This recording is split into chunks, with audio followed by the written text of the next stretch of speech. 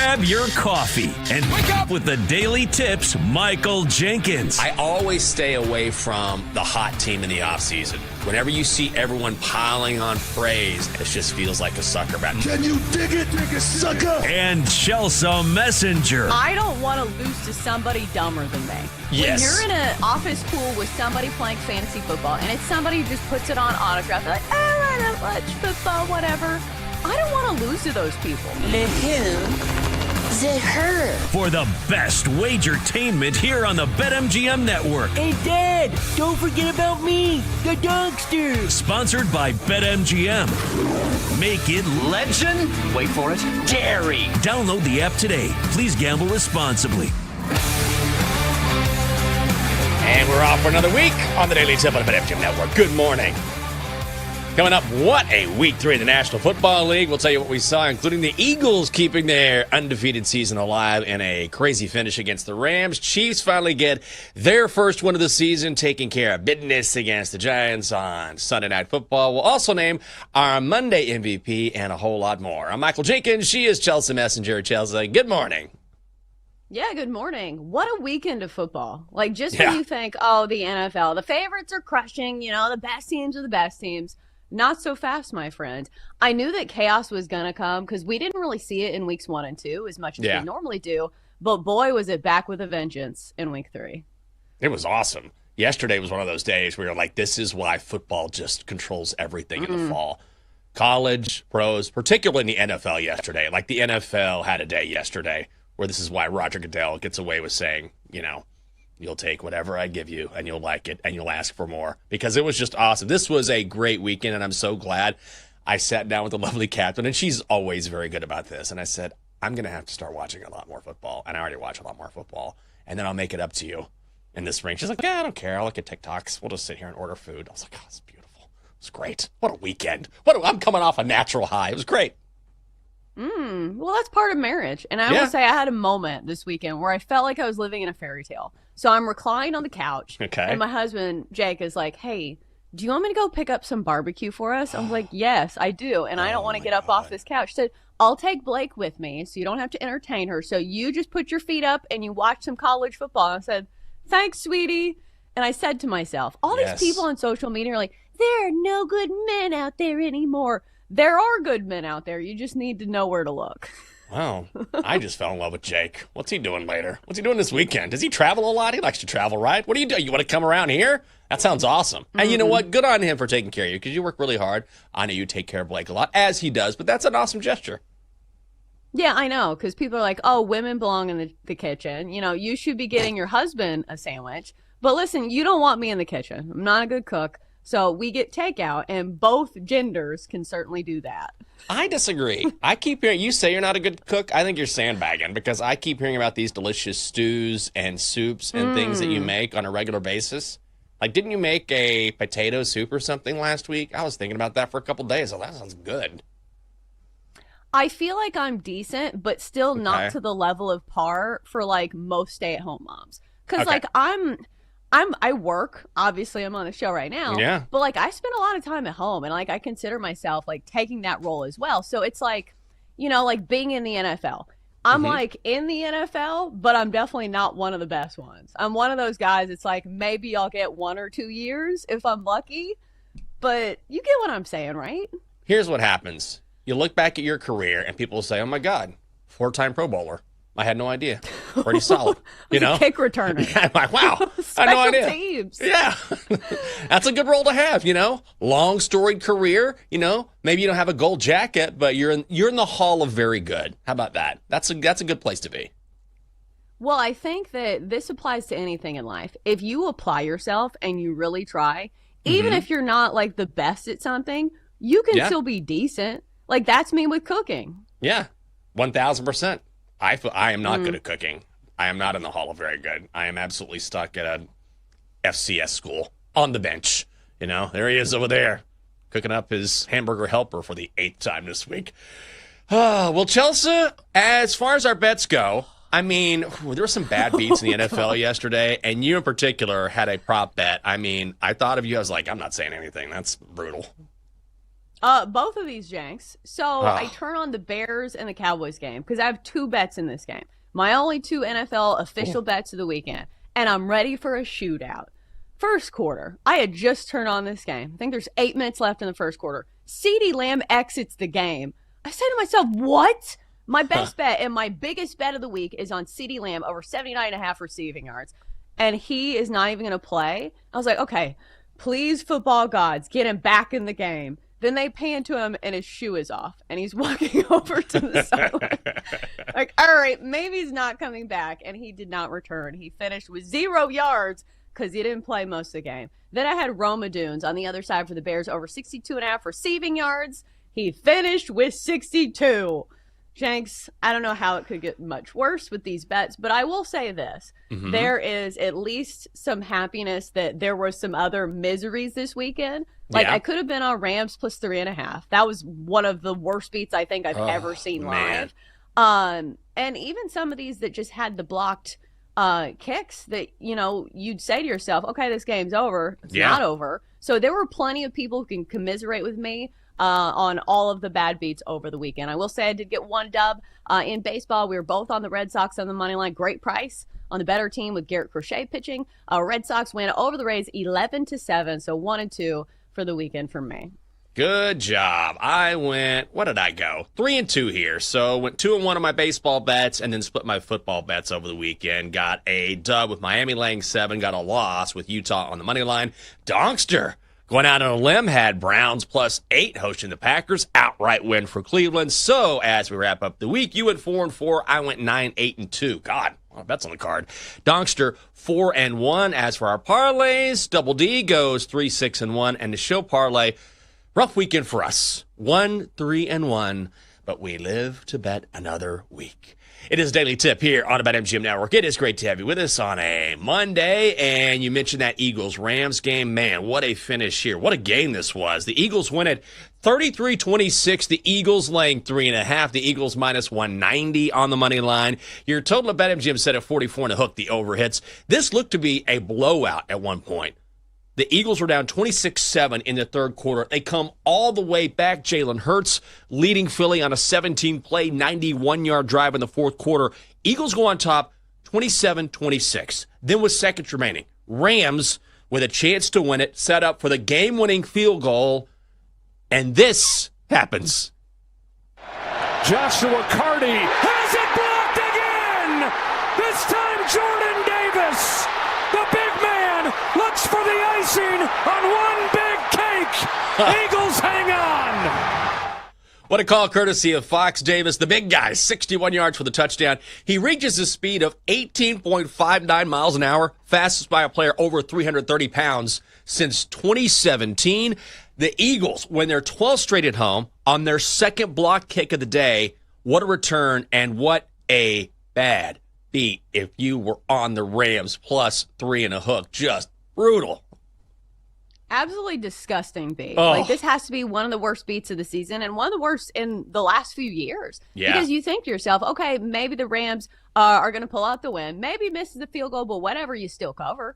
So it's one of those things from a betting standpoint. This one was really tough to watch. Oh. But from a football perspective, boy, were you in for a treat if you are simply a football fan. Jenks, there were so many games this weekend where I stood up off the couch. And it takes a lot to get mama off the couch. You know, if her feet are up, you have to push the button and unrecline, you know, the leg rest. But what a game from the Eagles. And I keep thinking about this quote that I think Tom Brady was talking about last week when he was talking about, like, I can't remember what team it was, but a team that had a bunch of self-inflicted wounds. He said, you cannot win until you keep from losing. Didn't that feel like a theme in the NFL yesterday? Because so many of these games could have been won, you know, at the last minute, and special teams do matter. Like, I think we do all these handicaps, and most of them do not include special teams. Yeah. But I think we saw, you know, very importantly yesterday that special teams and all these little things, they still matter when the margin for error in the NFL is so thin. Oh, I think it just goes to show how every single aspect, every single player, every single play, it sounds like a cliche, but it's so true, because how many times did we see a game turn on just a singular guy with an exceptional effort or just a block. Like block field goals, which we'll talk about during the show, were maybe the theme yesterday. Like special teams in particular really turn the NFL on its head, which is why you always hear coaches say special teams are the most important part of any football team, because you have offense and defense, but it's the special teams play that can really turn a game one way or the other. And we saw it again and again and again yesterday. It made for some great football, but also some, head-scratching moments or some fist-shaking moments where whether you were on one side or the other, maybe it affected a bet, or just in general, if you're cheering for your team and you see a blocked field goal or a blocked field goal return for a touchdown, you have to be looking at the stars and saying, oh, you got to be kidding me. Yeah, absolutely. I think the wildest part of this game was they had an ISO cam on Jalen Hurts and his reaction of this. Did you see this? Yeah. Stone cold killer. He didn't even have a reaction. He was just sitting there in silence. And you're like, I don't know if this is a good thing or a bad thing. But like on the flip side, you heard the call from the Philly broadcast crew. Boy, was it amazing. So what is your takeaway from this game when it comes to the Eagles? Because I think that we hold this against some other teams when they lose games or they win games by, the skin on their teeth. But for this, I feel like this was a statement come from behind win for the Eagles. And I knew it took everything they had, including like one of the craziest innings we've ever seen. But at the end of the day, like a win is a win in the NFL. I think it's easy to, as much as you can get down on the Eagles, if you're looking for a negative way to frame the Eagles, it's easy to say, well, this offense isn't very dynamic and you guys are sort of sluggish. And, by the third quarter, that's what people were saying. I look at the Rams. Now you ran into a good team, a really good team. You're getting smashed at home. And the Eagles had an answer, which was, we can turn up the dial if we need to. It doesn't have to be just the tush push. It doesn't have to be just Saquon. By the way, Saquon had 18 carries, 46 yards. And instead, it's Jalen Hurts taking over, doing the thing that he's been criticized for, which is maybe not being a great passing quarterback. He got passing touchdowns to Devontae Smith, to A.J. Brown. So that will quell some of the A.J. Brown issues with him wanting to get the ball more. This was a team win, and then to do it on special teams, and then to now improve to 19-1 in their last 20 games straight up. This was the biggest come-from-behind win for the Eagles since they came back from a 20-point deficit against the Cowboys at the Vet back in 1988. That's how long it's been. So this is the Super Bowl champs saying, say whatever you want. We are still the champs until proven otherwise. This was a hell of a comeback. Yeah, and to quantify it on the other side of the ball for the Rams Rams were 107-2 since leading by 19-plus points since 1984. 107-2. Like, that just shows how improbable that comeback is. But from an Eagles standpoint, I think it is a good sign when your team can win in multiple ways. Like, I think it just shows that it's a complete team. So, you can win by domination, which we saw plenty of that last year with Saquon running down people's throats. Or you can win in a game where Saquon's not going off. He's only rushing for 46 yards, and you do it through the air because you have guys like A.J. Brown who can make those big plays on third down, and you do it with your special teams. So I just think it's a good thing that you have these type of wins under your, belt saying, hey, we can win in so many different ways. And that's a sign of a good team, in my opinion. Absolutely. And it's massive for confidence as well. Not that the Eagles were necessarily lacking for it, but certainly when you do something during the year and you say, look, we've been in this position before, you have the proof, right? Like, you can say, yeah, we've already done it this season, so it doesn't matter the situation that we're in. It's not just talk. We've already walked the walk. So it's taking an already confident team and kind of an angry team because they've been tired of hearing about the tush push and saying, now we even have the proof that we can do this. This is just going to embolden them throughout the season. And I do want to say, the special teams, which we did talk about, like it was one blocked field goal after another. We talked about Jordan Davis. The Eagles had 2 yesterday. Then we saw Will McDonald Jr. of the Jets return a block kickoff or field goal for a touchdown. That put the Jets up 1. Then Tampa Bay kicks a field goal to win it with time running out. And then Shelby Harris of the Browns blocked a potential game winner from the Packers, and that helped the Browns win outright against Green Bay. So, again, when you're a coach says special teams matter, and that field goal unit in particular was the turning point in so many games. Yeah, it's wild. Like, you kept thinking, is there a glitch in the Matrix? Like, why do we keep seeing this? Because it was one play after another. And it's like in consecutive order where it was like within the next 5 minutes. Because you're like, is this really happening again? Is this, a rewind of this last game? So it's one of those things where it almost feels like that saying about like, there are no small parts, only small actors. Like it feels like that for special teams. It's not a small part. It's only small if you make it small. Oh, 1,000%. Imagine if you're one of these guys who were a part of these game-changing plays. We just saw some good football yesterday, and man, just going back to the Eagles, as if they needed a boost. God, just straight up winners. I mean, they just keep finding ways to win, and that's what champions do.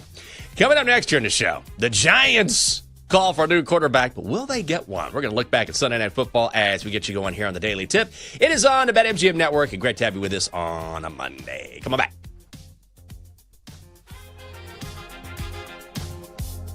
Chelsea and Jenks will be right back on the Daily Tip on the BetMGM Network. Make it legendary. Download the app today. Please gamble responsibly.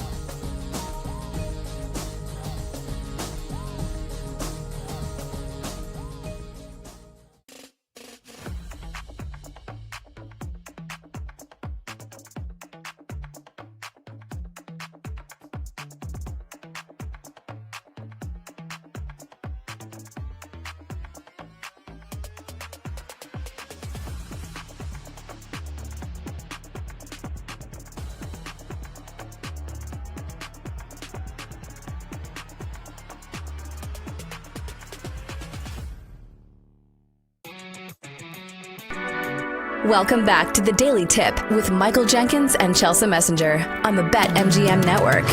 Make it legendary. Download the app today. Please gamble responsibly. Welcome back on a Monday, the Daily Tip on the BetMGM Network. Hope you're having a great morning. I'm Michael Jenkins. She is Chelsea Messenger. Coming up on the show, the Chiefs get the win they've been looking for. Do I want to call out a certain company, Chelsea? I almost want to. Customer service calls bothering you at 6:30 in the morning? On a weekend? I mean, that's never acceptable. But especially on the weekend. If I get a call that early, 6:30, like if I get something before 9, I'm like, you guys are pushing it. You're really pushing it. But 6:30 feels like, that almost feels intentional. I know it's not, but it feels that way if some company's calling you that early. Especially, Xfinity. You know what I mean? Oh, that's funny. I am trying to keep the negativity at bay because I understand it's a Monday and we're a morning show. But listen, man, 6:30 a.m. on a Saturday, you should not be calling your customers. Like, you don't expect to call companies at 6:30 a.m. on a Saturday, do you? Call people in normal business hours. They're not even open. Or at least... That's what I'm saying. Like, it doesn't make any type of sense. So I think this was from, like, a call center, like, overseas. So, like, maybe they just didn't check the time zones. Yeah. But, like, between this and watching Titans football, like... Oh, yeah. Jenks, oh, my goodness. I don't think I can handle, like, 4 more months of Titans football. Like, it's absolutely depressing to watch. Because it's one thing if there are, like, little glimmers of hope. And I will say this, Cam Ward does look like he has a future in the NFL. Mm-hmm. But we get another installment of Brian Callahan's stupidity over the weekend. My goodness, like, the way that he manages a game before halftime, it wouldn't even be acceptable at a college, let alone at the highest level of NFL football. And even the broadcasters were, like, piling on him. And I know this is not what you asked about. No, it's okay. This is a Wendy's drive-through. But, like, the Titans are so bad that, like, we don't even talk about them on the show, which is fine. But, like, this is a game that I have to watch because it's the game here locally, obviously. Right. So I have, like, the split box of, like, Rams, Eagles, and I have the Titans and the Colts who put the absolute beat down on us, which, makes me feel great, too, because I hate the Colts. But, like, when there is absolute incompetence from the head coach, I feel like this is similar to when you guys had Dan Snyder as an owner, where there's incompetence at the top, and it just feels like everything else is like trickle down, and it just feels hopeless. When you have ownership, management, coaching that is lacking is not even a strong enough word, that is deficient in many ways, right? It affects everything. Like when you talk about alignment, when the Patriots were winning Super Bowls, and you heard that all the time. Like from the top down, everyone is aligned on the same page. Everyone has the same mentality. Everyone has the same values. The culture is really great. And it takes that to dominate. It takes that to win. But the thing about that is that when things start to falter, like getting the genie back in the bottle there and saying, are we to get aligned again? It's so much easier said than done because you have so many moving parts. And when it's at the top, it's almost impossible to do. It's so easy to point out too. Like it'd be one thing if it was like, okay, like, I've never coached in the NFL. Some of these things are nuanced, but these are things that everybody can see. So like, I think there was like 30 seconds left or something in the first half. And so we are either going to go for it or we're going to go for a field goal. So the Colts take a timeout and then the Titans take a timeout of their own. You're like, okay, they should be ready by now, right? No, they go out there, they trot out the field goal unit. Delay of game. What are we doing? Out of a timeout? Penalty. Right. A penalty, and then they miss the field goal. And then obviously the Colts get the ball at the place where you missed the field goal, and then they get a field goal. Oh my God. It's like the Bad News Bears, Jenks.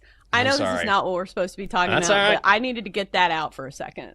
And it's good to have a welfare check every now and then and be like, you doing all right? Just make sure you're up and at 'em this morning. I saw the Titans game over the weekend. Indiana Jones, they're calling Danny Dimes, by the way, which I think is an amazing nickname. Indiana Jones. Fantastic. Good for him. Off to a good start. Sorry about the Titans, but good on Daniel Jones. Good for him. Well, his former team didn't look good last night. The Giants continue to be the Giants. Chiefs win at 22-9. Kansas City laying 6.5. Kansas City minus 295 on the money line. The G-Men plus 240 on the money line. If you were curious, total set at 45 and a hook. The under hits. Patrick Mahomes, 22 of 37, 224 yards, along with one score. Play 11 of the drive. Mahomes pumps, fires end zone. It is caught for the touchdown by Tyquan Thornton. Mike Tirico with the call on NBC. Mahomes also recovers one of his own throws, which was a backwards pass. I'm sure you saw that, where it was picked up by the defensive lineman, and he went over and knocked it loose, so that was huge. And then Kareem Hunt puts the game away with a 1-yard plunge in the fourth quarter. The Chiefs avoid their first 0-3 start since 2011, and I think the public was all over the Chiefs here, so nice win for the public. But we sort of figured this was Kansas City's time to go in and say, we're still Kansas City, and they look good. Well, I think a lot of this was the Giants losing it, too. That's also like, you're not going to win a lot of games when Russell Wilson is just throwing up boom balls and making the worst decisions in the red zone that I think I've ever seen him make. I saw this stat that I thought was funny and noteworthy from OptaStats. Russell Wilson is the first quarterback in NFL history to throw for under 200 yards and no touchdowns in one start, then throw for 450-plus yards in his next start, then throw for under 200 yards and no touchdowns again in his next start. Yes. So talk about a roller coaster for Russell Wilson. But I think the biggest takeaway in this game is, how much mental gymnastics do we have to do when we watch the Chiefs? Like, I keep thinking to myself, is this a good team? Because at points in the game, you're thinking Patrick Mahomes, who is the face of the league and supposed to be the best quarterback in the league and the only guy that we can really compare to Tom Brady, is making some really stupid plays. Yeah. Like that play that he threw behind the player, behind the line of scrimmage. And I understand he made a great heads-up play and then knocking it out and recovering the fumble.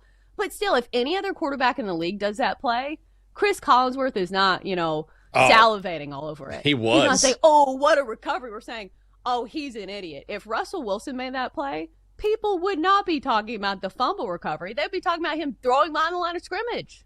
It's amazing how that works, right? If Russ does that, he's really lucky there. I mean, nice hustle, but he shouldn't have thrown that pass in the first place. That's not great awareness by Russell Wilson. And then if Patrick Mahomes does it, Chris Collinsworth was like, I mean, this is a hell of a play. This is something, this guy. Wow. It's like, I mean, I love Chris Collinsworth. But also it was like, okay, good hustle, no question, but maybe not the best play. Even Patrick Mahomes said after the game, yeah, it was throwing backwards passes. That wasn't good.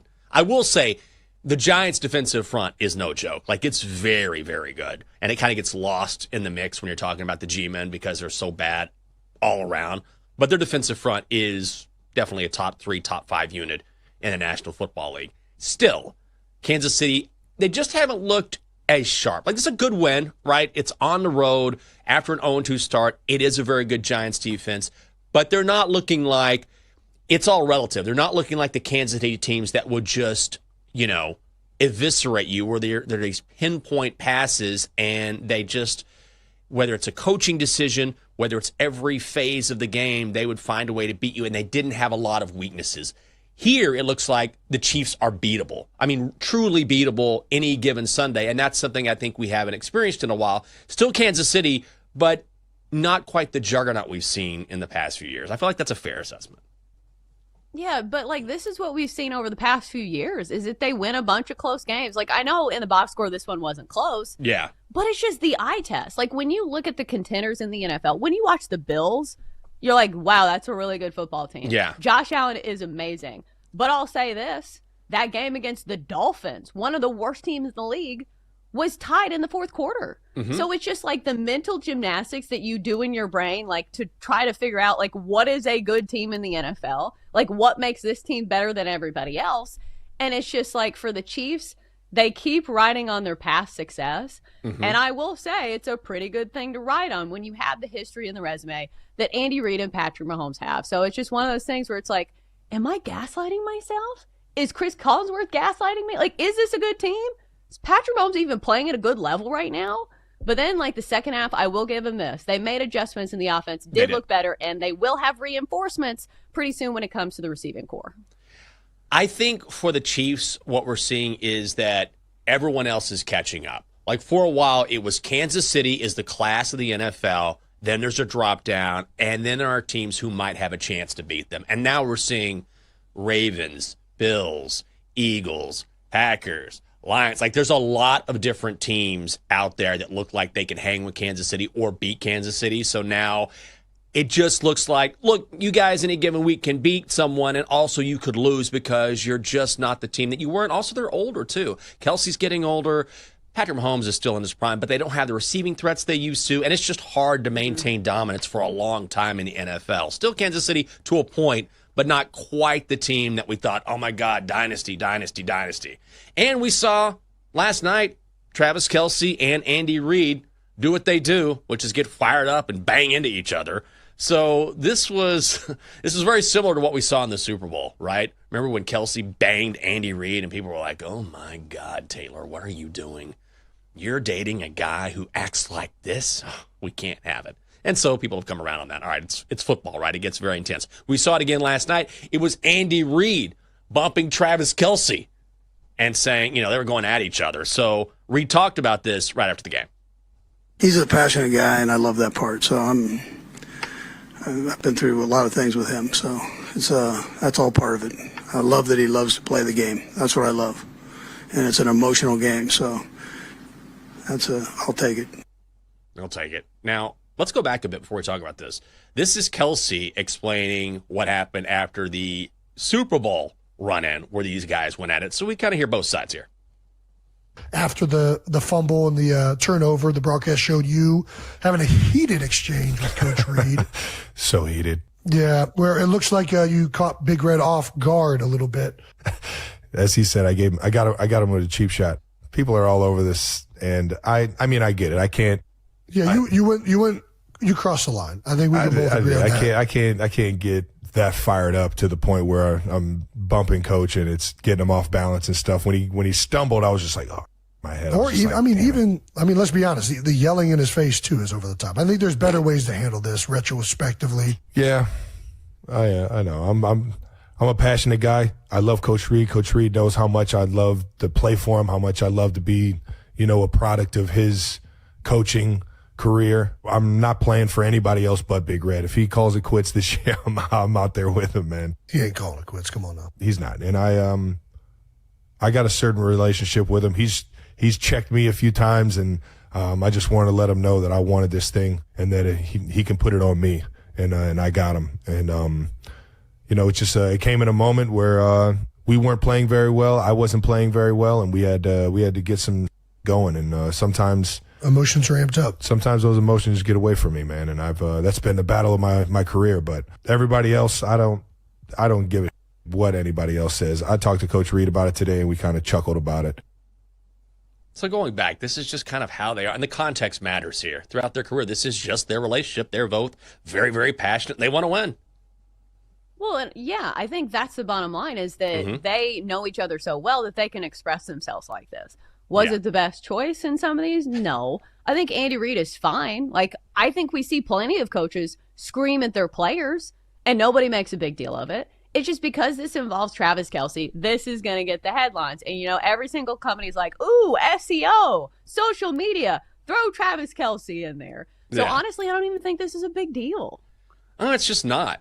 I think because there's a history there, we sort of understand, that's how they are. And when you know someone that well, then these interactions don't have... It's like siblings. Yeah, it's like, but this is, it might as well be father and son here, and they're both, in the middle, in the throes of a game.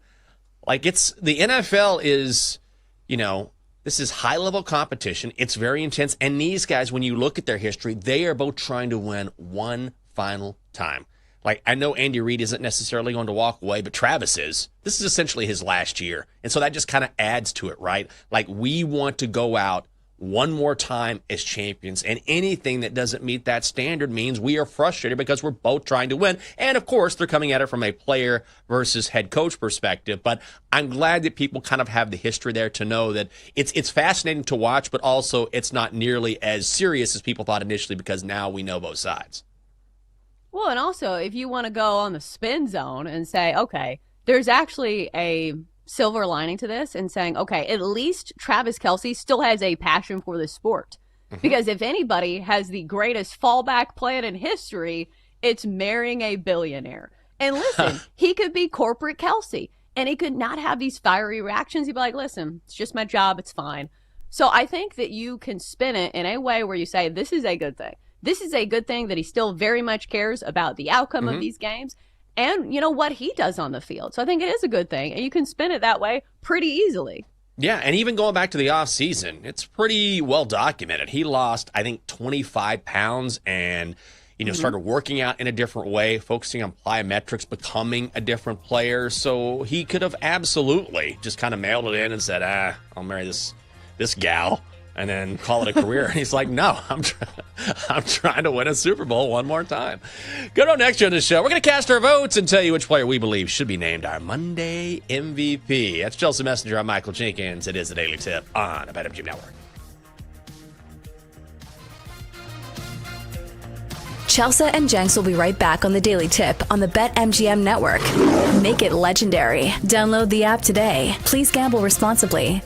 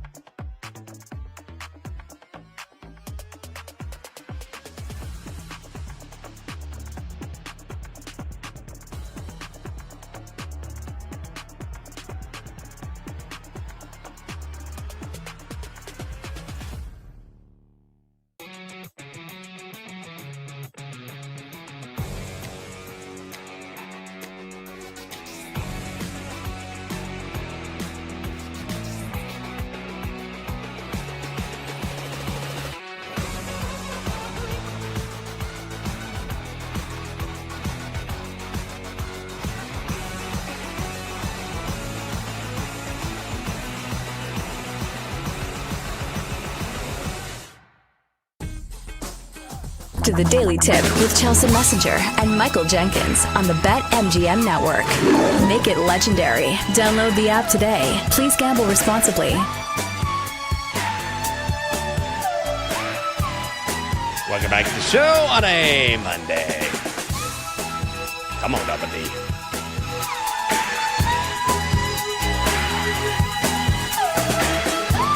Coming up on the show, we'll make our cases for which player stood out most this weekend and should be named our Monday MVP.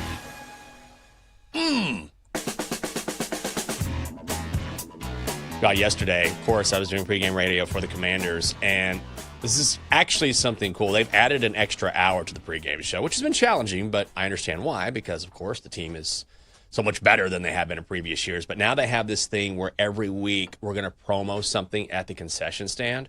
So 2 weeks ago, and they bring it down and they're like, hey, knock yourself out. Like, go nuts on these items because, of course, we want the fans to come out and enjoy these things. So 2 weeks ago, it was chicken tenders, which was incredible. So I'm eating tenders during the show. But yesterday, it was beer. They were having beer specials. So they brought down just one Bud Light product after another. And then they displayed them because we're in Legends Plaza at Northwest Stadium, which is just a gathering place for fans. And there's all sorts of food trucks. You can get drinks. There's a live band. So it's a really cool area before you go into the stadium. And so we have our little booth out there. And so you can see us, me and the guests, whoever it is. And we're sitting there doing the radio show. So people can come over, wave, take pictures, whatever. But as I'm there, they decide, you're about to talk about this beer. Let's line up the beer in front of you so people can see it. We can promote it. Well, because this looks like a little booth, I don't know how many people came over and tried to order beer during the show. Like constantly. Oh, no. Oh, yeah. I'd be talking and you'd hear someone go, do you guys take cash? And I'd wave them off like, no, this way.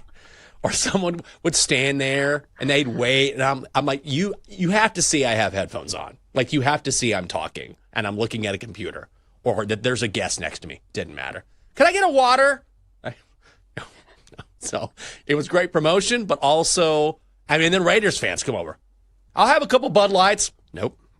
So it was very funny yesterday. Great promotion, but also while I was doing the show, I'm waving off people like this is not a place. This is not a concession stand. That was wild. It could be. It could. Bring this into your side hustle, Jenks. Like, that's the story of America. I could have. Feels like. It's like, oh, you only have one job? Here's how you should be side hustling with your 3 jobs you could do from home.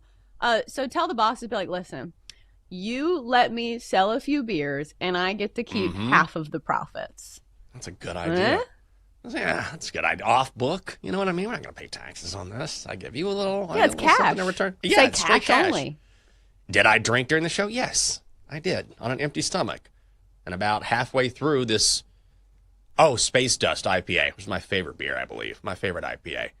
I was like, dude, you got to finish this show. You got to cut yourself off right now. But a great day all around. Nothing like a beer before noon on an NFL Sunday when you're reading and talking on the radio and also waving off people who want beer as well. That's what football is all about. Well, as somebody who used to work at one of those like little carts that sold beer, I was a beer girl once. Were you? Drinking is half the job. So it actually makes you better at the job when you're a little buzzed and a little bit more friendly. Yeah. So I don't think it hurts to drink a little bit.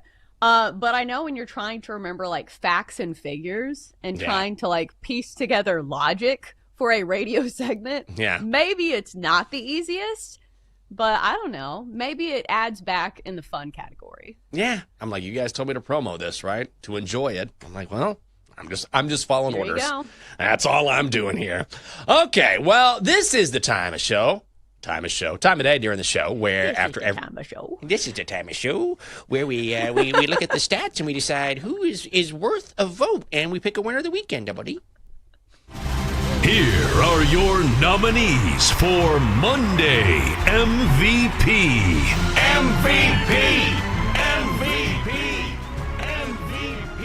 All right. We got some great choices here. So I'm going to get things started here, and this may seem like a curveball, but I'm going for it. How about we start with Asia Wilson, center for the Aces? Oh, We must stop meeting like this. I mean, come on, Asa. 4 times. I've only been the commissioner for 5 years. 4 times. MVP, back-to-back.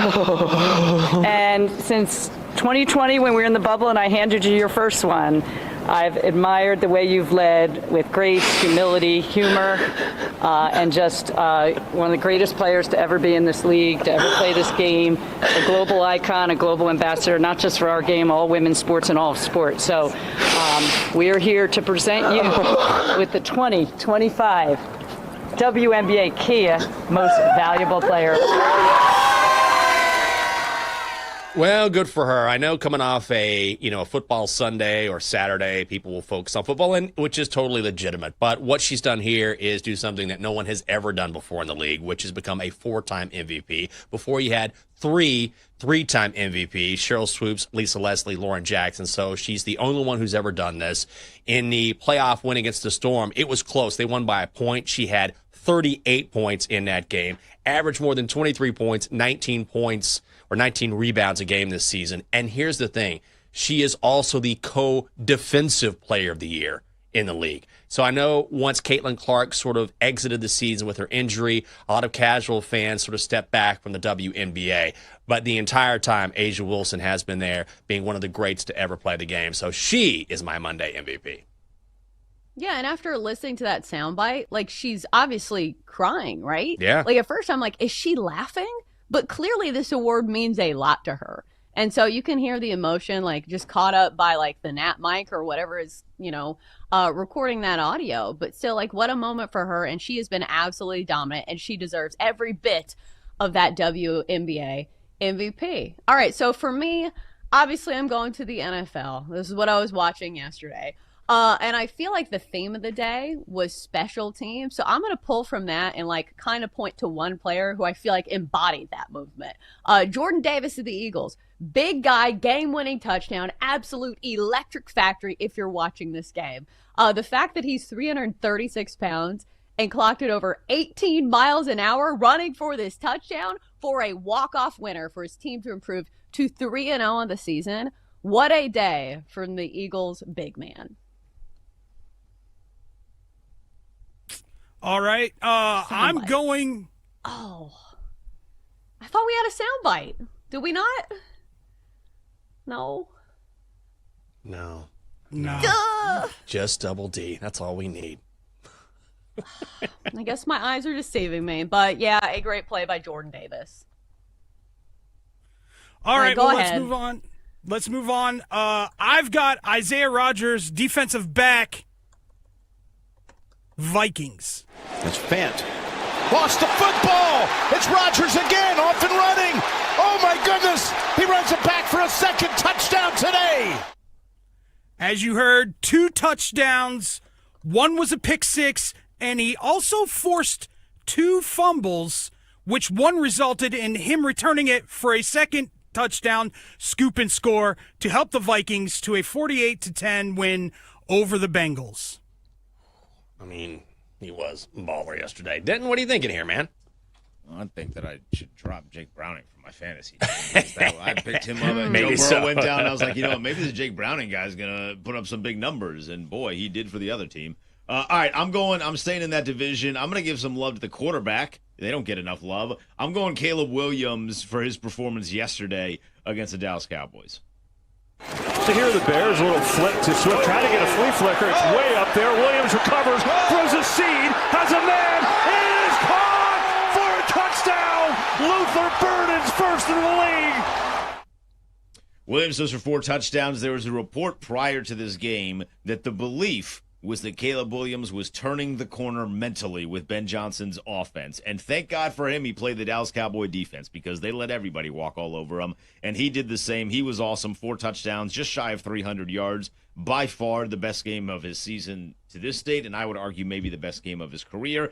And the Bears get a big-time win over the Dallas Cowboys. The first under Ben Johnson. Man, if you're a Bears fan, you got to be jacked about seeing that. I mean, again, Cowboys defense, but this is the first time he's looked like a guy who could just, that throw, I know that, first of all, the flea flicker from DeAndre Swift was something. Like, that was, woo! But what a throw down field. Not many quarterbacks in the NFL can make that throw down the field that he did. So a lot of good choices here. Yeah, absolutely. And it was a chaotic weekend in the NFL. So I feel like you could have picked a lot of players on special teams. So like if I could give this award to somebody like as a group, it would be the special teams guys. Because granted, they don't always get a ton of love, but if it's a team award, which is not for Monday MVP, it would be for the special teams guys.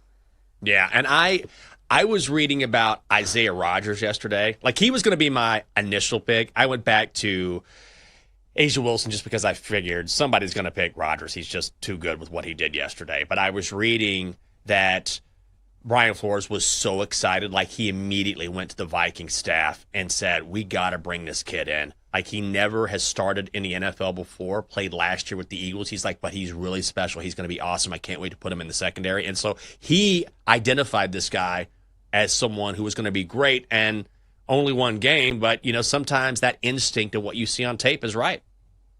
Yeah, and sometimes guys just need to be on the field. Sometimes there are guys who are playmakers who will make their presence known. It's almost like I was talking about, like, there are no small roles, there are only small actors. We all seen those movies where somebody absolutely steals the screen, when they're on camera. And you're like, wow, that's not even a big part, but they were the star of the show. That's what the special teams people were. It felt like yesterday in the NFL. It was awesome. Jordan Davis, too, your pick, I have to say, was pretty amazing. To see a big guy like that move, that's what I couldn't believe. Okay, fine, you fought through a block and you blocked the field goal, but then to take off like that, I had to watch that 2 or 3. There's nothing better than a big boy touchdown, and I had no idea he could move. Yeah, I think it's one of those things. Like, big guy touchdowns just feel not relatable, but it's like you root for them because they're not going to get that opportunity many times in their NFL career. So, like, I think his adrenaline was going. I guarantee you he's not running 18 miles an hour at practice. That had to be an adrenaline thing. Oh, and knowing, like, there's the end zone in front of me, and I'm going to get a touchdown, and I'm just oh, man. And the crowd just losing its mind like that. You're absolutely right, man. We'll never see that again. Maybe from him, because they're just so rare, so tough to do.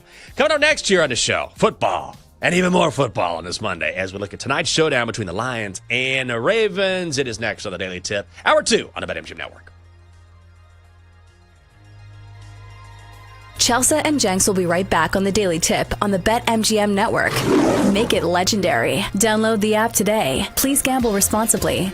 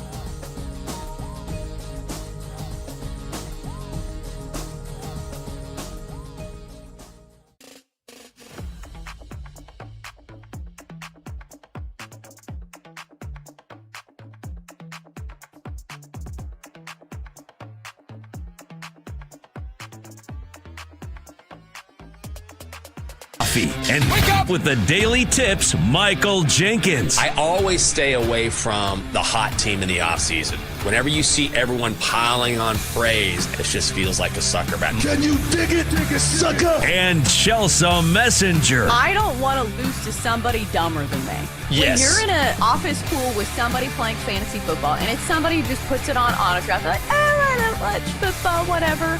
I don't want to lose to those people. The who? The her. For the best wagertainment here on the BetMGM Network. Hey, Dad, don't forget about me, the dogster. Sponsored by BetMGM.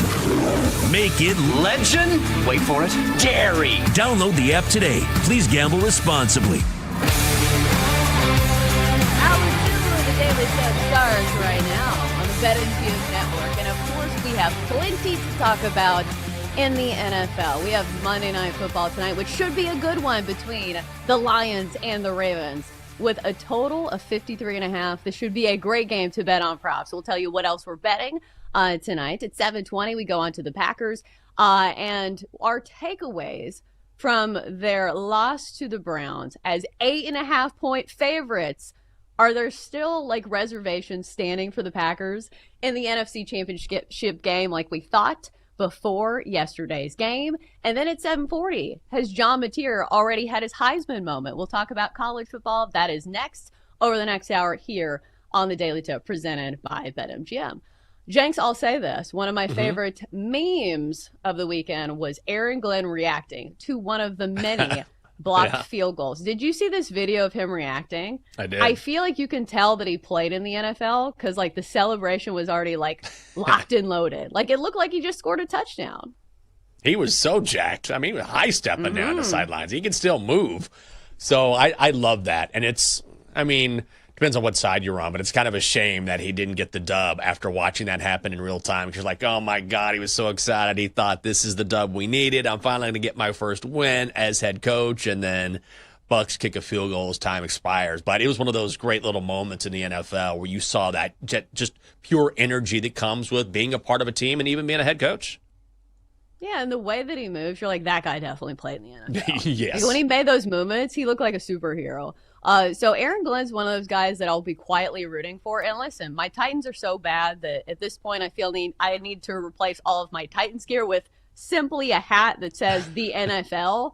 Because like I can't root for the Titans all year. It's too depressing. So I'll be rooting quietly for the Jets, even though I know their season has not gotten off to the start that Aaron Glenn and company have wanted. But Jenks, we do have a big one tonight between the Lions and the Ravens.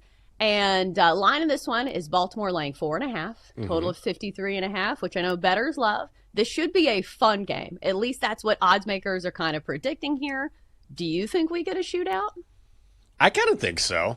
Just when you think of all the offensive playmakers on each side here, it makes me want to take the over. Total set at 53.5. It was set at 52 and a hook earlier this week. But, man, I just don't know if I've seen enough from either of these defenses to make me think there's going to be many stops in this game. And it is a high number. I get that. But ultimately, when you think about Lamar and Derrick Henry and Zay Flowers and Mark Andrews and Jahmyr Gibbs and Jared Goff and Amon-Ra St. Brown, you just go down the list. There's just so many playmakers on each side that I think we're gonna see a show tonight. I actually think this line is too big. I think this is more like a 3-point game, but I like the over even more. A lot of points tonight.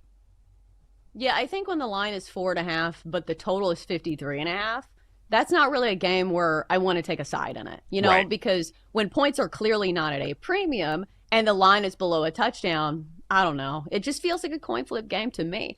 So maybe it ends with a field goal, and we've seen a lot of these games end that way. Maybe a blocked field goal. Maybe we'll get one more installment for week 3. But my question is, which Lions offense do you believe is the real deal? Because last week we saw the Lions put up a 52 spot on a Bears defense where it felt like it was one of those things where it's like, okay, Dan Campbell's trying to make a statement here. But the first week of the season, the Lions only scored 13. So do you think it's one of those things where the Lions had now caught their stride? Because obviously it's kind of tough when you lose both your coordinators. Yeah. But scoring 52 points, albeit against maybe not a great defense, still a good move in the right direction. Well, I think it's two things. Number one is, and you hear this all the time in football, which is early in the season, defenses are ahead of offenses, right? You hear it in training camp at the first of the season. It just takes an offense naturally a longer time to come together for everyone to get on the same page. Obviously, have a new offensive coordinator as well. But then, they took on the Packers in week 1. And I think we're seeing now, despite the loss yesterday, they were never going to go 17-0. The Packers defense is as good as any defense in the NFL. So when you're taking an offense that is just coming together and week 1 you have a divisional game against a Packers defense, which is just all world right now, then it's not, I think looking back through that lens, you think maybe it's not a shock that the Lions struggled a little bit. So I would expect during a rematch they would perform better, but also I think we saw exactly how good the Lions can be in week 2 against the Bears, and I expect more of the same tonight. Yeah, I think so as well. I think this is going to be a great game for props. If you're wondering, we do have some good stats for the overall spread in this game, because here's one you'll be hearing from a lot of people today. Lamar Jackson 7-2 as a starter in Monday Night Football, and also 24-2 against teams in the NFC.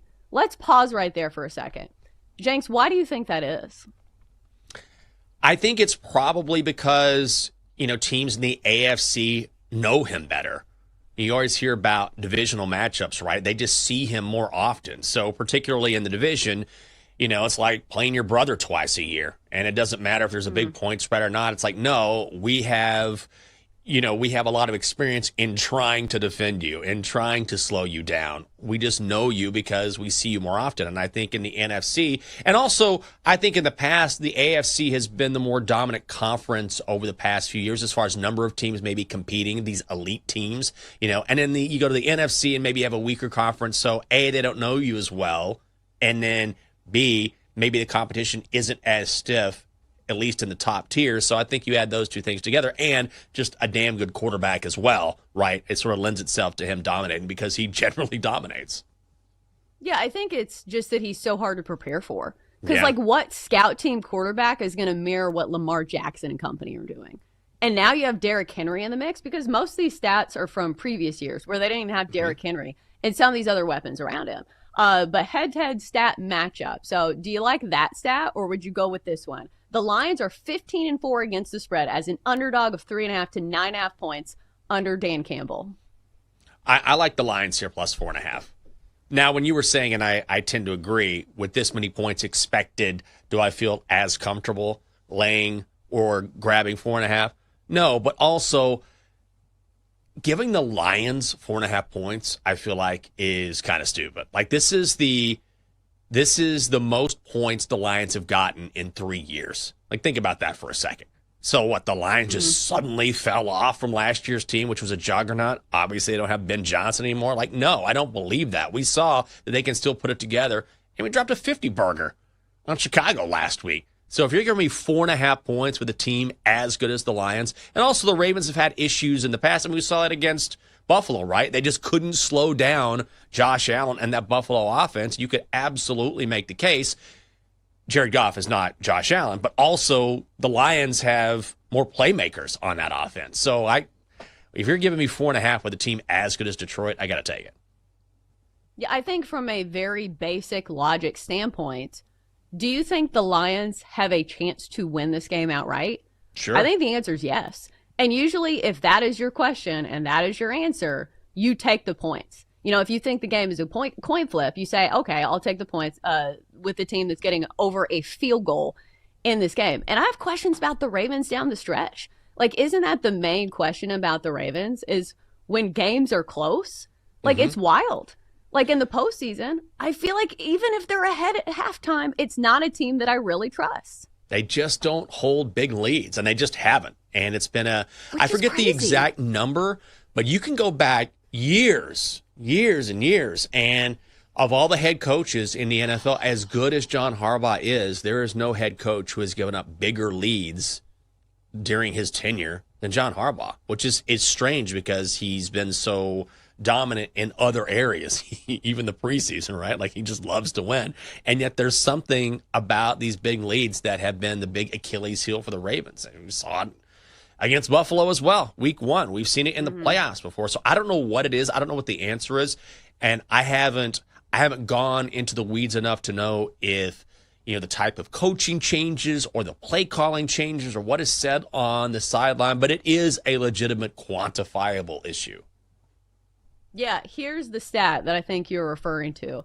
John Harbaugh has blown 17 double-digit second-half leads. Wow. The most by any coach since 1991. Is that a team you want to trust for the full game spread? That's the one. That's the stat I was talking about. 1991? When I was in high school? That's the stat? Yeah. So I do feel better about a total here. Like, I do like the over.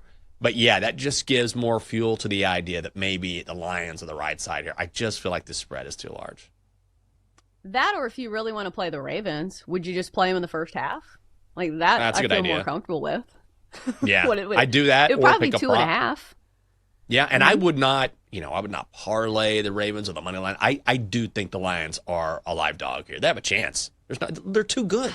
They're too good of a team. Right. I don't know why. Or maybe I'm missing something. Is everybody going to be on the Lions and I'm missing the fact that Baltimore's the right side here? I get nervous when I see everyone on one side and I don't know where everyone is. Like yesterday is a good example where 80% of the money was on the Cowboys. And I was like, oh, that's a bad sign. You got the public 80% on one side. The other side is probably the right side. Good chance to be a contrarian there. I don't know where the money is going here yet. I can look that up. But ultimately, I'd still stick with the Lions. It's just, especially when you talk about those giving up leads.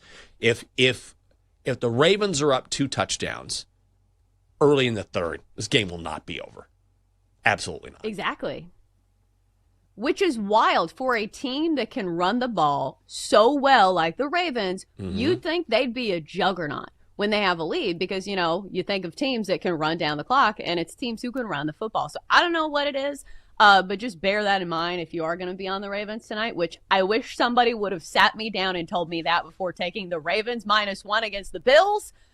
But here we stand, and maybe I will make the right decision this time. But as I mentioned, if it is a high total and you think it's going to be a back and forth affair, it should be a great game for props. So, Jenks, I looked at the long list of options, and I feel like there are plenty of good ones tonight. But I think for me, the one that makes the most statistical sense is that if you believe in the odds makers and you think that maybe the Lions will be playing from behind, and I don't think that this is going to be a game where the Lions are just running the football. I think Jared Goff is going to have a big role in this game. So I'm going to go with a receiver or a tight end and Sam Laporta here because the matchup screams you play a tight end against the Ravens. The Ravens are giving up the second most fantasy points to opposing tight ends. We have seen big games from other tight ends against this defense. They must be vulnerable in the middle of the field. And Sam Laporta's had some big games too. Where he's had tons of targets, and we know that Jared Goff likes throwing to him. So I think his line is in the 50s tonight. I'd have to double check that. I bet it last night. But this year he has 9 catches for 105 yards. 2 games, he has 79 yards and 26 yards. So that big game he had was against the Packers. That game was a loss, 27-13. It's hard to take away a lot from that Bears game just because it was kind of a blowout. Yeah. But I do think this game lines up for a big game for Sam Laporta. Oh, I like that a lot. I love tight end props, too, because they tend to not stand out like the running back or receiver props, even a quarterback prop. I'm looking at maybe Jahmyr Gibbs, anytime touchdown, -120. I feel like there's going to be a lot of opportunities inside the red zone for both teams, and when you can get the primary running back for either team at a price this cheap, maybe put a sprinkle on it, like Derrick Henry, anytime touchdown, get out of town. It's -225. Okay. No thanks. No interest in that. But Jahmyr Gibbs at -120, or David Montgomery is +120. I mean, they like to put him in there in those situations where they need a little bit more power. So maybe that's a good play as well. One of those guys I feel like gets into the end zone tonight. Maybe both. I think I like Jahmyr Gibbs a little bit better because his hands, because he is a good receiving back. So I like those guys who can score 2 ways, either running it in or catching a little pass. And Jahmyr Gibbs has been pretty heavily involved in the pass game as well with a lot of targets. So I need to mention Sam Laporta, his number tonight is 43.5. So I'm going to hit the over on that. But I do think anytime touchdown bets are a pretty good play tonight. But how about Lamar Jackson, +135 anytime touchdown? I feel like between him and Derrick Henry, Derrick Henry, you are paying a premium on, but I feel like Lamar Jackson is fully capable of running it in himself. Like, out of principle, when you can get Lamar plus money, shouldn't you at least maybe give it a hard look? Because a good example is Jalen Hurts, right? If you want an anytime touchdown on Jalen Hurts, forget it. You pay a massive premium on that. And clearly different quarterbacks. But Lamar Jackson, again, when the total is this high, that's when I feel like props like these are worth taking a look at, because especially if you like the over. If you like the under, okay, fine. But if you like the over, you think there's going to be a lot of points, then this is a good plus money play. Yeah, and then finally, one at the buzzer, Zay Flowers has been a target share king. 9 targets, 11 targets.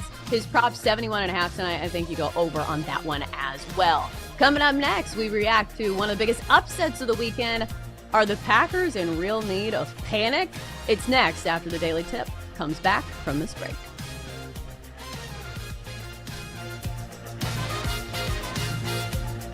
Chelsea and Jenks will be right back on the Daily Tip on the BetMGM network.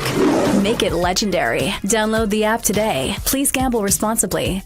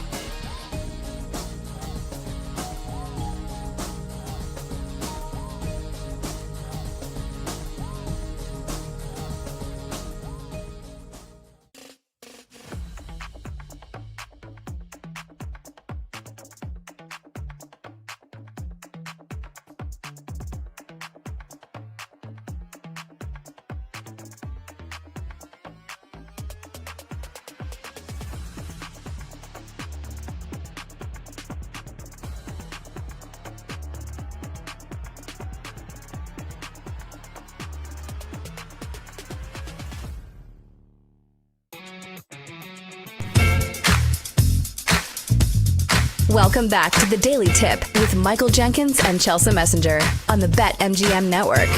Make it legendary. Download the app today. Please gamble responsibly. Welcome back.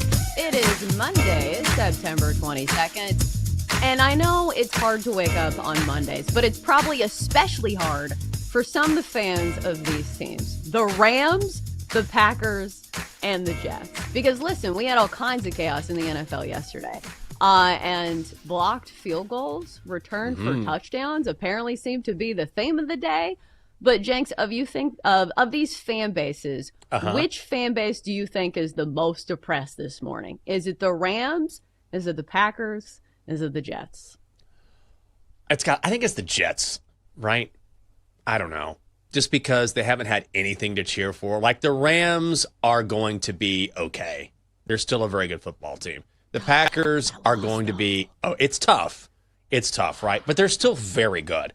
Like, the Rams, that's brutal. But you lost to the defending world champions. And now you know, okay, we shouldn't have lost that game, but we had a chance to win it. We played with the defending world champions on the road. Tough loss. Shouldn't have lost the game, but we hung with them. We can play with them. And then if you look at the Packers, tough loss. It's the Browns wearing the doo-doo brown uniforms, the dude wipes uniforms, alpha dog, as they call them. Okay, sure, whatever, guys. Regardless, it's a tough spot to play. It was a natural letdown spot. They had 2 division games. But with the Jets, like, they had it. And now, after having it right there in front of them on such an exciting play where Aaron Glenn is running down the sidelines, now it's, oh, yeah, we're 0-3. We're still winless. So it maybe wasn't the gut punch that maybe the Rams had or the disappointing loss that the Packers had, but being 0-3 in the National Football League, especially if you're Aaron Glenn, you go from that to I still haven't won a game as a head coach. I feel like that's the one that's the toughest to take.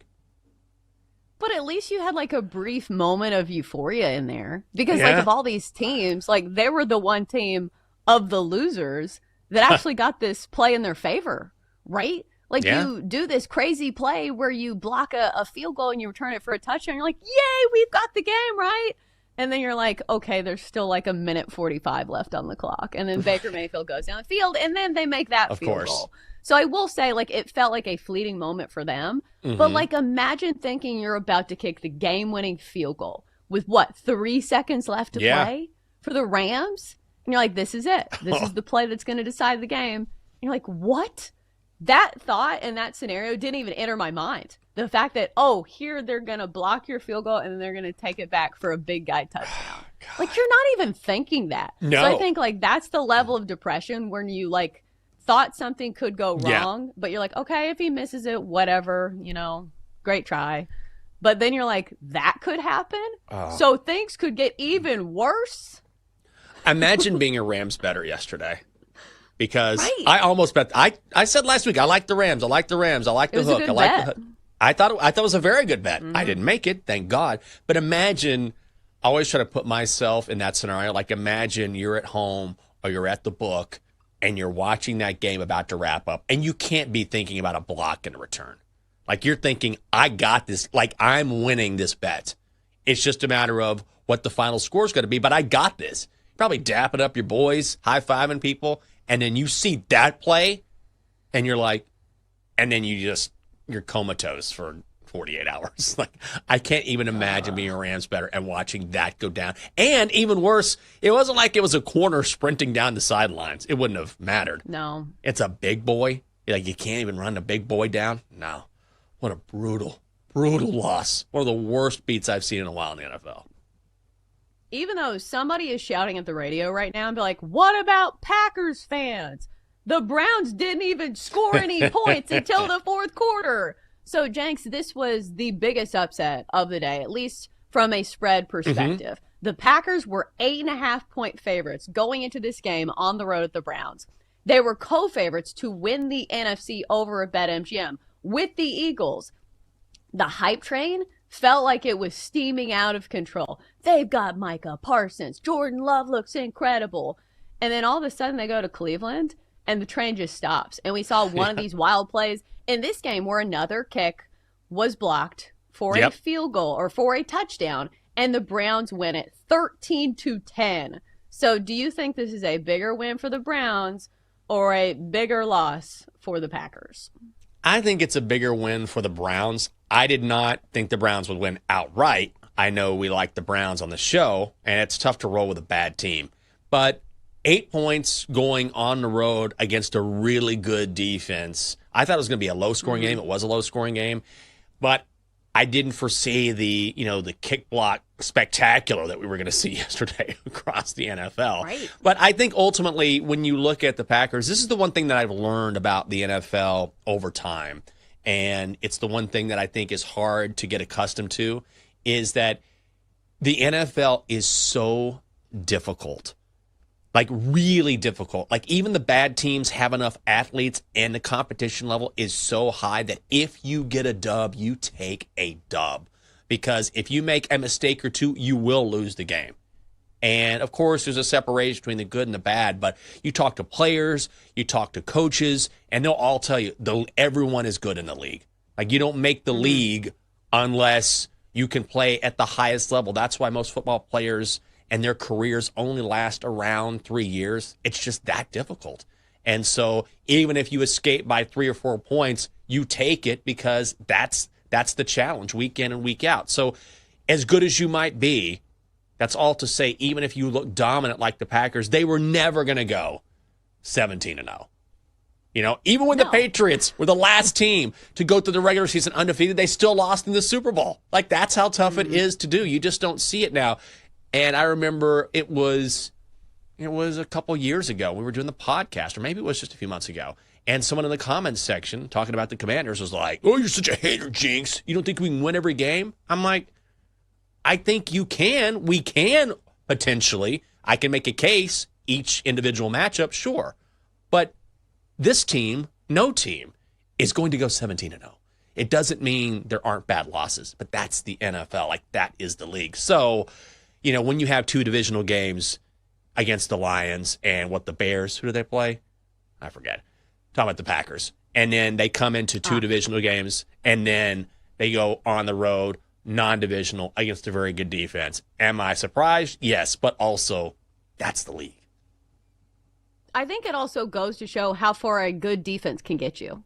If you have a good defense that can keep a game close, and honestly, I feel like this is what we've seen from the Chiefs, is that their defense is so good and they keep these games so low scoring that the offense doesn't have to be all world. And I'm not saying that the Browns or the Chiefs, I am just saying this is what we see all the time, it feels like, in the AFC North, right? Like this felt like an AFC North game where we have seen this traditionally over the years, even in the years where, some of these teams are really down on their luck. Usually it's the Browns. Or hell, even the Steelers, when they had Ben Roethlisberger throwing it for 3.2 yards per attempt, there were years where they still beat Lamar Jackson. You know, just because these games are so low scoring. So I think our betting lesson here is, if you're fading a bad team, make sure they don't have a good defense, because at least a good defense will keep it close, and there will be a chance for chaos. And because the line of the margin of error is so small in the NFL, even some of the best teams, the Packers, have a chance to lose to teams like the Browns if the game is low scoring enough. Yes.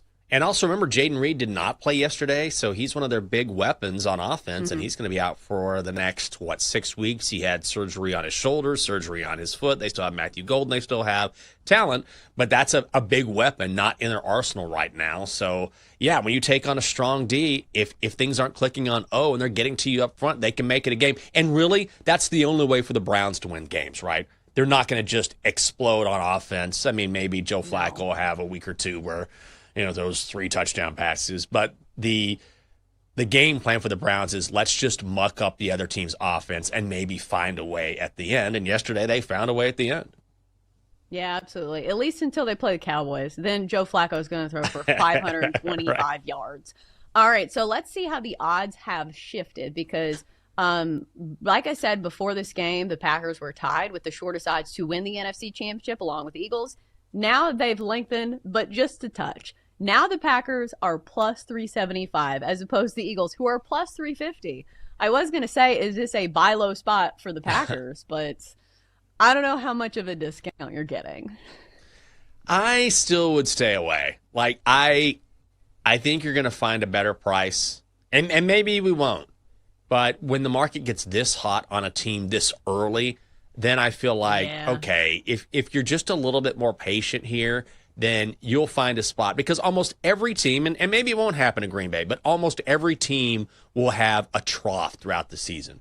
You know, maybe a 2 or 3 game slide where it's tough scheduling, or there's a couple of critical pieces out, or you got to go on a road, whatever it is, and you drop a couple, whatever it is, and then all of a sudden the value reappears, or at least more value than you're getting right now. Like the fact that last week the Packers were favored over the Eagles to win the NFC, I thought was a pretty gross overreaction. But then again, that's what happens in the NFL, right? Only 2 weeks worth of data, and all of a sudden it's, oh my God, the Packers are going to win everything, and they might, but also we got a lot of football left.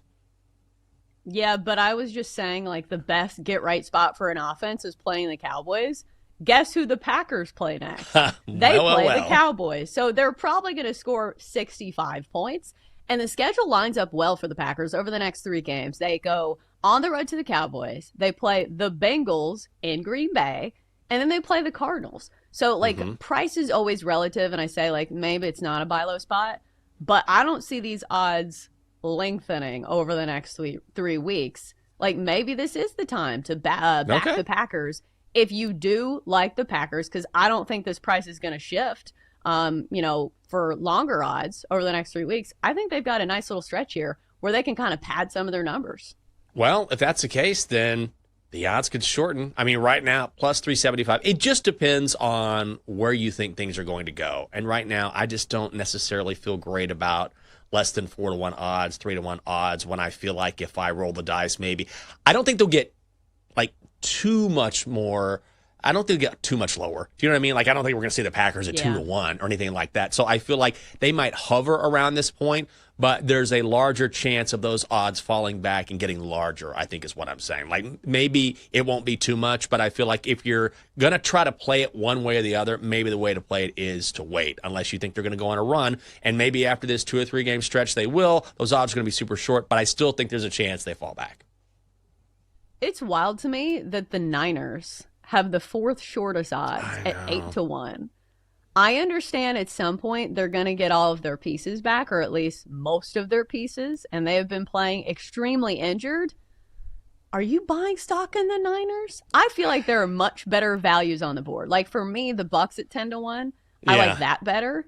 Even the Rams at plus 850. I still feel like I trust the Rams more than the Niners right now. Yeah, I can't get on the San Francisco train. Now, they found a way yesterday, and Christian McCaffrey was all over the place, so he looked really good. That's definitely a positive because we know the book on him. He's always banged up. I just feel like they missed their window is what I feel like. And they'll win games, and Kyle Shanahan is a hell of a coach. He's done a great job of coaching up Mac Jones so that until Brock Purdy returns, the offense is good enough to win, and that's the name of the game in the NFL, whether you're covering or not. But ultimately, when I look at Eagles, Packers, Lions, Rams, I feel like that's the top tier, and I feel like the Niners are just kind of right on the edge. There's the talent there, but they're not the team that they were a couple years ago. So when I see this number where they're sitting at 8-1, like the 4th best odds to win the NFC, I just don't get it. But maybe it's because, Chelsea, there is a drop-off. You know, I love my Commanders. When you go Bucks, Commanders, Vikings, Cardinals, it feels like there's a little bit of drop-off as opposed to those teams that are right there, like certainly in it to win it right now as we speak. So maybe that's it. Maybe, but I'm not buying in on the Niners just yet. Yeah. I do know they have the easiest schedule in the NFL. So if you're talking about it from that standpoint, like their schedule is very easy. Do you think the Lions' odds move if they win tonight? That would be a big win against the Ravens. If they look really good, they'll move. They'll shorten it a big way. There's no question about it. But also, I feel like that if they lose, they won't drop that much. Do you know what I mean? So I feel like if they lose, it'll be, all right, they lost to a potential Super Bowl winner. It's on the road. It's in Baltimore. Okay. Well, they'll still hover here around 6-1, maybe plus 650. Oh, but if they come out and dominate, oh, man, those odds will shorten. It'll be like they'll be the hot team this week. You just see so much more variance early in the NFL because you never know from week to week what you're going to get, and the jury is still out on so many of these teams. It's easy to think, oh, I know who this team is going to be. At the end of the day, it's still week 3. Yeah, championships are not won in September. Right. Like, legends are not made on September 21st, with the exception of, isn't there a song with, like, the 21st night of September? Trying to think. Wait. Oh, I think there is. We'll think about it. Yeah. We'll think about it during the break, and then next we'll talk about the Heisman moments we saw over the weekend in college football. Next on the Daily Tip.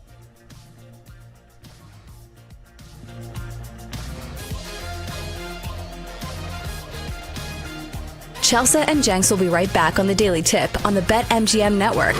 Make it legendary. Download the app today. Please gamble responsibly.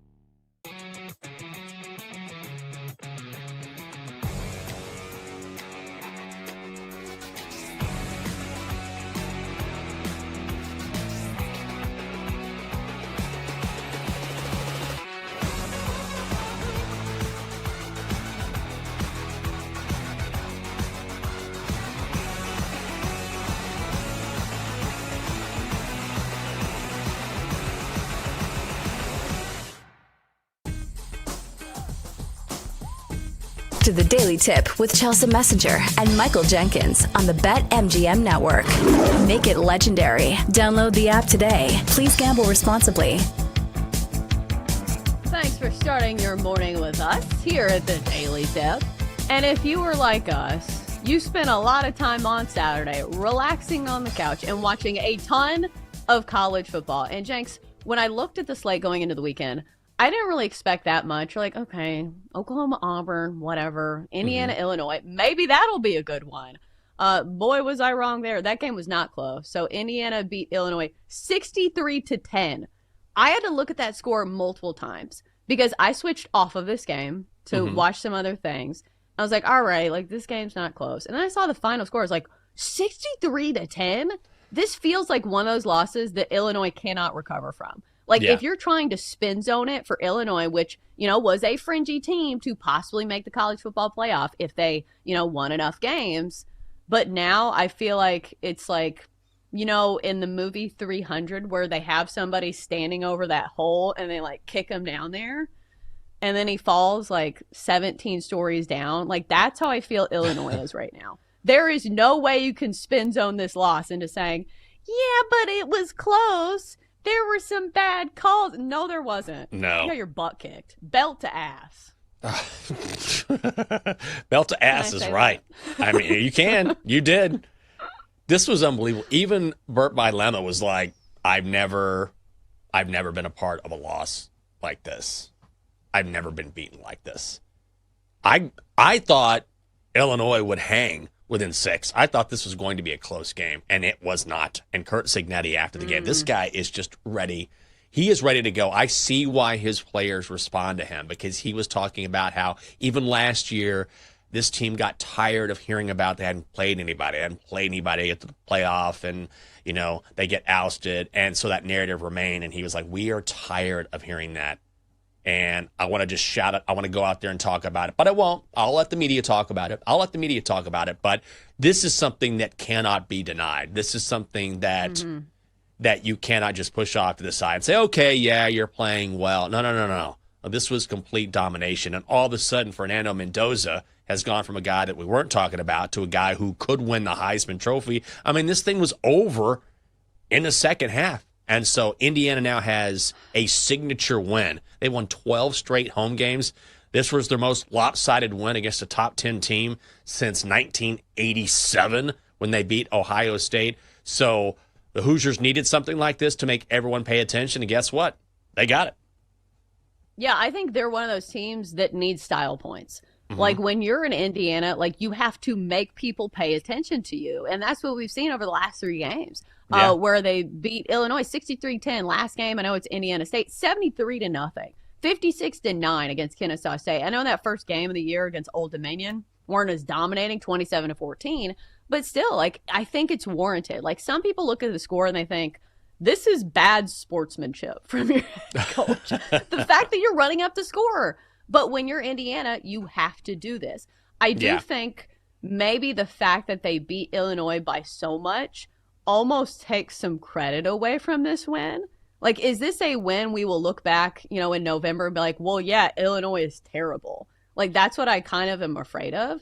But Indiana has plenty of other prove-it games. Like, next week, I know Iowa's unranked, but that's a tough place to play. Then they go on the road to Oregon. So, like, if they really want a statement game, they've got one. If they beat Oregon on the road, they absolutely have to be in the discussion. And even if they keep that game close, because, you know, Oregon is a top 10 team. And then later in the season, they go on the road to Penn State. So it's not the easiest schedule. They do have a couple of really tough contenders.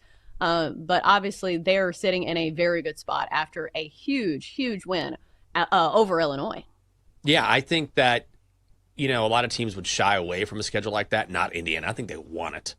I think they're glad to be, you know, in the spotlight, and they will gladly take on a team like Penn State, a team like Oregon. And now that they have such a signature win, they don't necessarily need to win those games. They just need to show well, which I know is not the goal. They're not going out there to get a moral dub, but I think they can play. Mendoza looks like the real deal. I mean, 21 of 23, 267 yards and 5 touchdowns is absolutely stupid. And I do think Illinois is a good team. Yeah, they had some issues on the offensive front going into this game, but I didn't foresee anything looking at this game that made me think this was going to be an Indiana rout. So I'm curious moving forward, how does Illinois respond? Are they a decent team? I think they are. And does Indiana go on a roll now where they force us to pay attention? Damn sure looks like it. Yeah, I think that if they finish the season with 2 losses, and their only 2 losses are to Penn State on the road and Oregon on the road, like they're going to have at least a discussion in there for them making the college football playoff. Obviously, it depends on some other teams, but they should be in the discussion at least. All right, so the best game of the weekend, in my opinion, or at least from a watching standpoint, maybe if you're not an Auburn fan, because I knew that some of those calls that went against Auburn feel maybe a little unwarranted, but Oklahoma does beat number 22 Auburn 24-17, and from a betting standpoint, we had a safety at the end of this game to lead to the Sooners covering this number. You got a push if you had a 7 in this one, because Oklahoma 6.5-point favorites in this one. But John Mateer continues to be nails in the clutch, and the defense was really good too. I think that was one of the narratives that we were following. Obviously, with a Brent Venables coach team, you knew the defense was going to be very solid, and they were. In the Jackson Arnold revenge game, it was Oklahoma who had the last laugh. Yeah, Oklahoma also pulled off a sneaky, garbage play, which the SEC had to apologize for, where they had one of their players acting like he was jogging off the field, and instead of acting like he was going out for a substitution, darted up the field and caught a touchdown pass. And you can't do that. That is a rule where you have to sort of play within the limits of the game and can't. I forget what the exact rule is called, but it's unfair practice. And so Auburn was livid about this, tried to call a timeout when they saw this happening, and the referees didn't see it. So the SEC came out after the game and released a statement saying, you know what, we should have penalized this guy. Here's the rule, which does not allow for this. So Oklahoma was saying, it wasn't a big deal, just part of the playbook. Weren't trying to pull anything over on the old Tigers there, but it was pretty sneaky. Regardless, good win for OU. I don't know if I quite buy into their offense yet. Mateer's really good, but I think you can get to him. I think you can slow down the Oklahoma offense. But, man, that defense is just so good. They had 9 sacks. They held Auburn to 287 yards total. I will say Mateer was clutch, because as soon as Auburn went ahead in that game, he drove right back down the field, led that team on a game-winning drive to put them ahead for good. So that was clutch play by their quarterback. Not sold on their offense completely, but there's no question if you have a guy like that and you have that Venables defense, OU is going to be a problem. Right, and from a Heisman standpoint, I think your team still has to be one of the contenders to win the Heisman. So from that standpoint, Oklahoma does look like a contender, especially with this defense, and maybe the offense will get better. And I do think Auburn is maybe better than people expected, because Auburn had a real chance to win this game. And it would have been a signature win. And who knows, with some of those calls maybe going the other direction, they kept panning over to Hugh Freeze, and he looked like he was on Maury, and they just told him he was the father. And he was just like, oh, it was so funny to watch. But he's warranted there, because some of these calls were pretty terrible. So from a standpoint of Auburn, you look at this box score and you're like, okay, Oklahoma beat them by a touchdown. But I think moving forward, I do think I'm a little bit higher on Auburn, because they have proved it. Well, not proved it, because obviously they didn't win the game, but they can hang with Oklahoma. And going into the season, I did not think that Oklahoma and Auburn would be a big SEC game. But now more and more, it's looking like Oklahoma is going to be a contender in the SEC. Yeah, I'm not happy about it. I thought it was going to be a down year for them. I know. But look, credit where credit is due, and they look like that they're going to be a force, or at least a team that is going to be much more competitive than the expectations we had going into the season, right? We thought Mateer would be good. He has been good, but I think it's the defense that is coming along. And again, I'm not sold on their offense as a whole, but honestly, if you have a defense that good, you can be serviceable on offense, and it doesn't matter. You can just have a good quarterback play. You're not incredible. You're not dynamic, but you got a defense you can lean on, and as long as you don't turn over the football on offense and you're smart, you can win a ton of games, and it looks like that's going to be the road for the Sooners this season. Well, and credit to John Mateer, because he was big in the moments that mattered. In the game-winning drive. He was big in the clutch moments, so you don't have to fill out the box score as much as long as you are getting the wins. and, you are making those clutch plays, I feel like that matters more in the Heisman discussion, unless somebody's just putting up wild banana stats and your team is also good. Jenks, I wanted to throw this in there before we cut to break. Mm-hmm. I noticed that we got some trolling from our own team here as Den put in this meme referring to Arch Manning. Did you see what he put? And listen, please give me an unbiased take on Arch Manning's reaction to beating up on, who was it, Sam Houston State? Oh, God. Because, this is the most fire I think we've seen from Arch Manning. And I'll say this. He probably feels good that it feels like his skill set is back. Mm-hmm.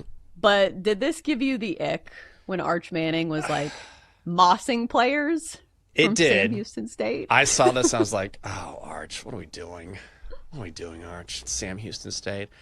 I will say, having thought about this more and seen more about it, this was definitely a reaction to what happened earlier in the game, which has not been reported or seen by a lot of people, where this same defensive back hit Arch and definitely said something to him. So this is Arch getting back at him for that smack talk, that exchange, which has kind of gotten lost in the mix. That said, it's still Sam Houston.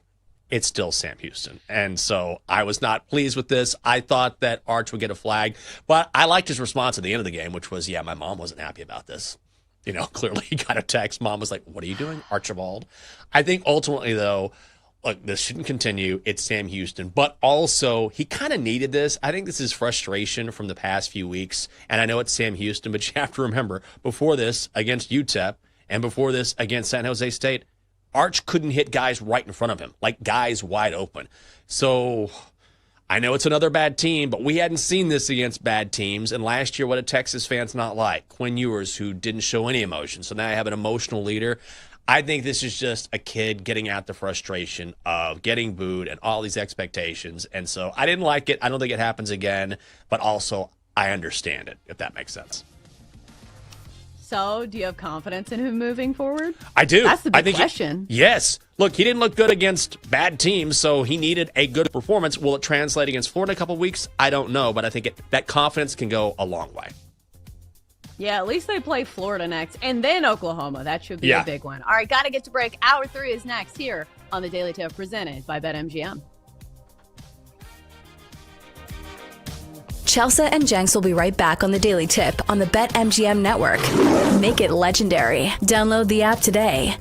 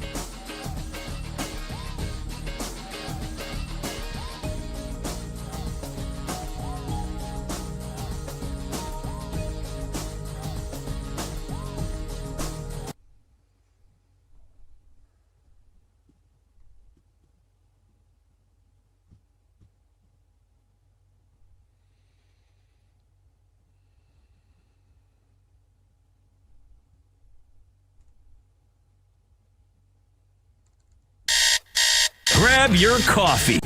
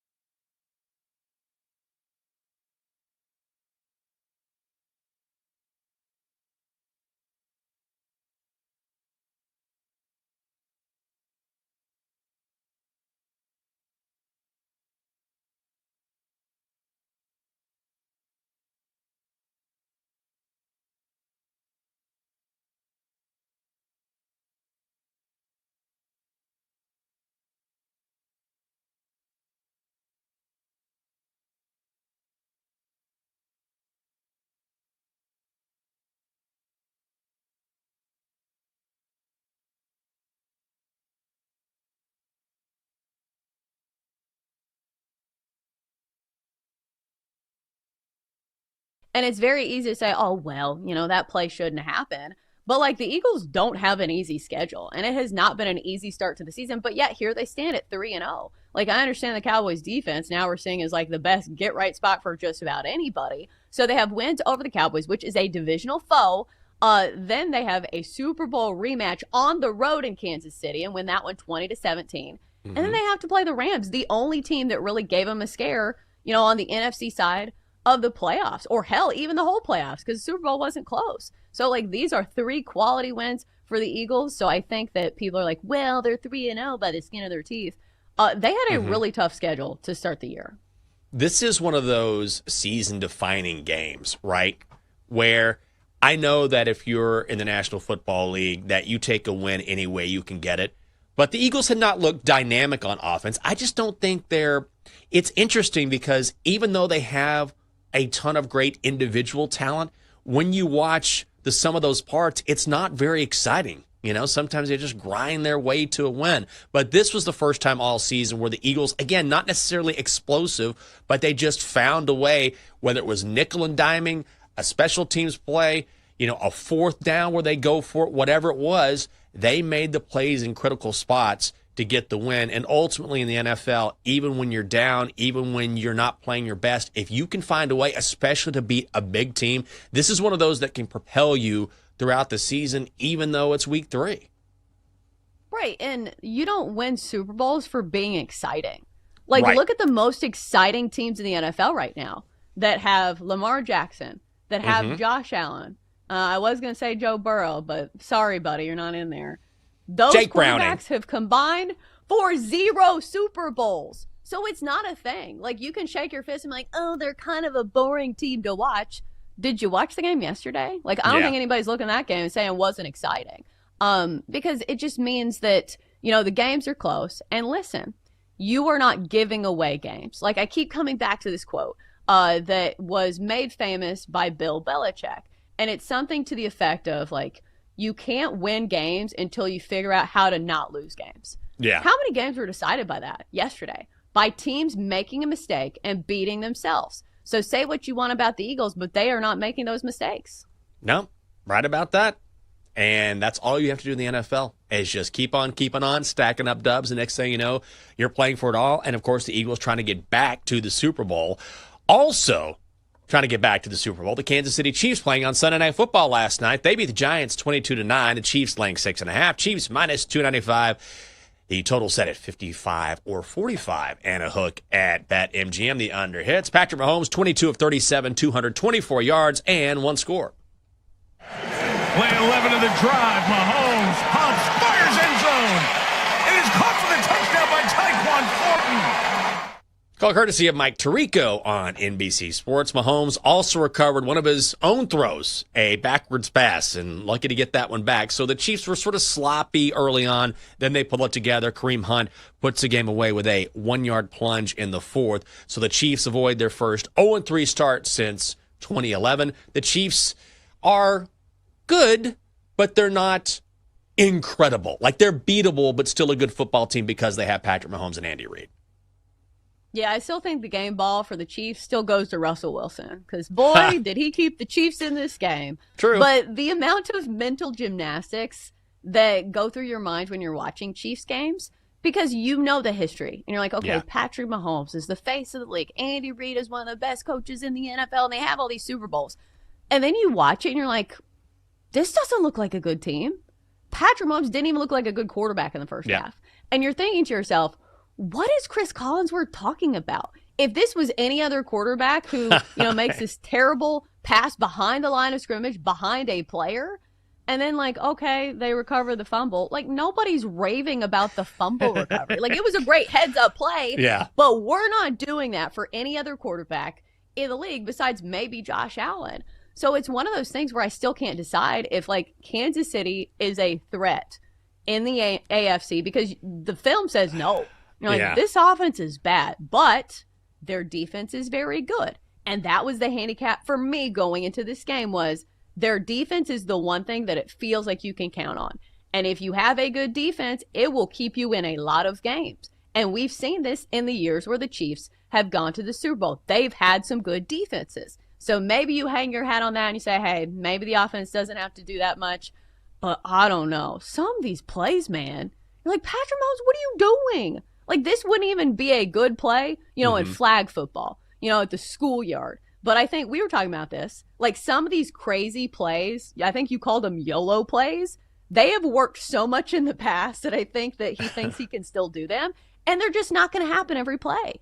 I agree. And also, I will say, look, the Chiefs will get better offensively, I believe, just because they have to, right? Rashee Rice is going to come back. Xavier Worthy will come back. And let's not be surprised if the Chiefs make a move. They bring Tyreek Hill back. I think that's a possibility as well. He doesn't want to be in Miami. They know they need the help. So there's a strong possibility that by midseason, the Chiefs look much differently on offense. But I agree with you in that the eye test tells you that as good as they are based on reputation, they're not quite the dominant teams.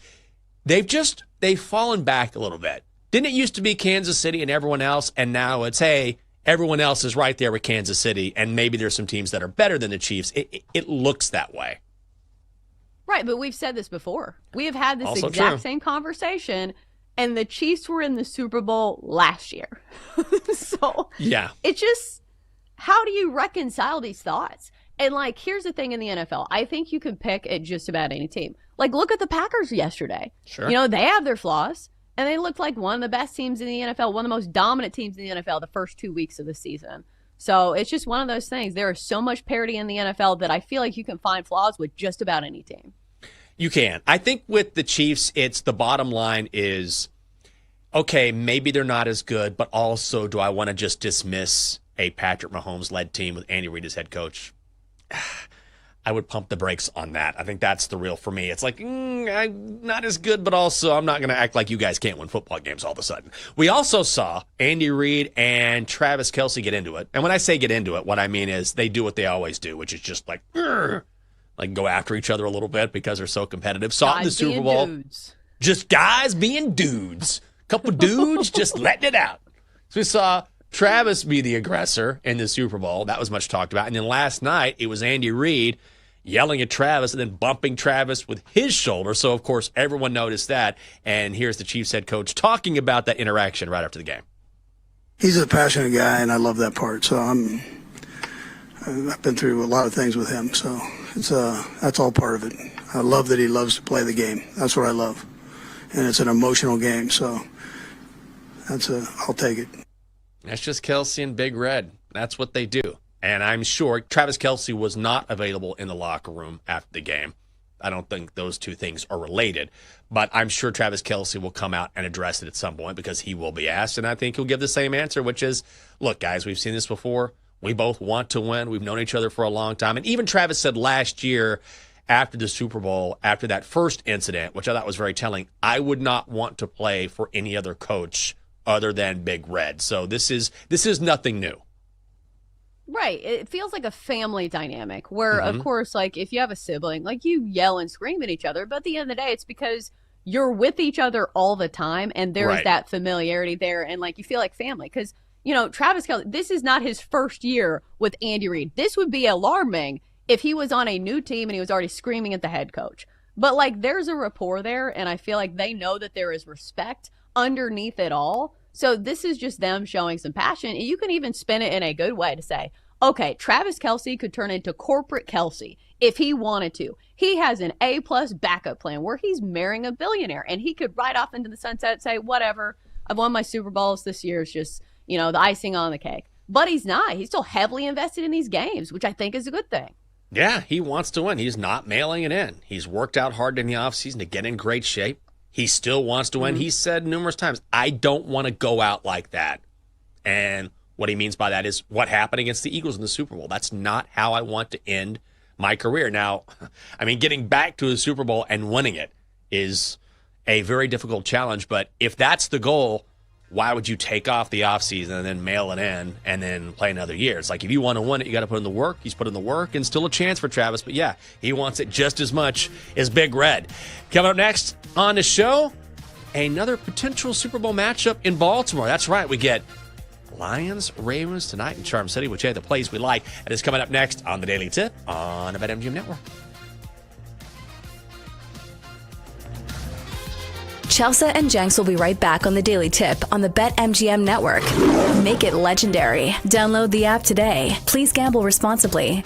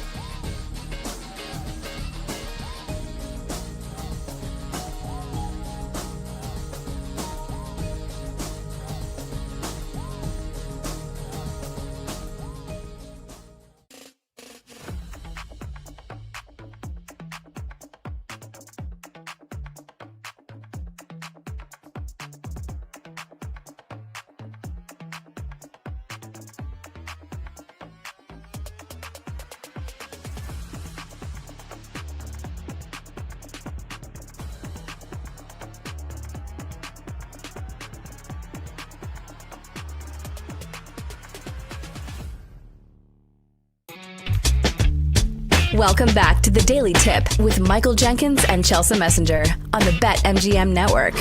Make it legendary. Download the app today. Please gamble responsibly. Welcome back. Great to have you with us here on a Monday, the Daily Tip on the BetMGM Network. Coming up, tonight's plays and Chelsea's prop bets for Monday Night Football. We love our coffee here on the show. And so this is an accidental coffee. So yesterday, before the afternoon slate of games, the lovely Catherine was like, hey, I'm going to run down to the market, get a bottle of wine. Do you want anything? And I was like, just like some coffee. We need more coffee for the morning. She's like, okay. So she was a little late in coming back, which is not far from us. But I was like, is she okay? As soon as I was thinking that, she comes in the door. And she said that she went up and she got just like, a can of coffee beans and asked them, hey, can you ground this? And just ground it to drip coffee. And the girl was like, sure. But this girl, instead of doing that, opened the container, took some beans out, grinded the coffee, made 1 cup of hot coffee, and then put the top back on the can of ground beans, coffee beans, and then gave it back to her. And she's like, and she said, as she's trying to figure out what to explain here, that a guy comes out from the back. He's like, don't worry, I got you. Don't worry. So she's like, no, I didn't need 1 cup of coffee brewed from this. I needed all of these beans ground, please. So that's what took so long. So we got it. And the girl was like, well, do you want this coffee? And Catherine was like, sure, I'll take the hot coffee. That feels like something right out of The Office. Like, let me take 1 scoop of beans. That's all she did. This coffee. Here's the rest.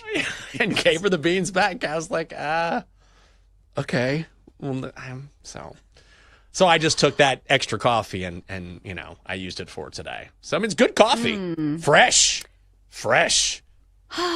This sounds like something like the local Dunkin' Donuts would do, because I think there is a very stark difference between like the barista knowledge at Starbucks and the barista knowledge at Dunkin'. Like at Dunkin', they are merely typing things in and just mixing things. But like at Starbucks, like you can tell that like they have been trained and they know all the bells and whistles and the fancy drinks. Because listen, we live in a society where people have like multi-adjective drinks, where they have this long list of things that they need. So you need to be well versed in that.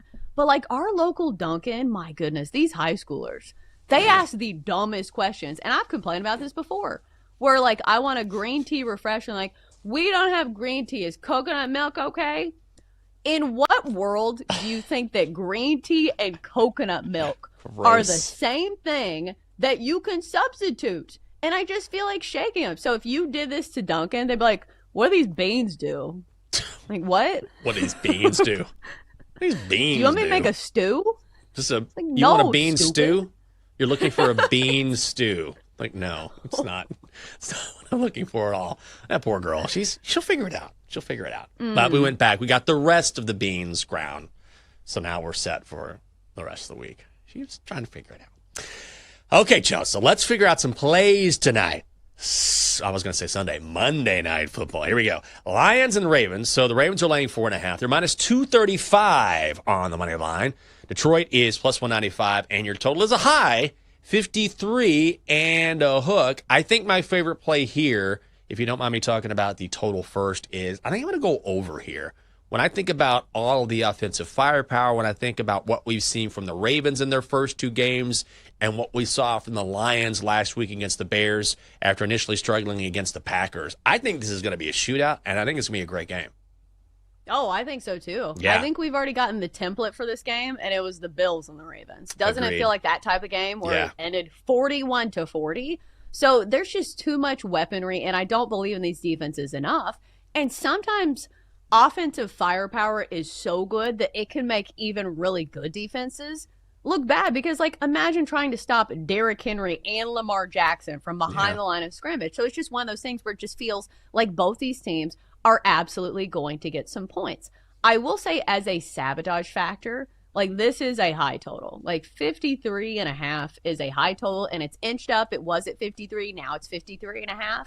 So sometimes teams can pile up a bunch of yards, and then in the red zone, they kind of clam up. Because you need to score almost on every possession on this one, and you need touchdowns. You do not need field goals if you have an over in this game.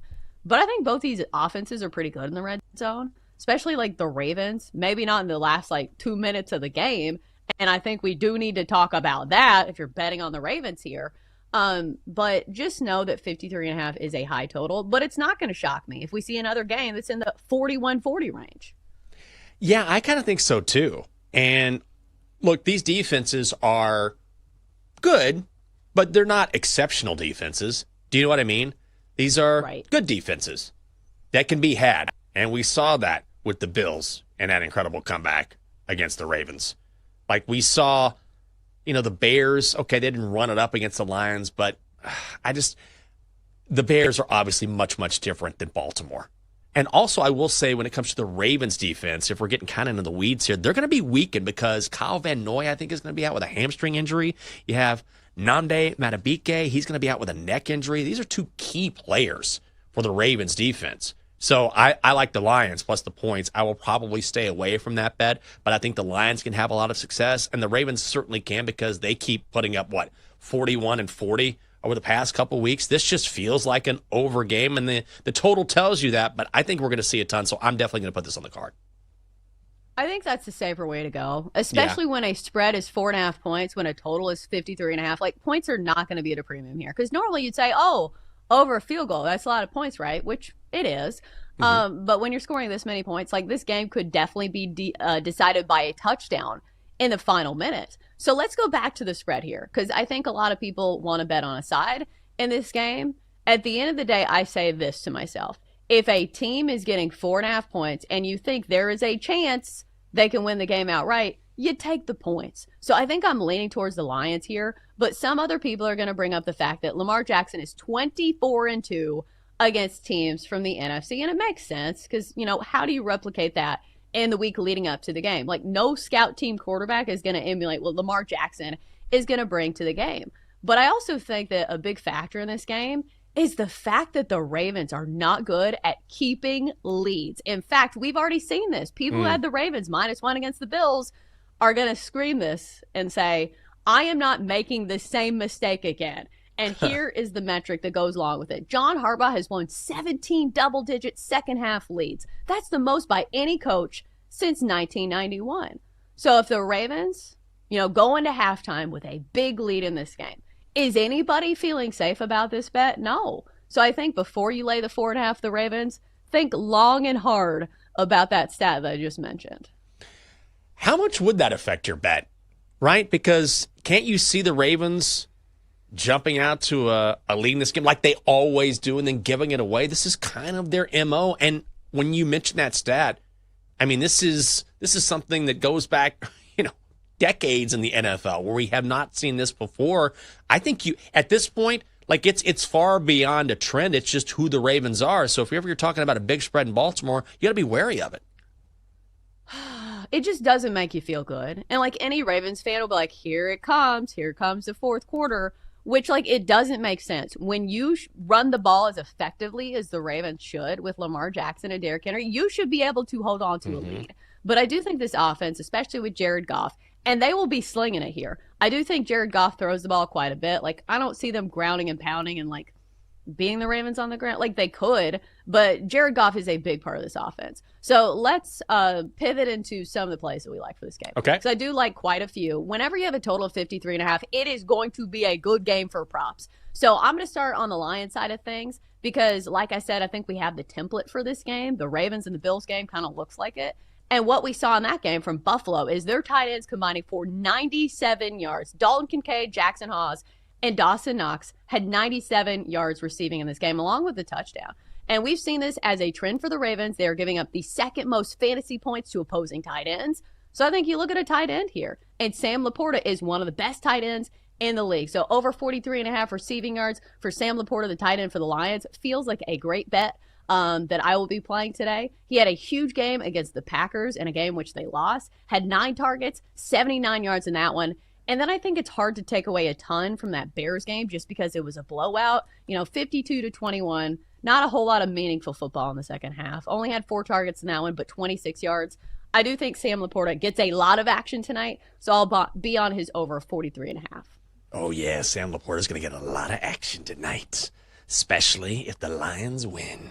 Yeah, I like that bet a lot. I also like, look at this, Jahmyr Gibbs. Tell me what you think about this. Jahmyr Gibbs, anytime touchdown, minus 120.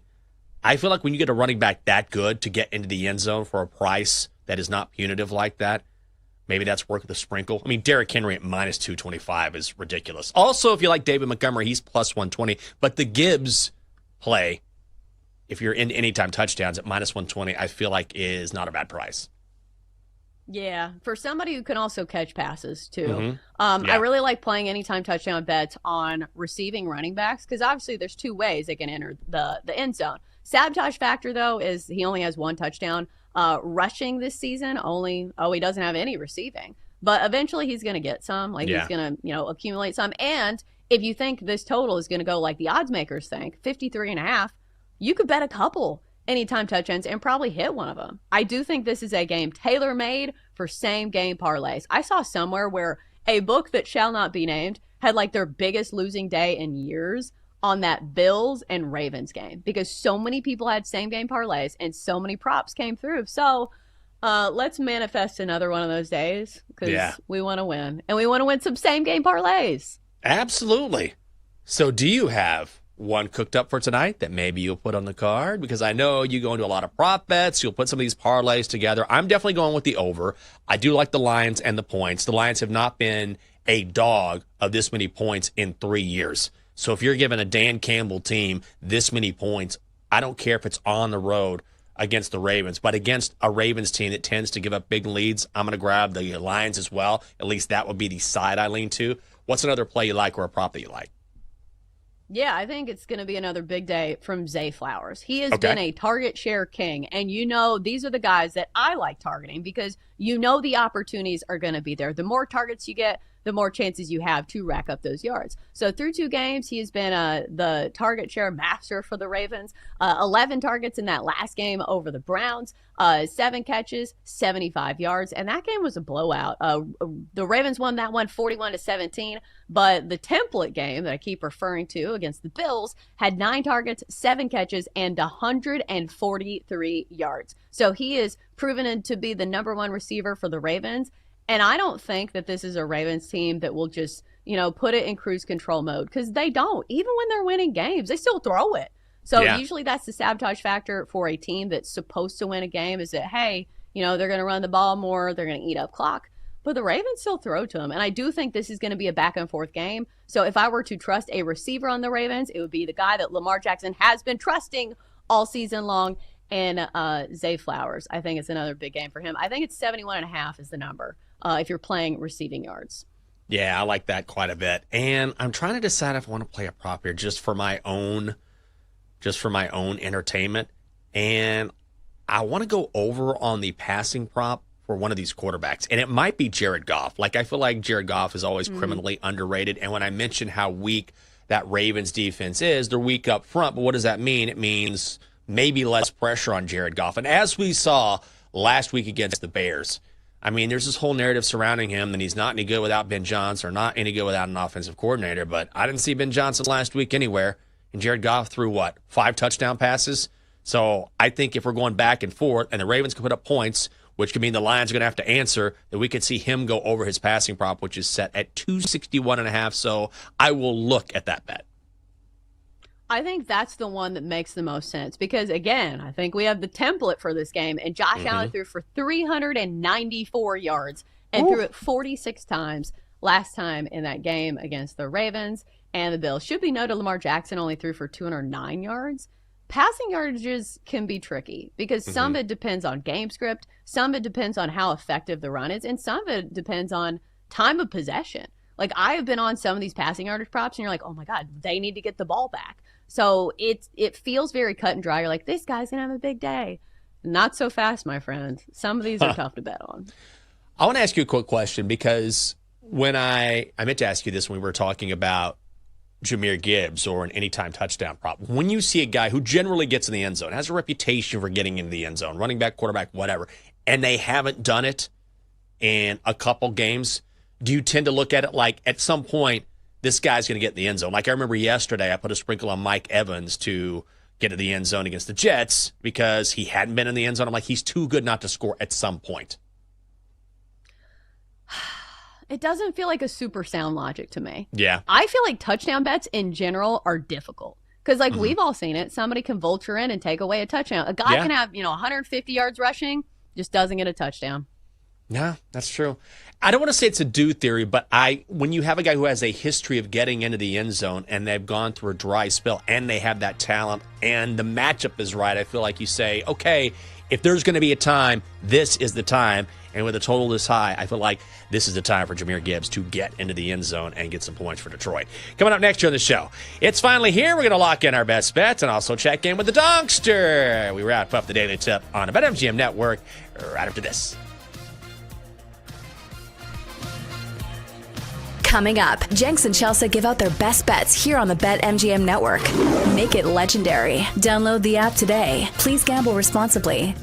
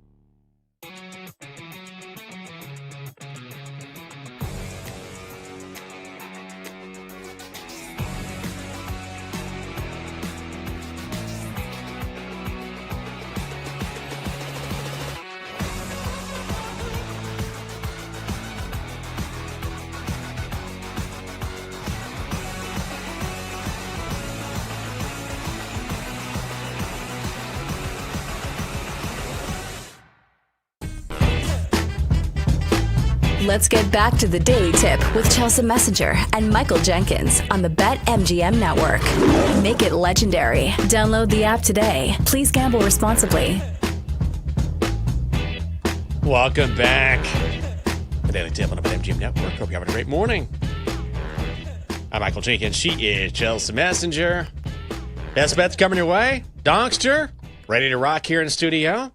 I'm live in D.C. She's live outside of Nashville in Hendersonville, Tennessee. Chelsea, what's on the docket today? Is it a slow Monday there? You said it was storming earlier. I think I heard the storm, like coming through your window earlier this morning. Yeah, so we want and need rain because we are in a drought. The lawn is looking brown, and all the leaves are already falling off the trees. So in order for me to have the Christian girl autumn that I want, I need the leaves to stay on the trees until they change colors, because I need my Instagram pictures, Jenks. This is serious business. It is. Oh, so let me ask you this. When it comes to the yard, we were talking about Jake earlier, your husband. Is Jake a big yard guy? Like, is he out there, manicuring the yard? Some guys get really into doing yard. Like, who's the Major League Baseball player? Maybe it was a football player, plays for the Eagles or someone, who bought himself like a riding mower as soon as he got some money because he loves like riding and taking care of the lawn. I got to look that up. But some guys are huge, like lawn guys. Maybe there's a lawn gal. Is Jake a big lawn guy? His one job when it comes to the outdoor landscaping is mowing the lawn. And he does take pride in it. He does those little lines that they do in like at baseball fields where they have like the checkerboard. He does that on our little sliver of yard. So he does enjoy it. Oh, that's awesome. Never again for this guy. Never again. I told you that. I mowed so many lawns when I was a kid. Oh, my God. In the Texas summer, every week on a riding mower for hours at a time. Not just mowing. No. Edging, weed eating, raking, and then putting all the grass in trash bags. And then after you were done, to St. Augustine, you can't use the riding mower on that. Then you got to bring out the push mower. Oh, my God. I did so much of that when I was a kid. I was like, when I get older, I'm never ever mowing a lawn again. I told the lovely Catherine, one of these days we're going to move because we look at houses that have yards. I'm like, we're hiring somebody to mow that yard. I'm not going to do it. I'm out. I made that promise to myself as a high schooler, and I'm holding to that promise. It's not one of those things that makes you feel more of a man, because I think Jake likes that part of it. Like, he likes grilling. He likes mowing the lawn. Like, he likes doing like the manly part of like chores, and I'm fine with that. Like, that's totally fine with me. But some guys take pride in it. But I will say, like, the funniest thing is when you drive by somebody's house and it's like a 92-year-old woman on a lawnmower, and you're like, look at her still getting it. But it's not difficult. You just have to do it. You have to have the patience for it. I mean, there is, if you want to do the checkered, the mowing that Jake does, that's not necessarily easier. I mean, sometimes it's easier just to kind of go alongside and just, go right up against the lawn that's been cut versus the lawn that hasn't been. But yeah, I get that. Some people take really, a lot of pride in it, and I get that. But again, I did that so much, and just like, I don't miss it, and I don't feel the need to prove anything. If you do, good for you. But for me, I'm like, no, I already did. When we won Yard of the Month, as I've told this story before, when I was in high school, and when we won, I'm like, okay, this is great. It was the worst thing ever because then everybody came by to look at the yard. I'm like, I've already peaked here. I'm never doing this again. Like, I'm very vehement against mowing another lawn. Never again. But a good lawn is one of those things that, like, you don't notice until somebody has a bad lawn. You're like, that's a bad lawn. It's almost like special teams in the NFL. You don't notice until somebody bungles it to the point where they lose a game. It's so true. Because you're like, oh, nice lawn. Oof, what is this? 3.5, 4 weeks? What are you doing here? What are these weeds doing? Yeah, come on. Put some water on this thing. It's brown. Coming up next on Bet Sweats, Joe and Sammy P are here to talk about what they saw over the weekend in both the National Football League and college football. And then Noops. I wonder if they yell that. Noops Christensen will be along for his take at 10 o'clock. All right, Chelsea, here we are. Brand new week. One of my favorite times during the show on a Monday because we wipe the slate clean and we tell you our favorite plays. So let's get to it. Time to place your bets. All right. You were talking about this in the previous segment, and it's a good one. Yeah, I swear if I lose another bet by 1 yard, I'm going to lose it. So, Sam Laporta, you best not be getting 44 yards tonight. We need you to go over 44 and a half receiving yards tonight for the Lions tight end. All right, so we've talked about this Lions and Ravens game a lot, and I feel like we already have the template for it. We saw a game between the Ravens and the Bills be an absolute shootout, 40-41, and oddsmakers kind of put that number on this game as well, as the total is set at 53.5. So I think there's going to be a lot of back and forth action, and I think Sam Laporta has a great matchup here against this Ravens secondary, who's been giving up the second most fantasy points to opposing tight ends. If you look at that Bills game, they gave up 97 receiving yards to the tight ends of the Bills. 3 guys all combined to have a big night against this Ravens defense. So I think that's the case with Sam Laporta. Plus, he's already shown big game potential this year. Had 6 catches for 79 yards against the Packers. I think it is a big Sam Laporta night. So let's go Sam Laporta over 44.5 receiving yards. All right. I got 2 bets on the card. Let's start with baseball. How about that? Baseball picks have been pretty good to us here over the past few weeks in particular because we have so much of a sample size. I'm going to go with the Braves on the run line hosting the Nats today. And you've got Mackenzie Gore going up against Chris Sale. As good as Mackenzie Gore is, and he is very good, he plays for a bad team, but Chris Sale is clearly on a different level. If you look at what he's done, 2 runs or less in 14 of his last 15 games, he should get the run support he needs, particularly when Gore leaves the game, because the Nationals have the worst ERA in baseball, even worse than the Rockies. Also, the Braves have been rolling, winners of 8 straight. Got hot at the wrong time, but 8 straight wins. I think they make it 9 tonight on the run line. Let's go Atlanta on the run line. It's just minus 110 against the Nats. I did a quick look at the baseball slate, and I was like, is there really only 3 games? Yeah. What are we doing? Like, maybe that's the only games you can bet on, but like a pitiful slate to go up against Monday Night Football. So no baseball bets for me tonight. All right. I was going to ask if I could convince you to make a baseball bet or at least to lean, but yeah, just a very short slate. I am also going with a football bet. Yeah, I'm going Monday Night Football. Lions-Ravens over 53.5. So I just think about all the playmakers on the field tonight, and I don't see an under. Jared Goff, Amon-Ra St. Brown, Jahmyr Gibbs, Jameson Williams. I mean, my God, Lamar Jackson, Derrick Henry, Mark Andrews, Zay Flowers. Also, we look at the Ravens defense. They're going to be shorthanded tonight. Kyle Van Noy is out. Nnamdi Madubuike is going to be out as well. I think it lends itself to being, a higher scoring game because of that. And also just look at the 2 offenses that we have. Sure, week 1 against the Packers, the Lions struggled. And then what happened when they got away from that Packers defense, which is arguably the best in the NFL? They put up a 50-burger on Chicago. What have we seen from the Ravens in the last 2 weeks? 40 against the Bills, 41 against the Browns. These are 2 good defenses, but not great defenses. So I'm going to go over 53 and a hook. We've seen the money move in that direction because the total started at 52 and a hook. So let's go over tonight and hope for a lot of points in Charm City. I think it's also fair to assume that the Lions offense is going to get better as the season progresses, because it's very easy to start the season slow when you lose both your coordinators. Like, it's going to take a bit, but luckily it feels like it only took 1 week as they put up that huge total on the Bears. So I will be rooting for an over as well.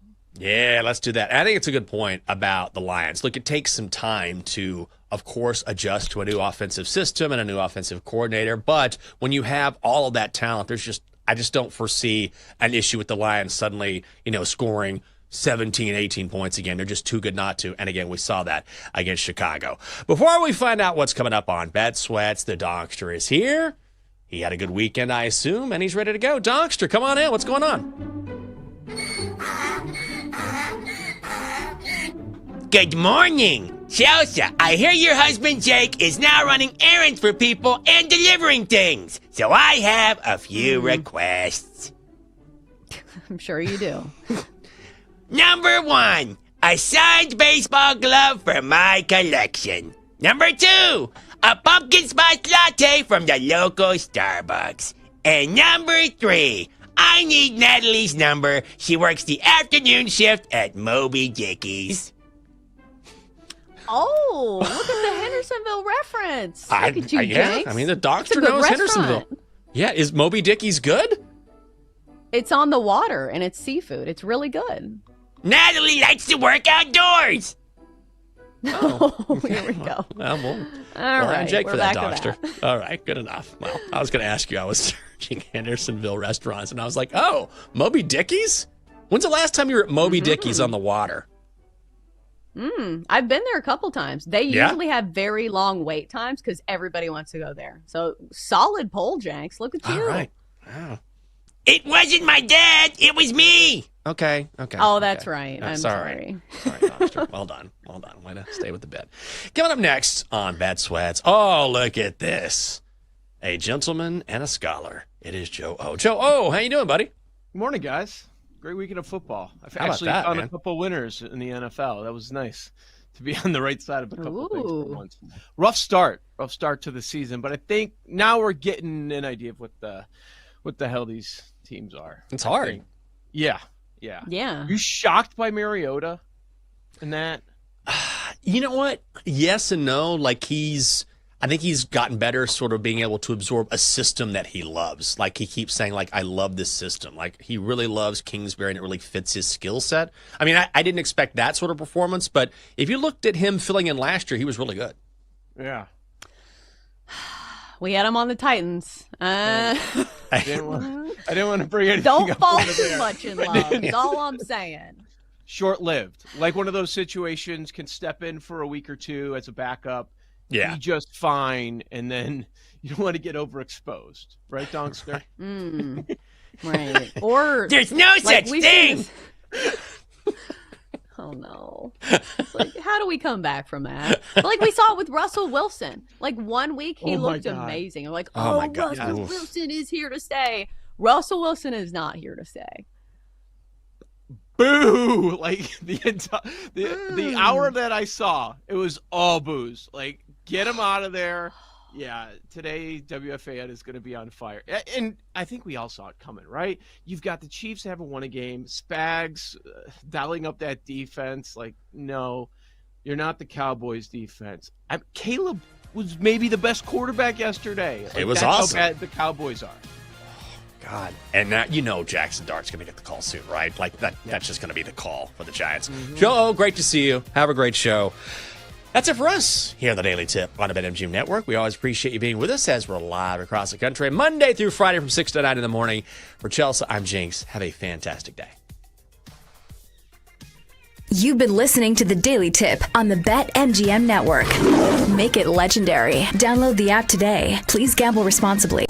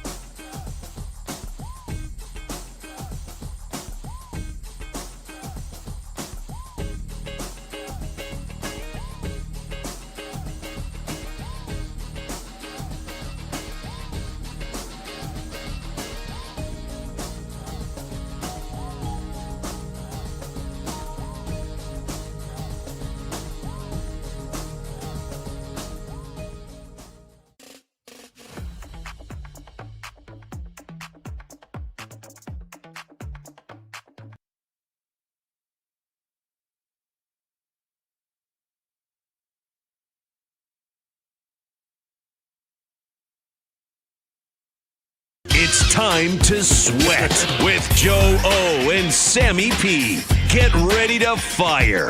This is Bet Sweats on the BetMGM Network. Good snap. Good hold. The kick is on the way. The kick is good. The kick is good. And Andre Schmidt from 55. Joshua Carty has it blocked again. This time Jordan Davis. The big man looks for the icing on one big cake. Eagles hang on.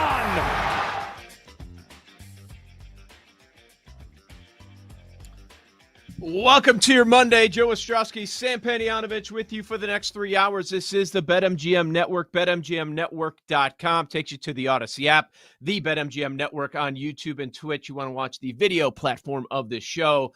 Find us on X, bet_sweat, Sam at SP Shoot. I'm at Joe Ostrowski. Noops will be dropping by. We will preview Monday Night Football. We've got a good one between the Lions and Ravens. That comes your way in 20 minutes. Case of the Mondays later on this morning. Monday morning market moves.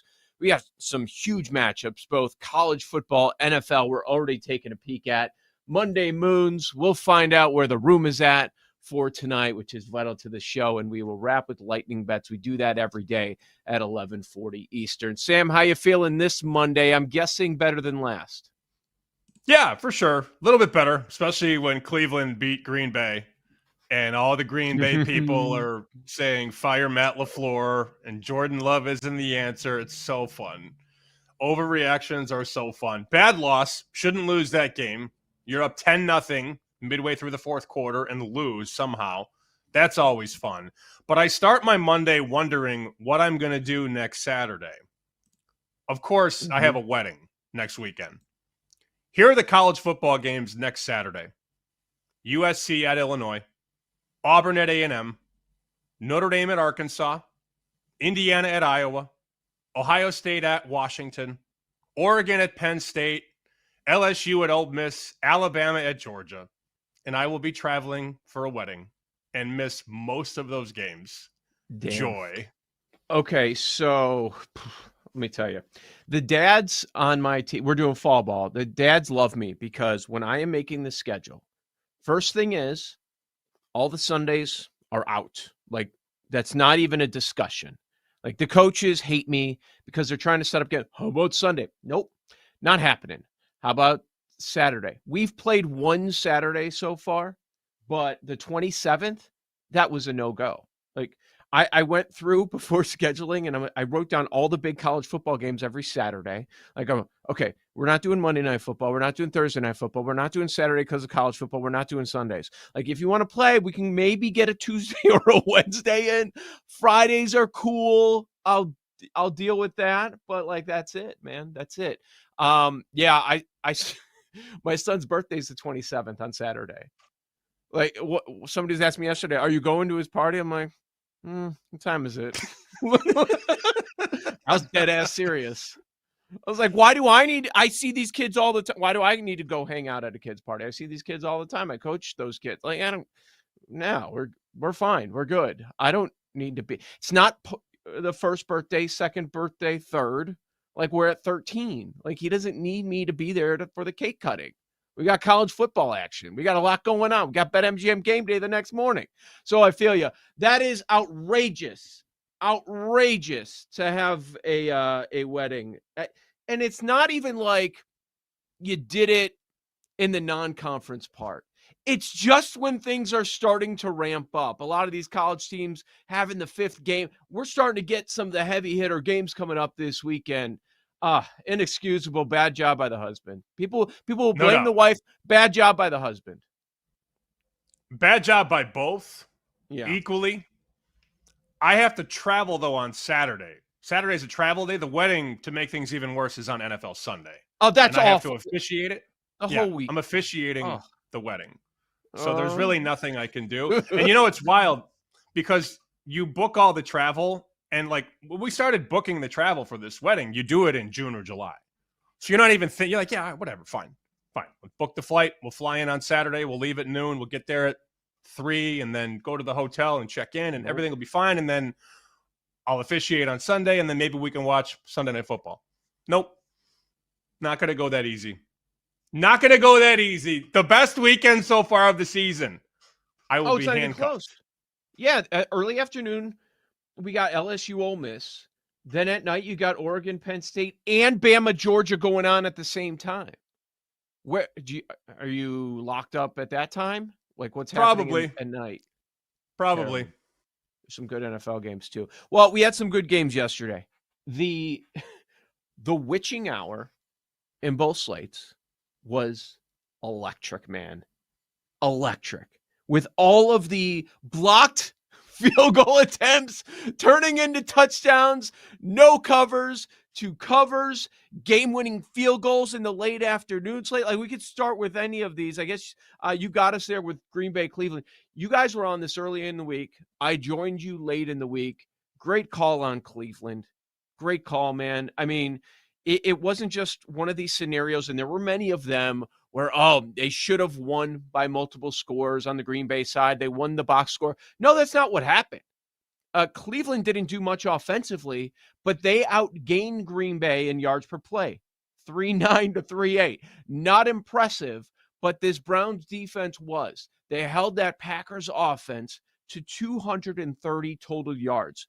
Jordan Love, people talking about MVP. I got JLC bragging about his Jordan Love ticket yesterday morning to me, 183 yards. That's not an MVP performance. We did see one out of Justin Herbert. They're 3-0. But we did not see one out of Jordan Love. These injuries for the Packers are mounting, man. They really are, and a lot of people aren't paying attention to them because they've been winning games up until yesterday. Biggest upset of the year so far. Loved it. We knew it. Okay, this is going to finally be the weekend. We got a couple big upsets. You said it, not me. I was hoping we would get there, but you proclamated that we would see some upsets, and we finally did. The Browns winning outright. The Panthers waxing it against Atlanta. What a weird box score. Who waxed who? The Panthers waxed the Falcons. Oh, I thought the Falcons were going to wax the Panthers. The Jets probably should have beat the Bucs, although the Bucs were in total control, and then the Jets were somehow in the lead. And I'll put my hand up on this one. I brought up next week. I know we're looking back. I didn't have a side in the game. Didn't bet it. Didn't have a single dollar on it. If you had Rams plus 3.5, I'm sorry. I'm so sorry. That should not happen. The Rams were up 19 points in the second half. 19. And not only do they lose the game, they don't cover because the Eagles block a kick and we get fat guy touchdown return. Jordan Davis, who weighs 350 pounds or more, running at almost 19 miles an hour right down Main Street to get the Eagles the cover. The reactions to that, I saw several posts on social, on X, on Instagram, people filming other people with Eagles tickets. You want to talk elation, jubilation, celebration? Go watch some of those Eagles reactions. People that had no business covering on a blocked kick touchdown return by a fat guy. Woo!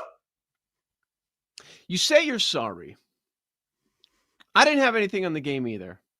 Are you really? Because all week you were saying, this is not good. We don't have a side. We don't have a strong angle on this game.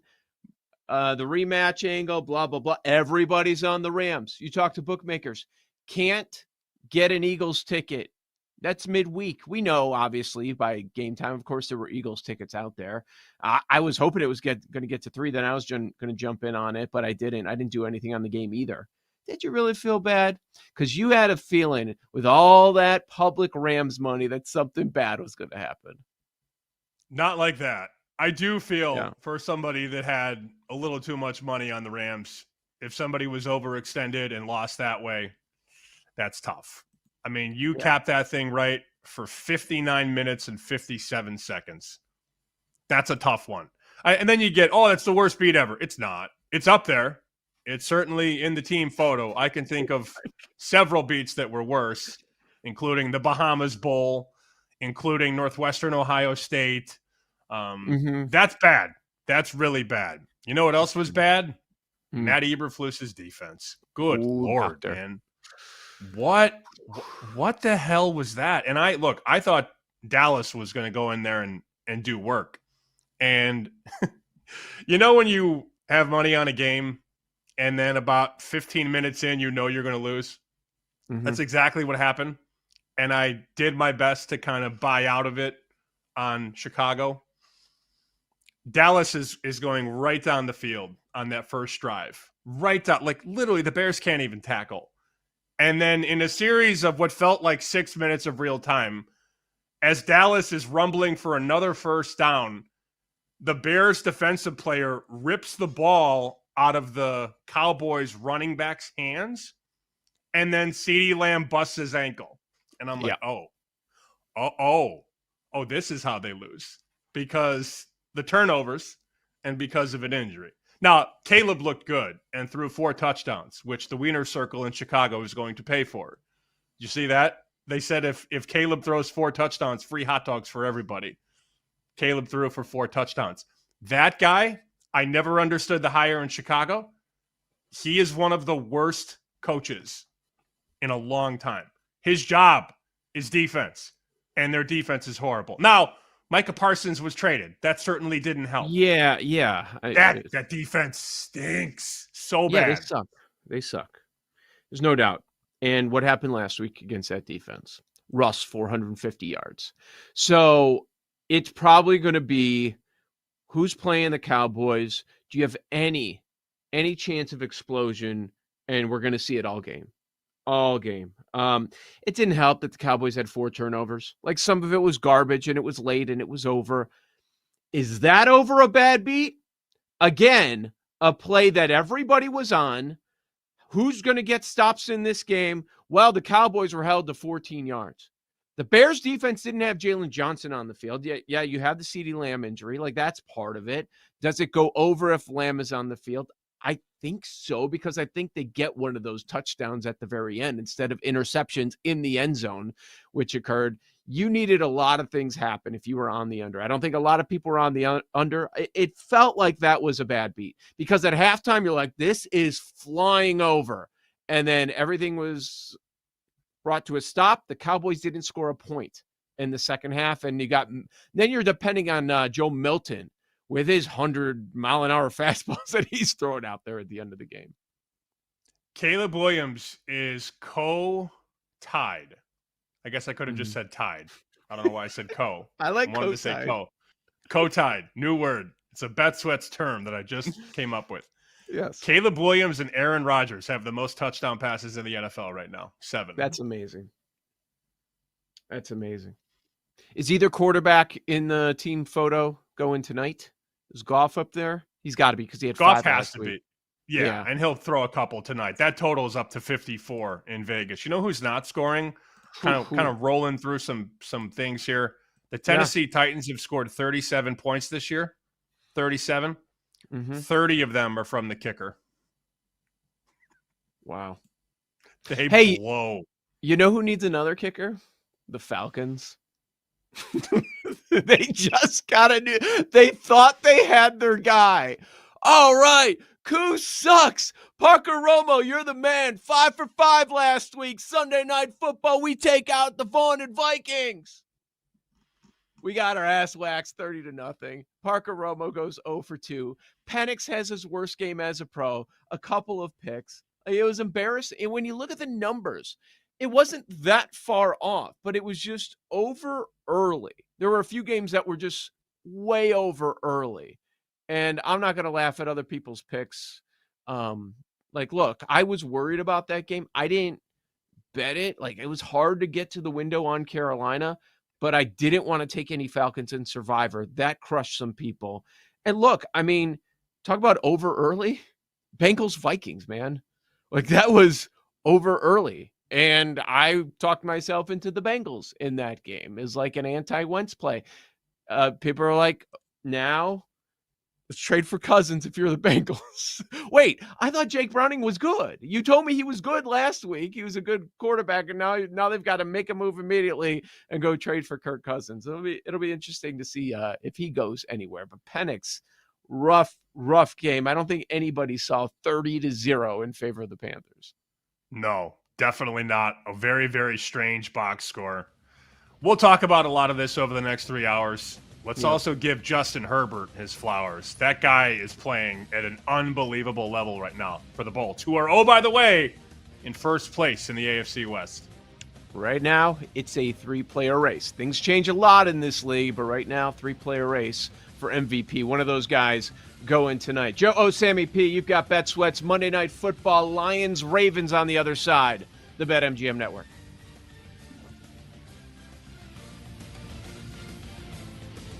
You're listening to Bet Sweats with Joe O and Sammy P on the BetMGM Network.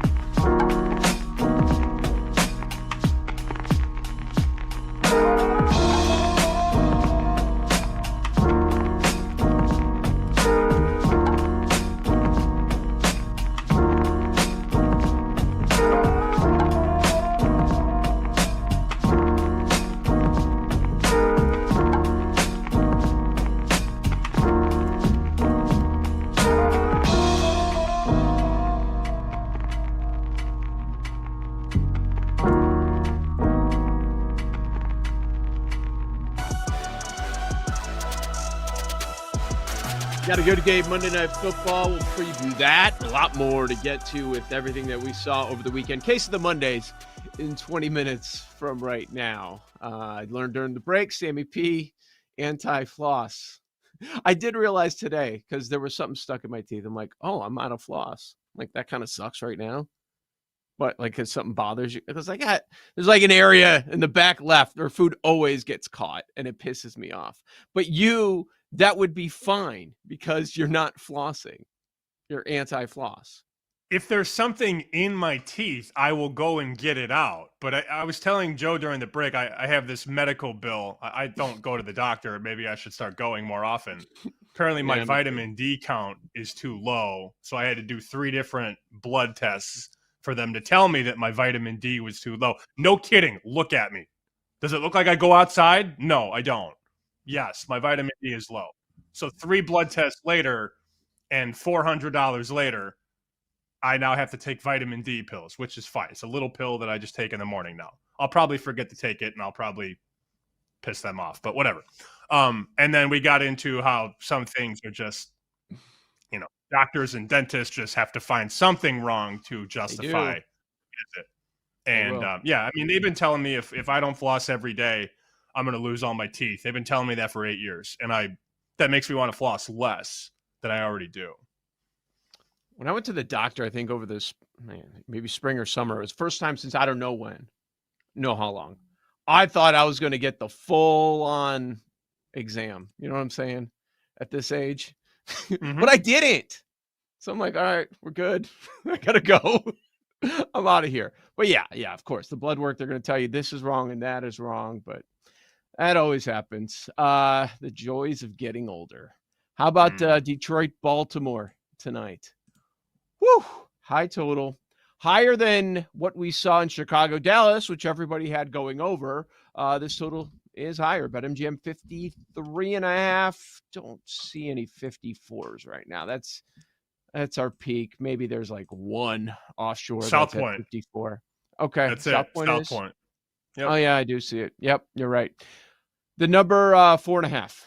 The Ravens are your 4.5-point favorites. So, there is a range. Like there are some rec books that are at 5.5, some at 5, but let's call it 4.5. That's where BetMGM is at right now. Man, that number's come down a little bit. Earlier in the week, it was touching 6. Came down quickly. That's because of the Ravens injuries that we do have on the defensive side of the ball.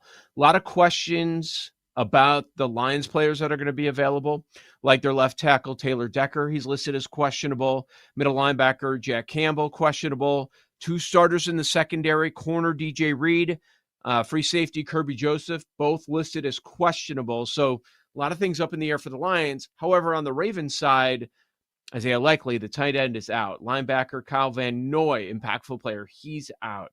Matabuke, he's out. One of the top defensive tackles in the game. So the Ravens defense is probably going to be hurting. But one thing we know about this team is they have depth. They have impact every level of that defense. I think they'll be okay, but the total suggests otherwise, Sam. The Ravens have scored 40 and 41 in back-to-back weeks. So the hike on the total makes sense. And if you really think about it, Baltimore dropped 41 on Cleveland. Now, granted, that wasn't all on Baltimore's offense. Cleveland certainly helped. There was a defensive touchdown There were some bad turnovers. The Browns went for it on 4th down, didn't get it, and Baltimore kind of kicked it into overdrive. But I understand the support for the over. And I told you last week, Kenny White makes this game 35-31 Baltimore.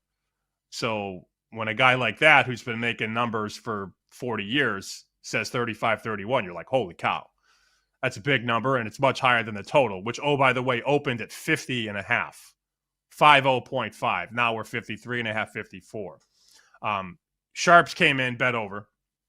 Lower numbers, though. I mean, they were betting over 51, 51.5, 52. The pile-on has been mostly public action. On the side, when the Westgate hung this number, it was 6 last Sunday night, 2 Sundays ago. Baltimore -6. The initial push there came on the dog. Lions plus the points. But is that because people believe in the Lions or because the Lions just scored 50 against Chicago? Right? The NFL market is very reaction driven. A lot of the moves in the market are predicated on what just happened. The Lions looked unbelievable against Chicago. And now you're going to give that team 6 points. Okay, I'll take the points. I know Crack and those guys came in and bet Detroit. They took 6. Yep. Fine. Now we're 4.5 at MGM, and you mentioned the total 53.5. Do you have the stones to go under 53.5? I don't know that I do, but I'm not betting over 53.5. So we knew that Bears-Cowboys was going to be the most popular over yesterday. It goes under. Needed a lot of things to happen, but it goes under. This is as of days ago, so we know how popular it's going to be tonight. As of days ago, the second most popular total is this game. And you know what side they're on. Over. Might go to 54. Might. With all that money piling up by the time we get to kickoff. Chris is trying to write a bet. At 54, any book right now holding a 54 is just, they're daring somebody to come in and bet under. He needs under so bad. Under money. I mean, they all need under in the game because everybody's betting over. But to move the 54, he's inviting you to bet under. He needs an under bet.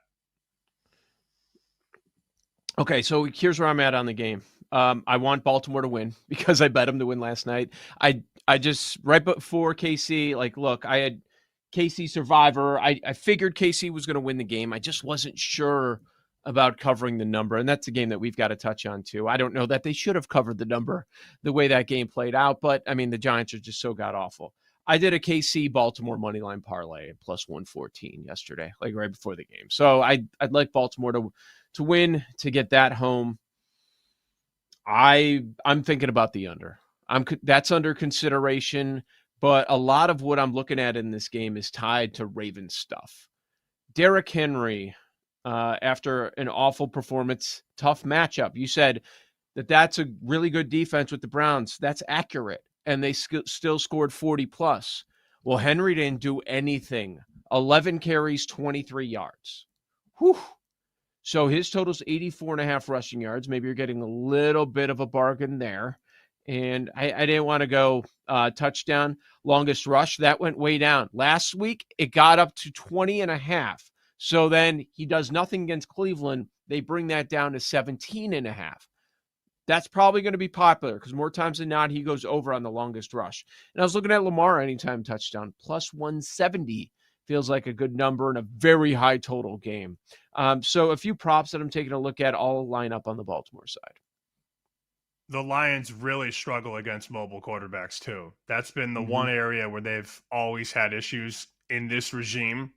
It's been those dual threat quarterbacks. Now, a lot of teams are going to have problems with a guy like Lamar Jackson. He's one of the best players in the league. I went back. I just pulled it up because I was trying to remember the score at half of the Baltimore-Cleveland game. I knew it was low. It was 10-3 at half, Baltimore. Oh, yeah, that's right. 10-3.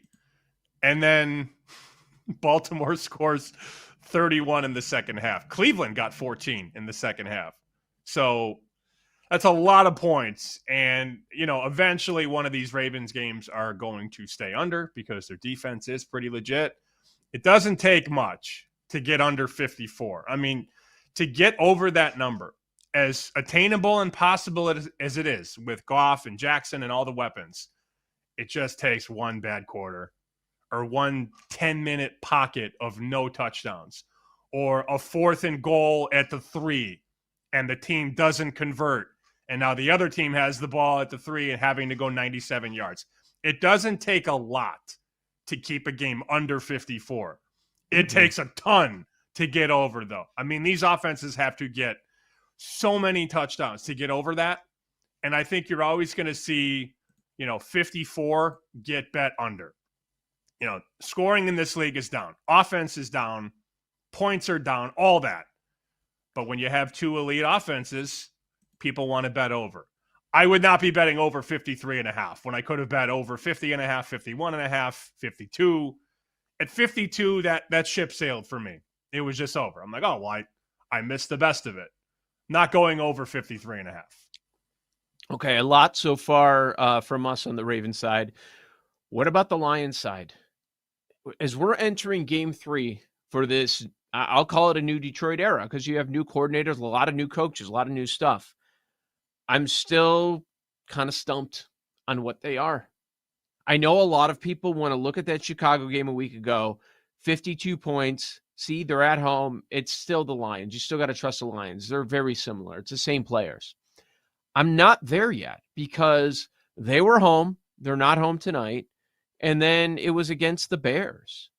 Bears have their issues there, and they've had the Bears number, even though they have struggled with mobile quarterbacks. Look, it's golf on the road. It's golf outdoors.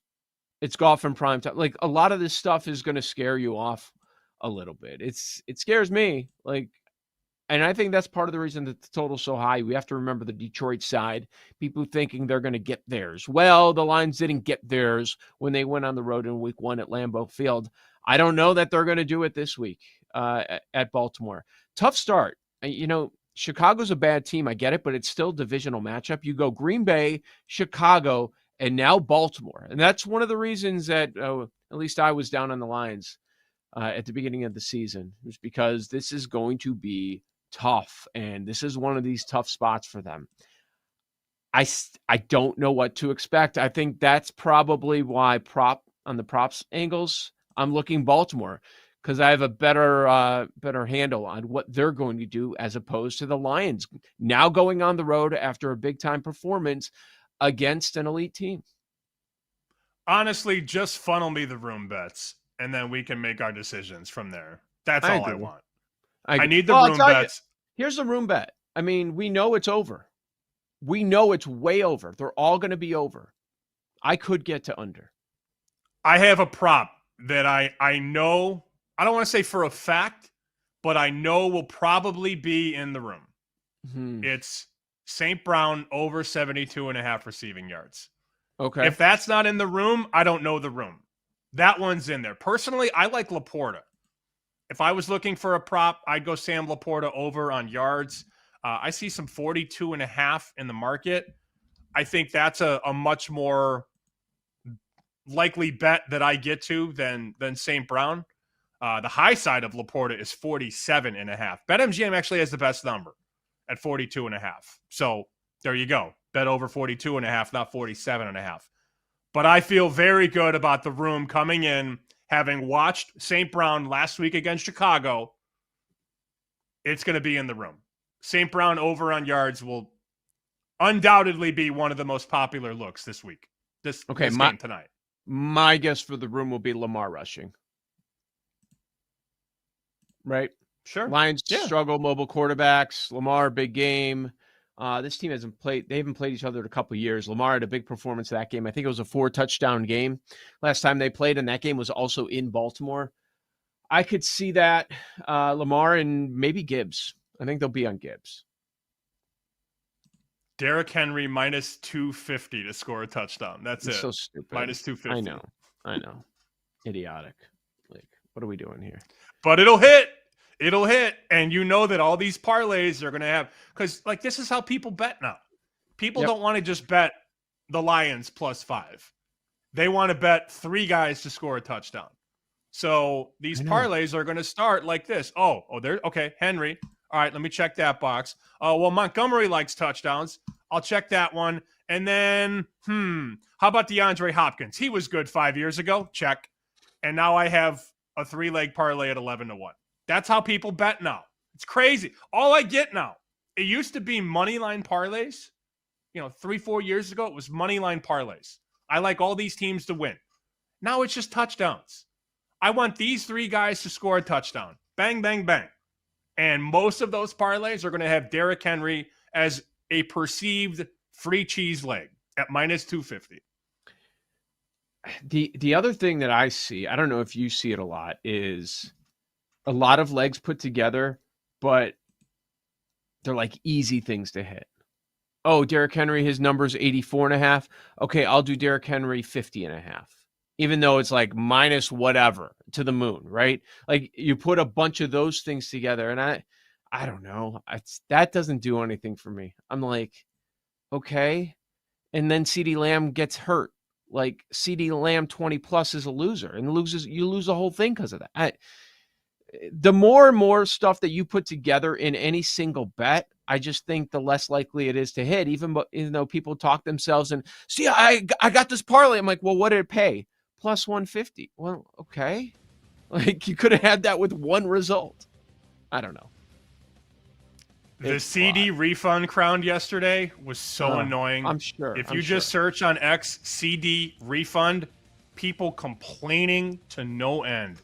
Bad look. That's why I don't bet 20 props a week. Because those happen every week and people cry about it.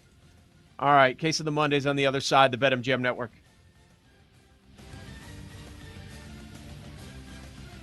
You're listening to Bet Sweats with Joe O and Sammy P on the BetMGM Network.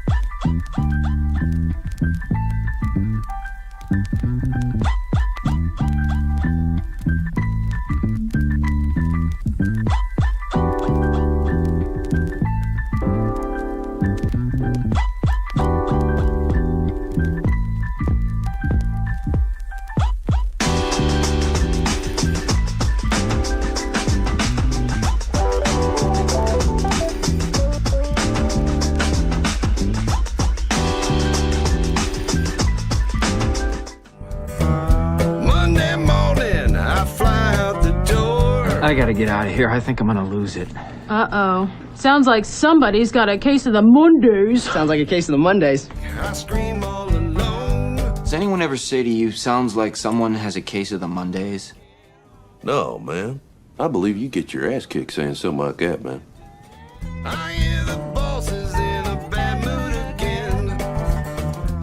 Happy Monday, Joe Ostrowski, Sam Panianovich with you. This is Bet Sweats, BetMGM Network, weekdays, 9 a.m. to noon Eastern time. We've got Noops dropping by. He'll have some Monday Night Football action coming up at the top of the hour. Monday morning market moves, college football and NFL next hour as well. All right, case of the Mondays. Got a few things jotted down. Patriots, you suck. Like, they should have won that game handily. I ended up getting there on the Patriots. I'm like, okay, look, I actually don't even think this Steelers defense on the road should be favored. They've been awful going back the last couple months of football, and they were awful. In fact, the Patriots were looking good as far as moving the football, but it's a problem when you keep dropping the football. Like, even in the offseason, Sam, when we were previewing the upcoming season for New England, and there's all this love about the Patriots going over 8.5 as they sit 1-2 now. Everybody's, oh, yeah. And, well, what about Henderson? What are you going to do with Henderson? It's Ramondre's job. Ramondre's going to be the guy. He's going to be the guy all year. He's going to be the bell cow guy. That's how it's going to. Well, how do you know? He fumbles the ball all the time. Like, no, it's his job. It's his job. He's going to be the dude. Really. So let's fumble it. Let's do it again at the 1 yard line, and let's keep him out there. Like, what are we doing? It's bad. They don't want to hear it. Bad coaching. Vrabel and Josh McDaniels. Bad coaching. To go into the season with this as a plan, he's going to fumble it more, and let's keep it going. So you lose 4 fumbles yesterday. Lose 4 of them, and they lose by 1 score. Should have won the game. Aaron Rodgers beats you with 139 passing yards. Inexcusable loss there. Inexcusable. All the turnovers there. Patriots, you suck. You know who else sucks? Well, the weather has kind of sucked because of all the weather delays that we've had, but there's nothing you can do about it, right? So Notre Dame is going. They have that long delay with Purdue, and they made a couple of right decisions, which I'll get to. One, they skipped halftime. They just took a break for a few minutes because I'm like, you can't go to halftime after having, a delay that went on and on forever. But I get it. My wife told me that they cut off the alcohol sales shortly into the delay. They're like, oh, it's fine. We'll get some beer. And then they got some, and then they went back for more. Like, nope, we had to cut it off. Like, maybe they thought it was going to get dangerous there, or how long this delay was going to go on. But Illinois fans suck, man. Like, I hate Indiana fans. And we got Gertch here as an Indiana fan. The 0-9 not panning out so far. Big Ten play, 1-0. In dominant fashion, by the way. But Illinois fans suck. Look, when you have to make a high-level decision, when a lot of power brokers are involved, like, you got to reach out to a lot of people. And I'm talking about the relationship between Notre Dame and NBC. That is not something some producer can make on the fly. Like, we all know this, the amount of money involved. Like, if you're going to upset Notre Dame fans and the people that give you a lot of money, like, you've got to clear it through a lot of people. So that's probably a tough decision to make on the fly. You need to get clearance from a lot of people. And initially, it was announced at the start of Illinois, Indiana was going to be on Peacock. And did the Illini fans go insane? How'd you feel about 10 minutes into that game? Did you wish it was on Peacock? Did you wish that you weren't able to see that game? So NBC reverses course before the game starts and announces no, we're going to move Notre Dame Purdue over to Peacock because, it's 56-23 in the third quarter. That makes perfect sense. And then, I'm just sharing that. I'm like, you can stop the bitching because the game is not going to be on Peacock. It's going to be on NBC because apparently none of you guys have the app. The response is even after they make the correct decision, bleep ND, bleep you, bleep Rudy, bleep off. I'm like, these guys are clowns. Oh, they're already feeling it. They know what's coming from the Hoosiers, and boy, did it come. And it was not pretty. But I'm like, they were mad that they were moving the game to Peacock. Then they were mad that the game was going to be on NBC. You didn't miss a freaking snap. They left Notre Dame, Purdue, and they got to Illinois, Indiana before kickoff, and Illinois fans were still mad. Like, they were irate before the game got going. It was telling me that they were a little bit on edge. Maybe they knew what was coming.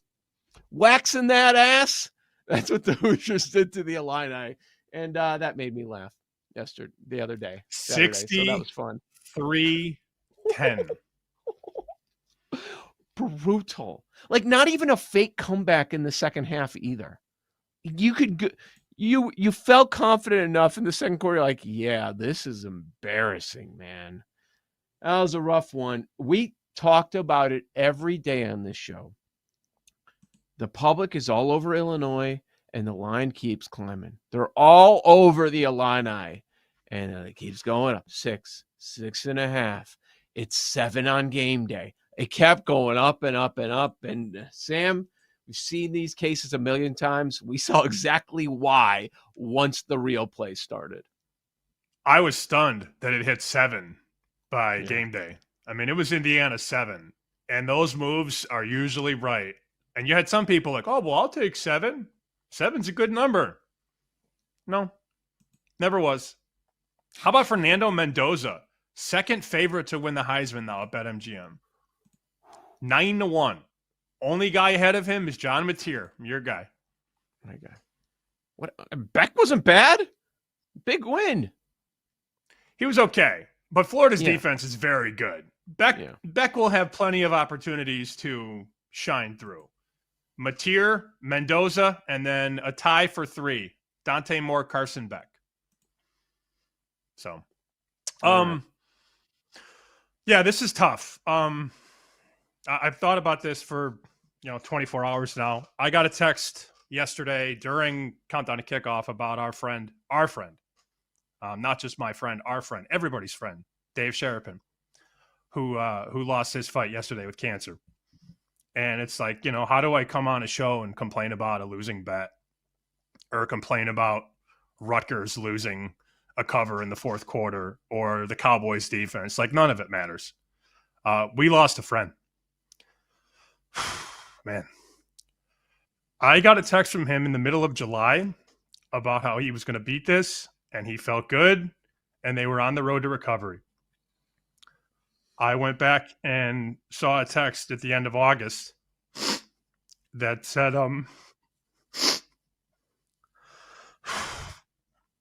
we had a good run, Sammy. I love you. And I just I didn't know how to handle that. And I think a lot of people didn't know how bad it had gotten. And Dave is very positive and optimistic. I mean, you've had him on for years. I've had him on for years. We've celebrated birthdays together. He came to all my Super Bowl parties. I ate cheese fries over a garbage can many times with him on Fremont. Paulie knows him well. You know him. I know him. Everybody loved him. And I got that text yesterday during our show. And I during commercial, I was just like, all right, suck it up, get through it. And then at the end of the show, you can make your piece or whatever. And I can't believe he's gone. That guy and I spent so many hours on the phone. When he lost a job, when I lost a job, the perfect dad. He loved his kids. His wife, Jess. Oh, I just feel so bad. Every time you saw Dave, all he did was talk about his kids. His 3 girls, softball. Oh, man, I'm sorry. It's very hard for me. I miss him.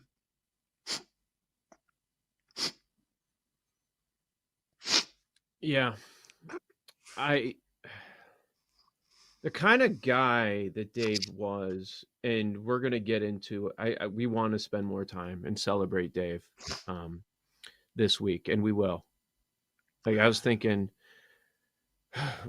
as we talk about him and celebrate him, and so people really understand. And I think a lot of our listeners and viewers do, because he would be in contact with everybody on social media because he just wants to talk to people. He's the definition of a people person.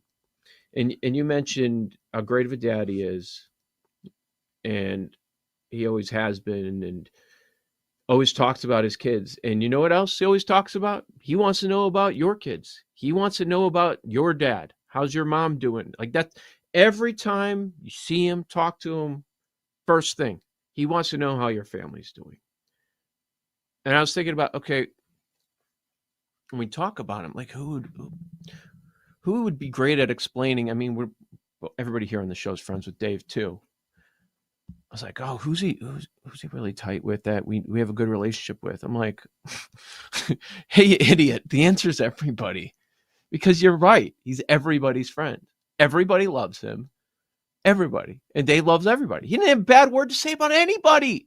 There's so much backstabbing in this business. Like, he's never, ever that guy. He was just happy to be in the game. Like, just happy. One of the greatest storytellers I've ever met. Ever. Like, two of them, I'd say at the top of the list are Dave Sherapan and Doug Buffone. A couple of Pittsburgh guys. I mean, it's so stupid to even, you're right, to bitch. I'm sitting here bitching about the Patriots, and I feel bad about it. But you know what? When I saw this awful news and you passed it along to me, I was like, the Steelers are winning this game. That was one of the thoughts that came through my head. Like, there's no doubt. And what happened? He kept punching the ball out of the Patriots' arms. Like that. That's what happened yesterday. Yeah. It was just one of the best people, man. Industry was gutted yesterday. One of the best people. Lost a human. Yeah. A great human. Yeah. And the reaction yesterday, social media was all about Dave. And the crazy part was Dave was never about himself. Mm-hmm. He was about his family. He was about his friends. The world lost a good one. And it's very sad that I'll never hear his voice again. It's very sad. We'll celebrate Dave more this week. This is the BetMGM Network.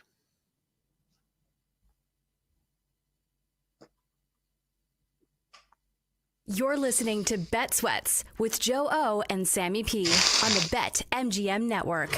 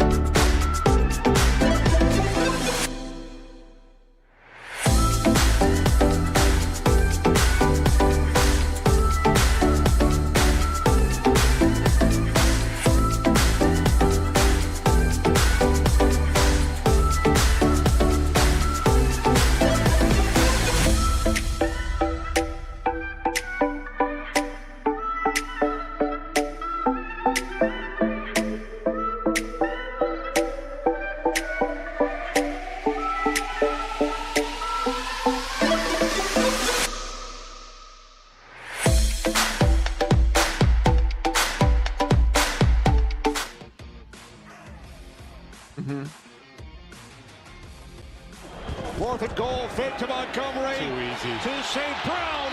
Into the end zone. His 3rd touchdown today, and there he goes. Right into the leap zone. Think these Lions are having fun today? Welcome back to Bet Sweats with Joe Ostrowski and Sam Paniotovich on the BetMGM Network. Hour number 2 of the show, Joe Ostrowski, Sam Paniotovich. It's a good day to have Noops Christensen on the show, _Noops, over on X, because we have the highest total game of the week going down tonight. He specializes in touchdown props, so we will get some looks between the Ravens and the Lions coming up in a few minutes. Noops, I'd ask how you're doing, but you let me know during the break that you had Rams plus 3.5 yesterday. Ooh, sure did. There's nothing better than watching somebody make a great play and then a bad decision. I mean, it was pretty fun, I have to admit, watching Jordan Davis's giant personage running down the field like that. I mean, it's in a day of where I wonder if did anybody round robin DST anytime touchdown scores yesterday? Whoever you are, you're probably rich today. So as much as I was bummed at the play, it was actually kind of a fun way. And now I have a good story about a bad beat. Well, you can get it all back with a Rasheen Ali touchdown tonight. Or how about Brock Wright or Craig Reynolds? Let's go deep diving. You always got thoughts on guys that are down the board. This game has a huge total, 53.5. South Point has a 54. Is there somebody that most people wouldn't pick to score a touchdown that you like? Well, you said one of those names. Brock Wright has been really great for the Detroit Lions. He's on the field quite a bit. Anyone that has owned Sammy Laporta in fantasy the last couple of years knows about Brock Wright, because a couple times a year he'll come in, you assume it's Laporta, it pops up just the wrong jersey number there with the 8 in front of it. I've always thought it's cruel that they all have numbers that are close to each other because you get that little bit of excitement. But Brock Wright, our friends at MGM hanging him at 9-1 to score a touchdown.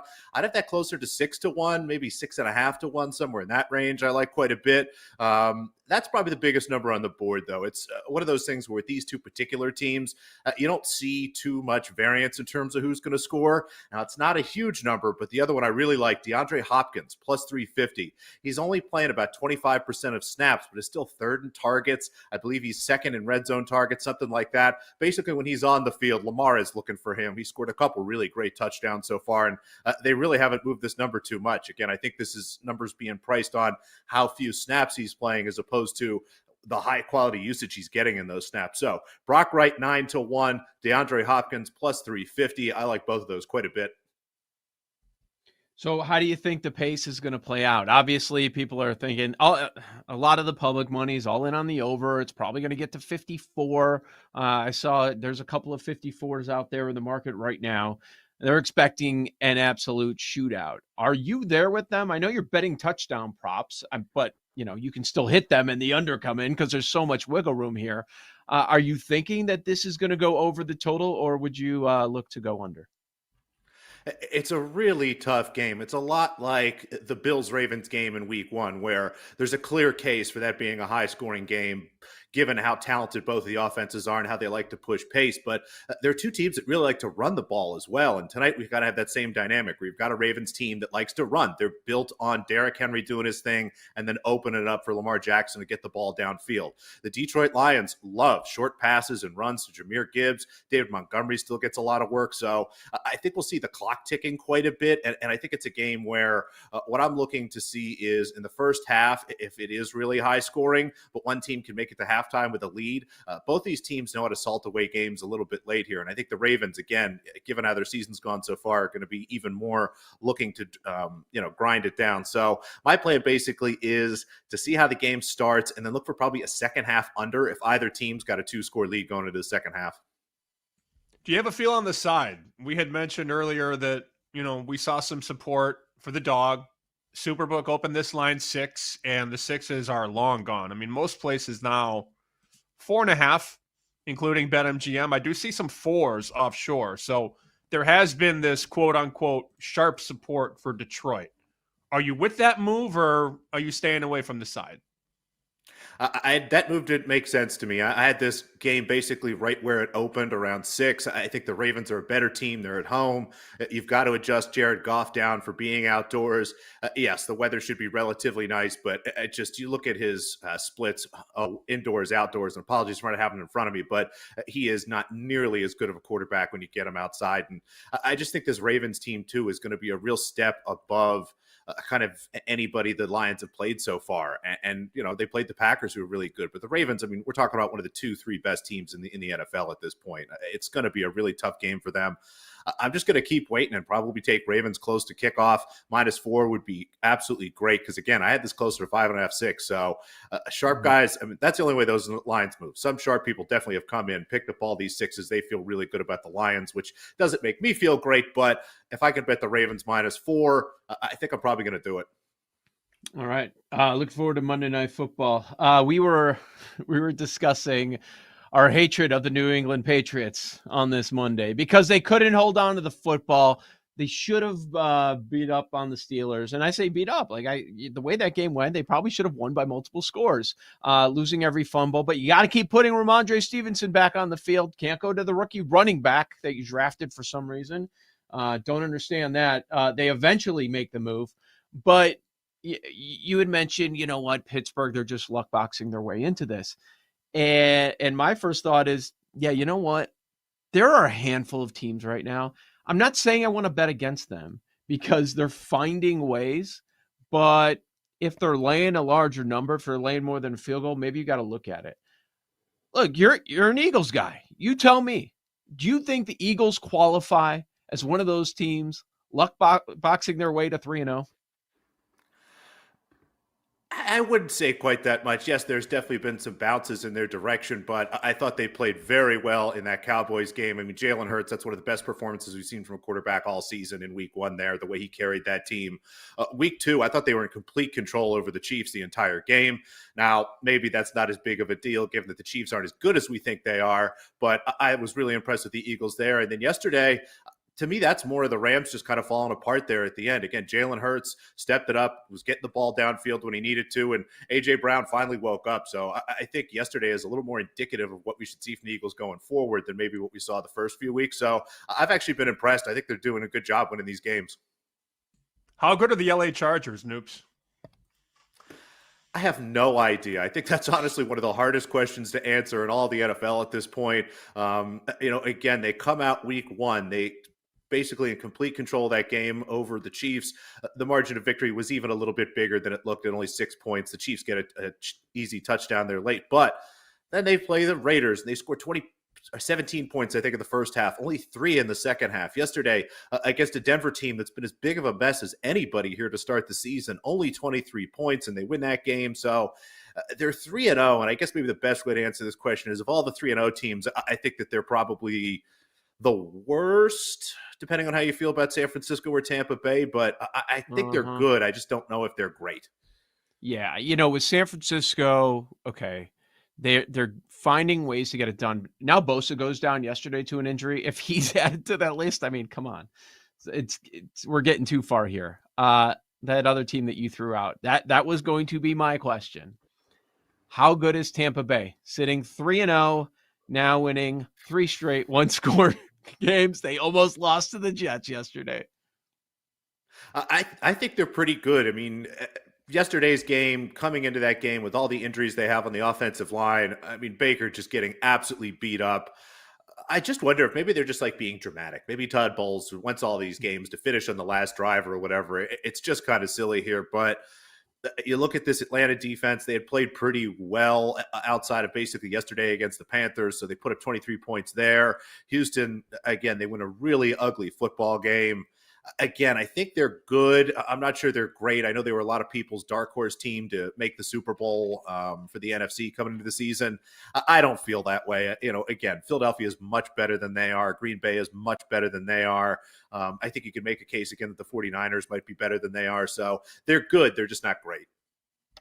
The win total on Tampa, if you want to get involved now, is 11.5. The next 4 games, Philly, at Seattle, home against the Niners, at Detroit. That's not an easy schedule, noobs.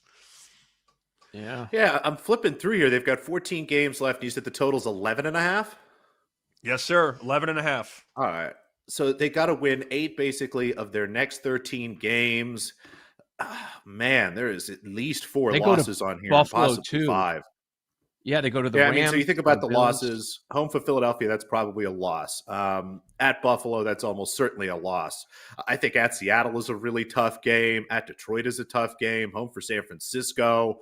I mean, there's 4 games in there they probably lose, and the 5th one, man, that's really tough. That's a really good number. I think I still. I saw you playing with your beard. Don't lie. You like the under. I saw you pontificating. It's really close. Because, again, they just have to win 8 of the next 13, and I think they can win 8 of those games. They probably win 7, so lean towards the under. And, again, also, I guess you have to take into consideration they might be so far ahead in the division at the end of the season, they just punt the last week anyway, so lean under. Yeah. That's something that I was considering. I'm like, they'll probably get – like, what can I do? If I don't like the Bucs, what can I do? You probably only bet it week to week. Maybe the win total, like Sam mentioned, a suggestion. But, yeah, you see the Falcons yesterday. Oh, they get a lot of support. Everybody's in. They saw Sunday Night Football, and then they get smoked 30-0 by the Panthers. We talk during the NBA season a lot about futures with you. Are there any particular futures, awards, whatever, in the NFL? Doesn't have to be a current bet that you would make right now, but just maybe a race you find interesting. What's on your mind when it comes to NFL awards futures? I am scrolling through furiously to try to find the make the playoff odds for the Charlotte Hornets because my crazy take for this year is that the Charlotte Hornets are going to make the playoffs in the Eastern Conference. And not just the play-in, folks. They are going to make it all the way to the actual playoffs.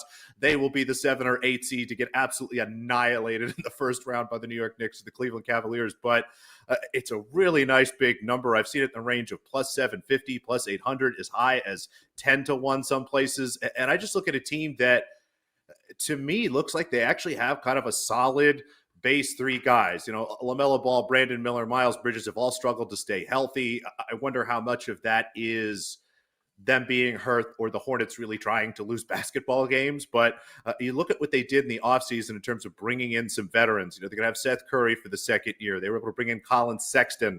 Now, I'm a little worried maybe what they could do at center, but it's not really that big of a problem in the Eastern Conference. There's not that many big guys for them to really be bothered by. But again, given how many question marks I have about teams like the Milwaukee Bucks, they're in just a very, very fragile situation. I mean, if anything happens with Giannis, they're immediately one of the worst teams. You look at a team, you know, like the Philadelphia 76ers, my Philadelphia 76ers. I have no idea. They could be really good or bad. I think there are just spots for them to climb over here and sneak in. So the Charlotte Hornets to make the playoffs, I can't believe I'm saying this on a recorded show. Bet it. Okay. One last question I had about the NBA. I'm looking at the MGM MVP market. The top makes me laugh. SGA 2-1, Jokic 3-1, Luka 350. Okay. All right. Then we get to Giannis at 10, Wemby at 16, Edwards at 25. Cade Cunningham is the next guy after Edwards. Wow. You know there's value on everybody not named Shea, Jokic, Luka. Anything that you like early? It's a really tough market, and it's one of the reasons I love the NBA MVP so much. I think if you go back and look at the history of MVPs, it's actually just an outstanding list of basically Hall of Fame basketball players up and down. So it's an award that everyone takes very seriously, and I think that's why you see the grouping up there at the top. You know, when you start to think about this award, so you can cross a couple teams off. With all due respect to Victor Wembanyama, the Spurs are not going to win enough games for him to garner any attention for MVP in the Western Conference. Anthony Edwards, 25-1, is the one that sticks out to me because a lot of people are kind of down on the Minnesota Timberwolves. I think they are definitely going to be a little worse than they were last year, given they lost Nickeil Alexander-Walker.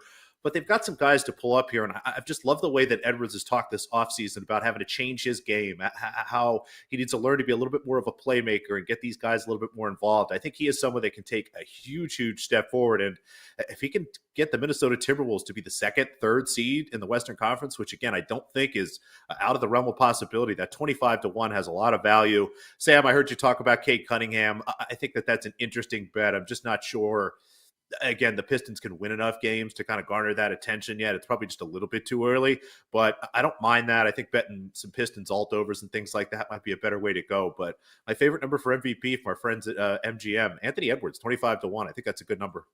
Very good. Noops Christensen, appreciate you jumping on. _Noops over on X. Good luck with your touchdown bets tonight. Thanks. Absolutely, gentlemen. Always a pleasure. Best of luck until we talk again. Absolutely. Alex Christensen there. Good stuff there. _Noops over on X. All right, coming up next on the show, we do Monday morning market moves. We'll hit college football. Still a lot to get to as far as what happened over the weekend. It is a monster slate coming up on Saturday. Also NFL. So Monday morning market moves are next right here on the BetMGM Network.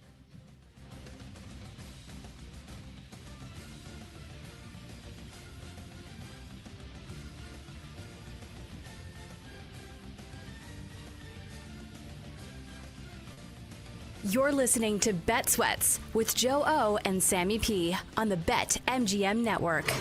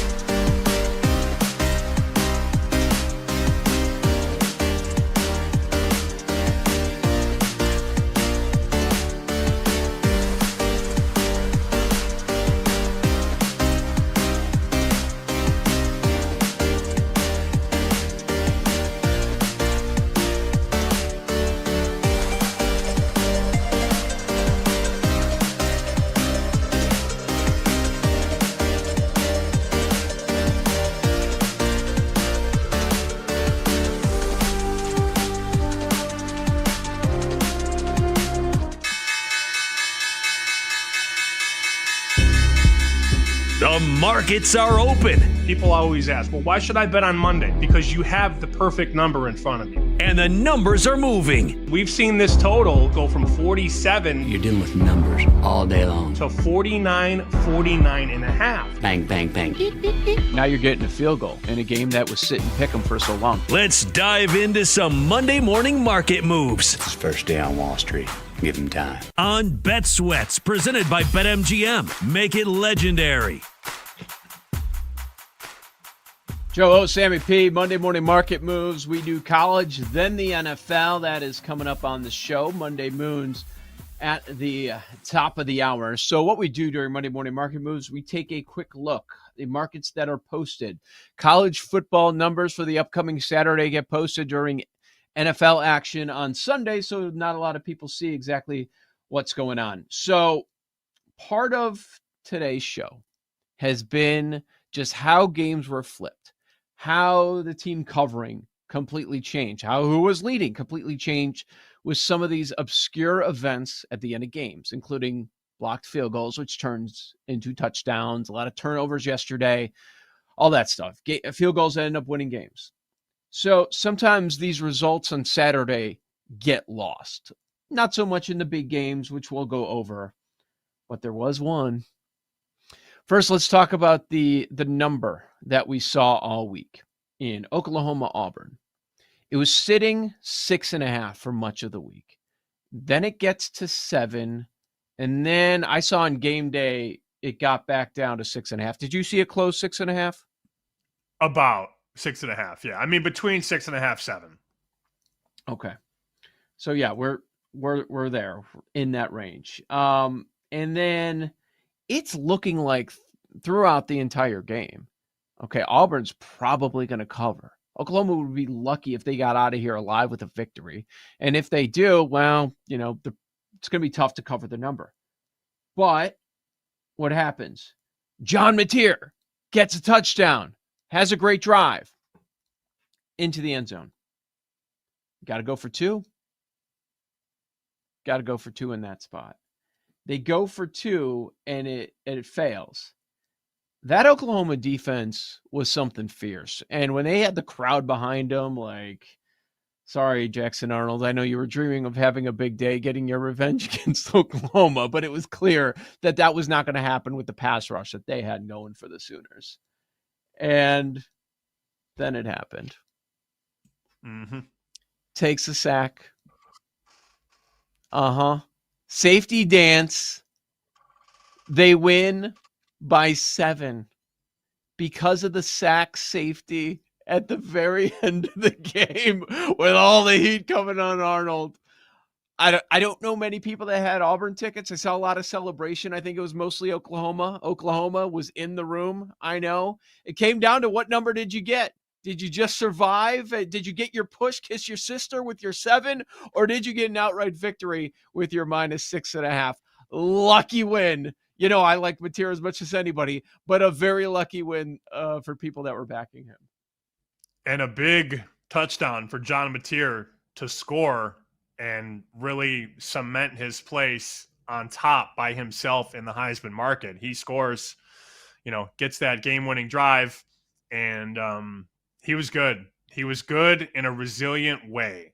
He didn't dominate, but he rose to the level in the fourth quarter. And I was laughing just thinking about Felica, our friend, Chris the Bear Felica. He had Auburn plus 6.5 on Saturday. Woo. And he had the Eagles -3.5 Sunday. Oh, no. So balanced. Well, he washed. Yeah. He washed, right? What happened to him on Saturday, losing the Auburn, smoothed itself out on Sunday with the blocked kick and the return by Jordan Davis. So imagine that roller coaster of emotions. You got Auburn right side loses. You got Eagles wrong side that wins. Very, very entertaining finishes on both ends. Let's stick to Auburn. I'm glad you brought this up because they are getting bet this week. Okay. Texas A&M is at home against Auburn. First number I saw in this game was 4.5. A little low. It got bet all the way up to 7. Hit 7.5. This is within the first 20 seconds. It goes from 4.5 to 7. Then it gets to 7.5, and now we're at 6. It's been two-way sharp. They bet A&M up from 4.5 to 7, 7.5, and the recent movement has been 7.5 to 6. So you got people on both ends of this equation. Okay. A&M at the cheaper numbers, Auburn at the bigger numbers. I think we're going to close less than 7. There were some big bets at +7. I see a couple shops at 6 now. This will be fun to follow throughout the week. I know this is Monday market moves. This thing on Sunday was every which way. Up, down, left, right. They bet the game every single way. Okay. Yeah, we got a huge slate of games, and that one is getting a ton of action early on. But we know some of these other ones throughout the week, it's going to be what everybody's talking about, everybody following the moves. Look, you're going to be tied up with maybe wedding activities on Saturday night. Guys, get ahead of it now if you can. Clear Saturday night, because we're going to have Oregon, Penn State on one channel, and we're going to have Bama, Georgia on another. You might want to be at a sports bar somewhere where you have multiple TVs if you don't have that sort of setup at your house. Maybe somebody's garage, wherever. Got to go somewhere with multiple TVs. And the point spread is, and total, almost identical, Sam, in both of these games. I got to start with Oregon, Penn State. Penn State, your host. Penn State, your favorite by 3.5. And the market agrees. Let's make the total 52.5. So I say Penn State 3.5, 52.5 against Oregon. What's your first reaction? The room is going to be on Oregon. I feel pretty strongly about that. Yes. Because if you think about Penn State has shown you nothing. Penn State looks like a heavyweight fighter that's bored and doesn't really care. They've played nobody so far, but their season literally begins on Saturday. And Oregon's been cracking teams. From a power rating standpoint, Penn State's number hasn't changed, really. Oregon's has come up a ton. Like, I had one odds maker tell me he's raised Oregon 4 points already in, 4 games? So that's a lot in a very small window of time. Penn State hasn't been upgraded at all. Maybe somebody would downgrade Penn State because they haven't really done anything. But if you make this number in the summer, we're talking Penn State maybe -5.5, 6. And now because the water level has risen on Oregon, this number is 3.5, which implies that they're equal on a neutral field. Because home field at Penn State is probably about 4, give or take. So the line's 3.5. They're basically saying if Oregon and Penn State played on a neutral, this would be a pick 'em. That feels light. I think Penn State is going to be the side the house needs. Or, Oregon's a better team, and I get points. A night game, whiteout, Happy Valley. They've been waiting for this game all season, man. All season. It's almost like they haven't really tried because they don't want to get hurt against Villanova and whoever else they played this season. Like, I lose track because the teams stink. The books are going to need Penn State. That's my prediction for this weekend. Oh, man, if they're on a public dog, let's go. Oh, yeah. You know it's happening. You know it. You know, because Penn State's overrated. And Penn State has struggled. Although, I mean, they've won these games 46-11, 34-0, 56. If that's struggling, I don't know that that's a thing. I mean, you win by 35, 34, 46.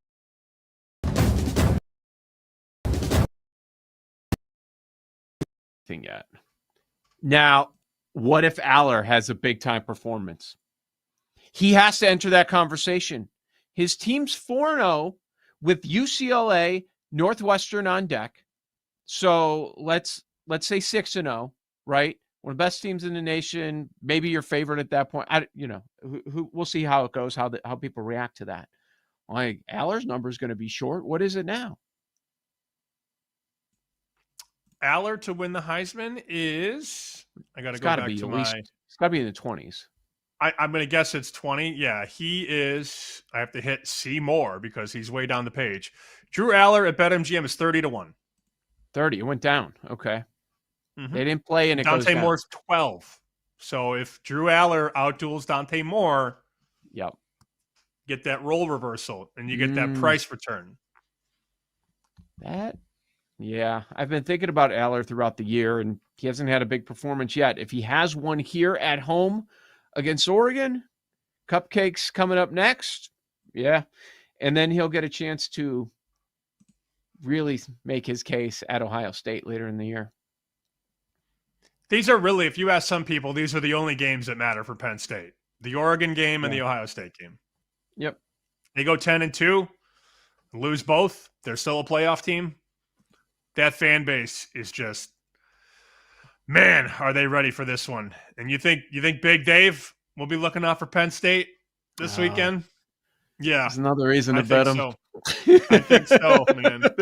So it's coming down, though. I mean, the 3.5s are getting expensive to take the dog. And what I mean by that, if you want to go to BetMGM and bet Oregon right now, plus 3.5 minus 120. So we'll see, man. I think we're going to get to 3 later in the week, at which point I think there will be resistance on Penn State. Speaking of resistance, I know we'll do Alabama, Georgia, but they're betting against the number 1 team in the country, which I think is pretty eye-opening on a Monday morning. That's Ohio State at Washington. Circa opened the game 10. Look at the board now. 8.5 at BetMGM, 8 offshore at Jazz, 8 at Pinnacle, 8 at Chris, 8.5 Circa, 8 Superbook. There's an appetite here to bet against Julian Sayin and this Ohio State offense. Never easy to go to Washington and play. That place is crazy, crazy loud, crazy electric. They came in Sunday and Monday and bet Washington at home, catching over a touchdown against Ohio State. Mm-hmm. Man, that's interesting. It's an interesting move. The market is a humming. Like some weeks it's felt quiet. Not this week, especially college football, to get things going. I want to throw out one other one before we get to Bama, Georgia, and we'll talk about that one throughout. You know, watching Notre Dame, I'm like, this is just going to be an over team all year. They're going to be an over team. And then that's on my mind. And then, okay, what is the total for Notre Dame, Arkansas? 64.5. Wow. Like, oh, yeah, I don't know that I can bet the over, but I kind of want to in this game. On the flip side, this was one that I circled, ooh, that could be dangerous for Notre Dame. The schedule is soft moving forward, but going to Arkansas could be dangerous. The Razorbacks just lost 2 one-score games. So they take care of their cupcakes early in the year, and they lose at Ole Miss by 1 score. This weekend, they lose at Memphis by 1 point. But there's no doubt about it. They can score. They put up 35 on Ole Miss. They put up 31 on Memphis in those losses. I think the total's justified. But now they're coming back home. Sam, that +6 looks pretty good. Notre Dame's defense still blows, and they let Purdue put up 20+ on them, which should not happen in your house, especially in that spot with an 0-2 start. And CJ Carr's been really good. His passer rating is 166.7. Yep. I saw Pete Sampson had this tweet, and I screen grabbed it right away. That would be a top 10 number in 8 of the past 9 seasons, and the numbers are almost identical to Trevor Lawrence as a sophomore, Caleb Williams as a sophomore, Bryce Young as a sophomore, J.J. McCarthy as a junior. CJ Carr, 166.7. It's a very, very elite passer rating. Notre Dame has a quarterback, and Notre Dame is an over team. Now, watch this weekend's game be 27-20. But the identity of the team last year was run the ball, play strong defense. This year, it's outscore everybody. Very big change at Notre Dame. Yep. And they certainly did that. They had in the 60s in the third quarter. They're going to need to have the offense show up the entire game in this one. All right.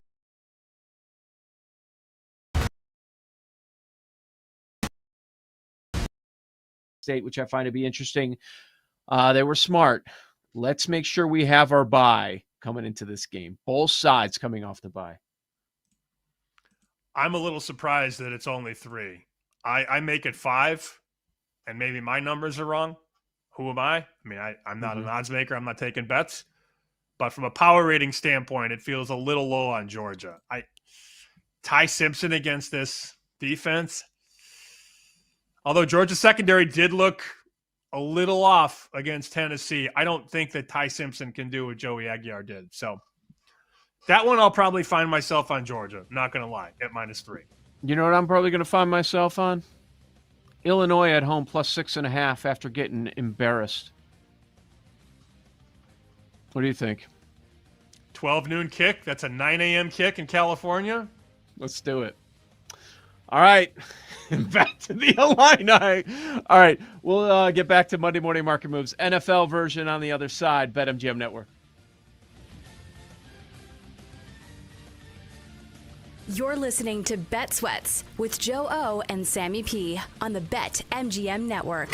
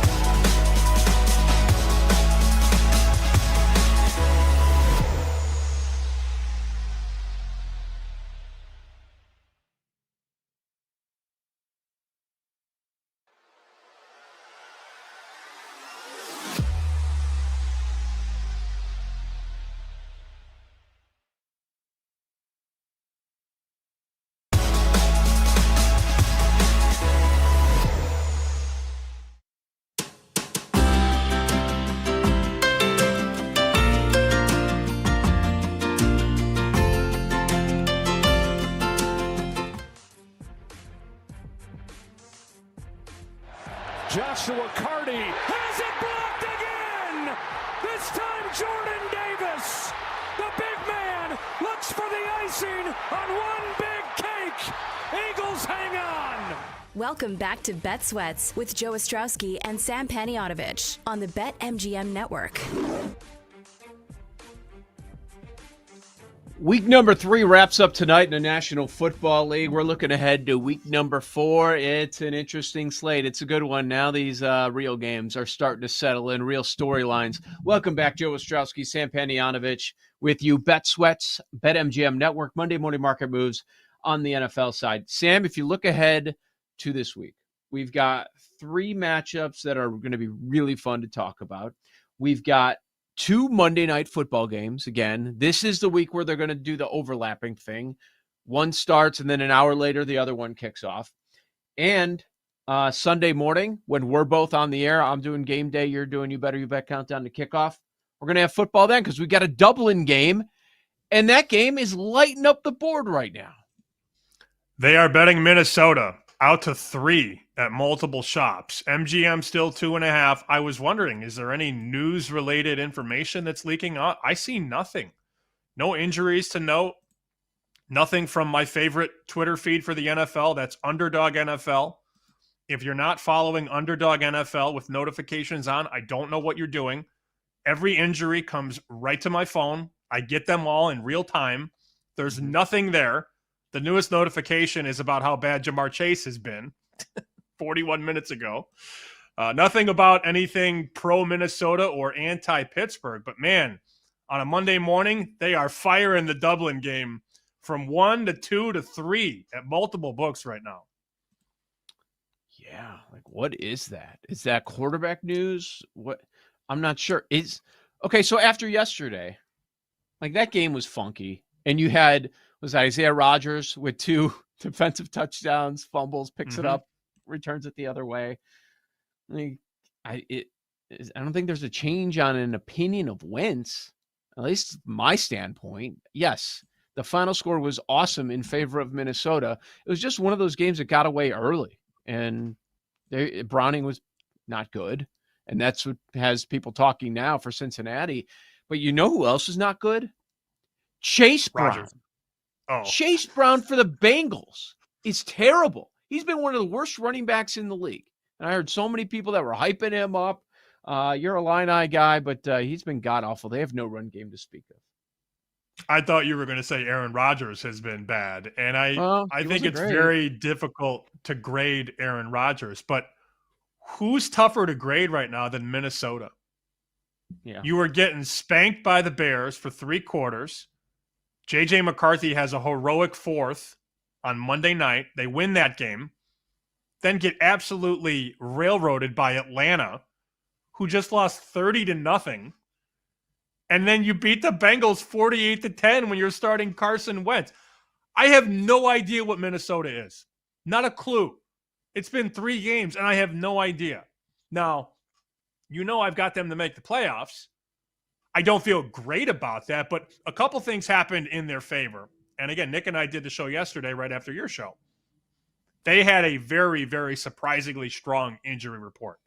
Darisaw, their left tackle, came back. He was awesome. Yeah. Awesome. Van Ginkel played. Harrison Smith played. Those were guys midweek that they didn't know. They didn't know the status of. And I saw Darisaw, I think Thursday was questionable or doubtful. And then they get the good bill on Sunday. So that was a surprisingly good injury report for the Vikings. It wasn't the case for Cincinnati, who played without a couple of corners and then just fell behind early and got crushed. But does that mean the Vikings are good? No, it doesn't. And if the Vikings beat the Steelers, I still don't know if the Vikings are good. But look at their next 2 games. You play the Steelers, and then you play the Browns. And I believe both of those games, aren't they both in Europe? Because, yeah, they're in London on the 5th, too. So they play this Sunday in Dublin, and then the next week they play in London. But they can win both. Why not? We have Sunday morning. when I stop talking, that's when you jump in usually. He said, ring that bell! He said, ring that bell! Then it's You Better You Bet, hosted by Nick Costos and Femi Abebefe. Great teams and great players get a whistle. It's happened forever. It will continue to happen. Capped off every night with the electric Brad Evans and Ryan Horvat on BetMGM tonight. Oh, that's a sexy phrase. Quote Dr. Dre, creep with me and walk with me on this one. Welcome to a new era of Wagertainment. This is the BetMGM Network. Please gamble responsibly.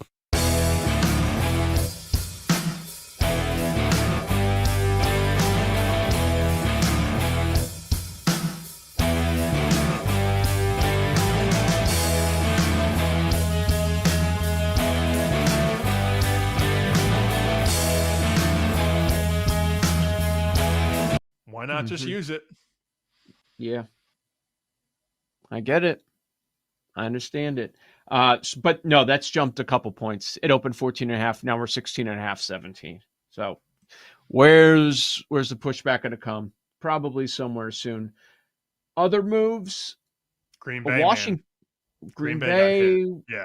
Yeah. Yeah. Let's talk about Green Bay. That went up a couple of points. So is that CeeDee Lamb? Is that just Cowboys, got smoked? Packers off a loss to the Browns. What's the thought process? Combination of all those things. I didn't see a report on Lamb. I know he didn't return yesterday, which sucked because I was on Dallas and you knew the vertical passing game just wasn't there. I believe they said it's not a big issue long term, but that doesn't mean that he's going to play this week. Imagine what that ankle looks like today. It's always worse the next day. We'll probably learn more Wednesday, Thursday, into Friday on CeeDee Lamb. But the look-ahead number was 4. They reopened at 5.5, and now we're 6.5. Yeah. I wouldn't be surprised, Joe, if we got to 7. Pinnacle and Chris are at 6.5 now. MGM is at 6. Limits aren't even high. I mean, you can't bet big numbers like that on Monday. You can't get down these huge bets. Who's coming in to bet Dallas at anything south of 7? I could see it at 7. You want to take them at home catching 7 Sunday night? I get it. I understand it. Not saying I agree with it, but from 4.5 on the look ahead to 6.5 now, where does the resistance come in on Dallas? It has to be at 7. Like, no sharp guy's going to bet 6.5 on Monday. You just wait. You wait for 7. And I don't think the Green Bay money is going to stop because, Green Bay's going to be upset. They got a lot to prove. Dallas can't stop anybody. And what else? What's the other angle? There's one more big one. Micah Parsons game. Yes. It's look, we talk about value. Numbers matter. I'll just be honest. I'm not betting Dallas. I don't care what the number gets to. Understood. Maybe I'll bet the total. Dallas yesterday, I could see it for sure. Yeah. Maybe I'll bet the total, but look, okay, so this Packers offense, which was humming, they get stonewalled against the Browns. Now they're going to face the worst defense in football right now. For my money, the worst defense in football. 1 week, Russ has given up 450 yards at home. And then the next week, Caleb Williams is the best quarterback in the NFL. 4 touchdowns, no interceptions, almost 300 yards against the Bears. And that wasn't supposed to happen either. So what is a pissed off Packers team going to do? And they're going to say all the right things. It's going to be for Micah, all this stuff. Man, I get why there is a big move, already a 2.5 point move. This is getting to 7. The only question is it going past 7? Don't know about past, but to see this move already out to 6.5 on Monday is pretty strong. No doubt. A couple other moves that I wanted to get to. Rams and the Colts. Now the Colts are 3-0. I don't think we learned anything aside from Tennessee is horrible. I don't upgrade Indy off that game. I just downgrade Tennessee. Tennessee's a joke. Coaching staff, horrible. That whatever happened at the end of the first half with the field goal and the miss and horrible.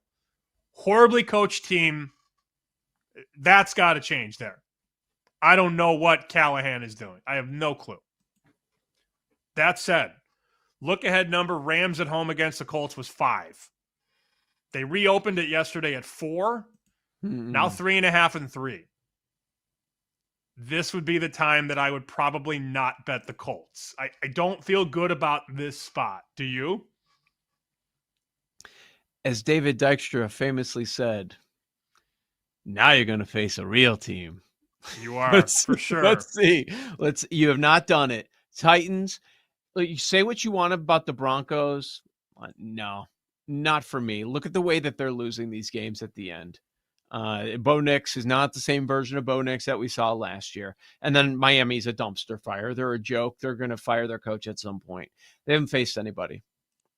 Now you are. And now you got to do it on the road. Now, I'm not here sitting to say that the Rams have any sort of a home field because they don't, but it is a little bit tougher going out west. Let's see. Now you're going to also go toe-to-toe with an offense that can keep up. They haven't done that. With Devontae and Puka had a great game again. I think this is going to be a real fun. What's the total on this one, Sam? You got it in front of you. 49, 48.5 BetMGM. That's probably going to go up, isn't it? I would think so. They're betting 2 more games. One of them I understand. They're betting Chicago because, you know, the Bears have the coach and quarterback now, despite being 1-2. Well, free hot the dogs Raiders for everyone. Sucked too. Raiders O-line is trash, and Nothing. Genty can't run, and Bowers is hurt, and it's bad. So Vegas is now only a 1-point favorite. This opened 2, and now it's down to 1, and you're going to see Chicago likely close the favorite. That's my guess. The other one that they're betting, people are not going to be cool with this one. They are not going to bet this, but the market has. Baltimore opened -3 at Kansas City. I'm hearing a lot about how the Chiefs are broken and this and that. They bet the Chiefs at +3. What do you think the room's going to bet in that one? Baltimore -2.5 on the road. Oh, yeah, probably. Especially if they win and cover tonight. It's going to be a no-doubter. They're betting Houston, too. That's out to -7 against Tennessee. Not me. I'm not laying 7 with that team. No chance. Joe O, Sammy P, Monday Moons, next. BetMGM Network. You're listening to Bet Sweats with Joe O and Sammy P on the BetMGM Network.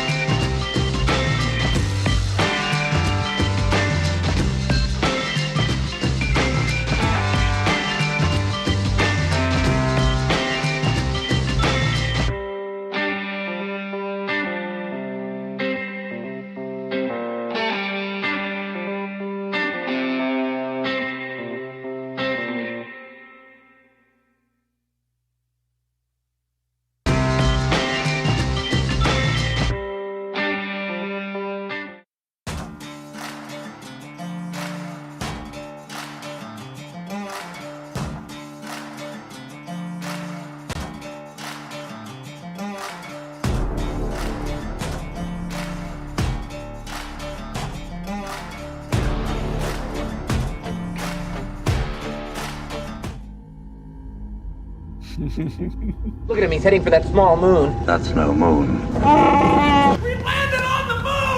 It started with me telling Joe that I just blasted a game to the moon. You have an Aries sun and a Libra moon, so that means that the sun and moon are opposing each other. Fade them to the moon. Why some say the moon? It is juice to the moon. Can we talk about Gore Moon? We choose to go to the moon. Pacers, moon. We choose to go to the moon because that challenge is one that we're willing to accept.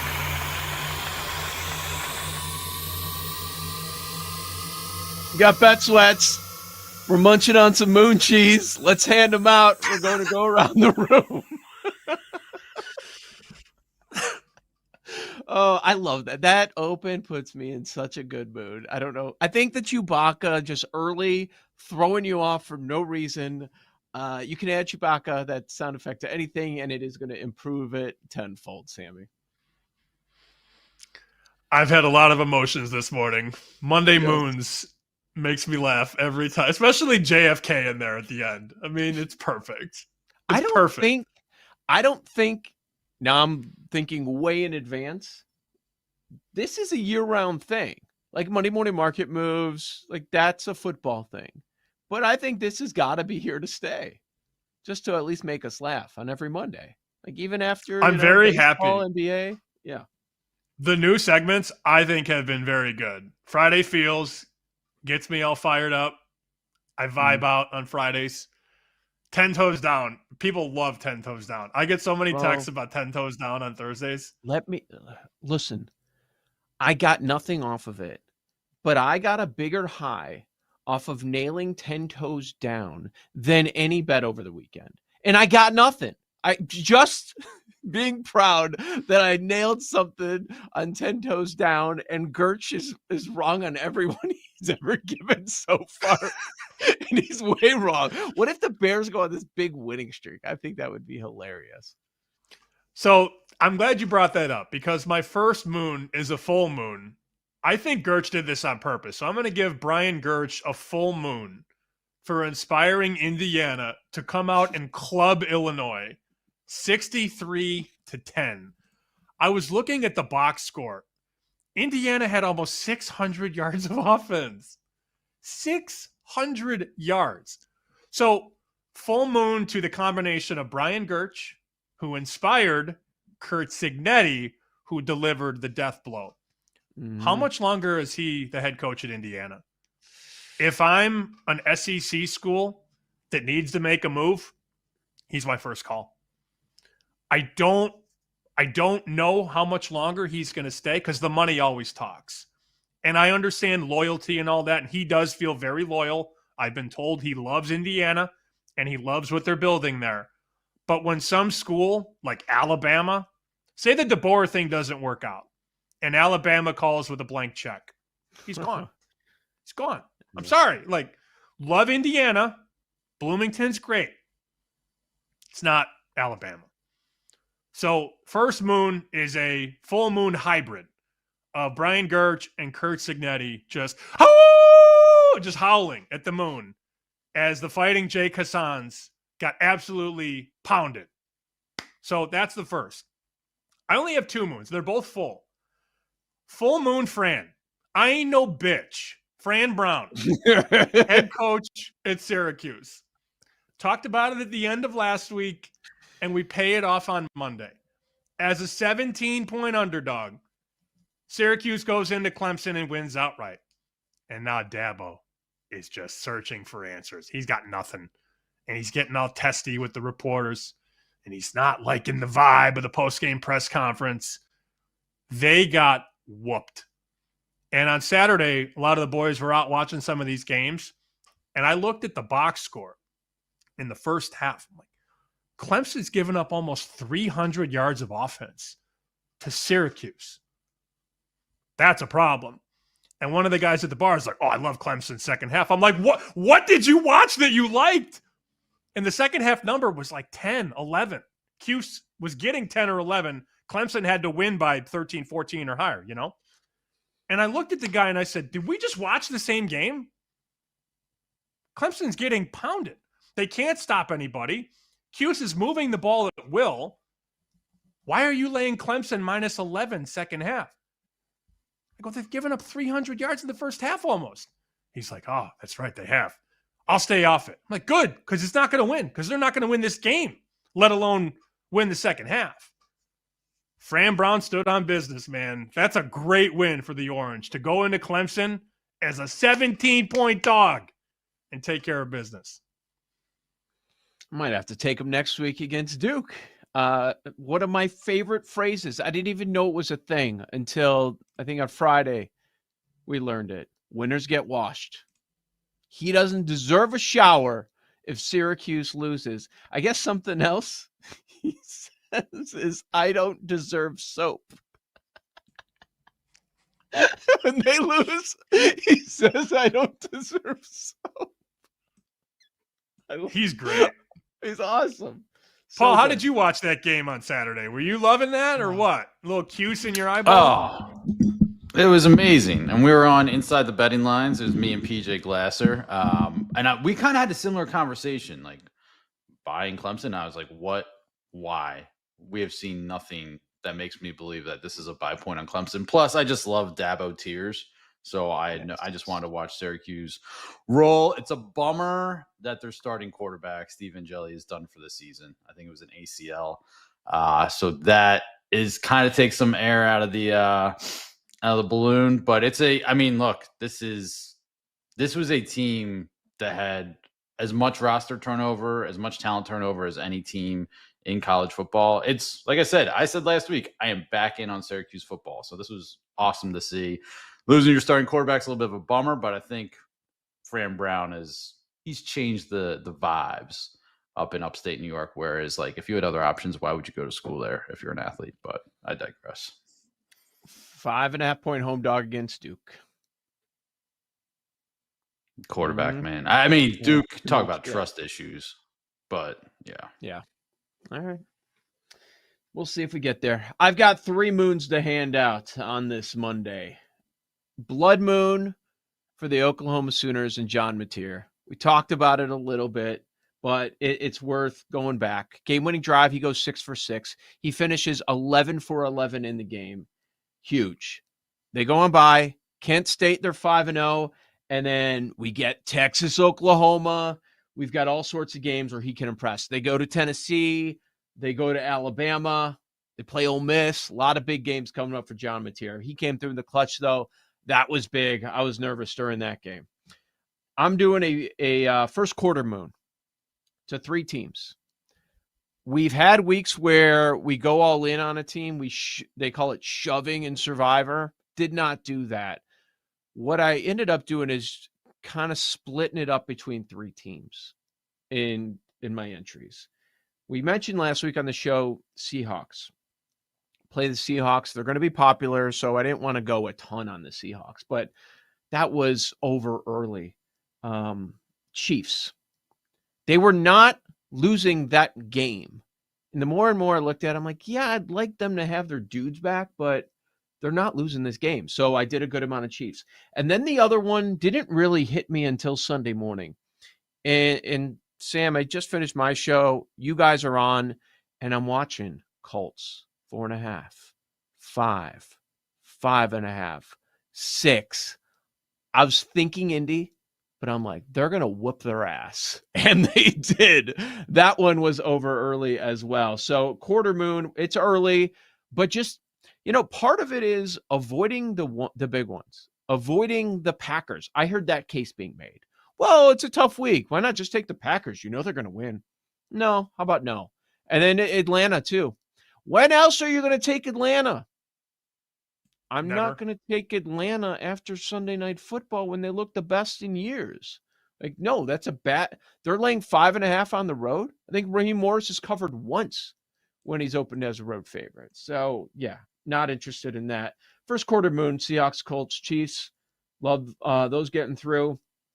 And I'm not just going to sit here and talk about how bad the Cowboys defense is without giving a pink moon in honor of the nails to Caleb Williams. He was the best quarterback in the NFL yesterday. He was. 4 touchdowns, no interceptions against a coordinator that knows him. in Eberflus. And Eberflus still had no answers. I know Ben Johnson played a big part, and there were some terrific play calls there, but Caleb got it done. And you know who else did? Jordan Mason for the Vikings. Finally got into the end zone, gets into the end zone a couple of times. Paul, it's the first week I don't bet on him to get a touchdown, of course. And then he ends up scoring 2 of them, but got to give it up. He had a great day.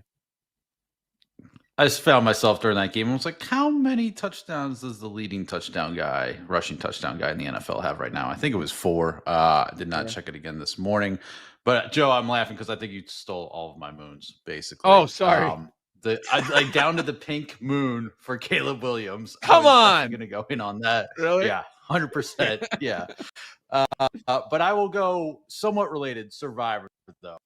The Seahawks, I'll give them a half for a Survivor sweat-free Sunday.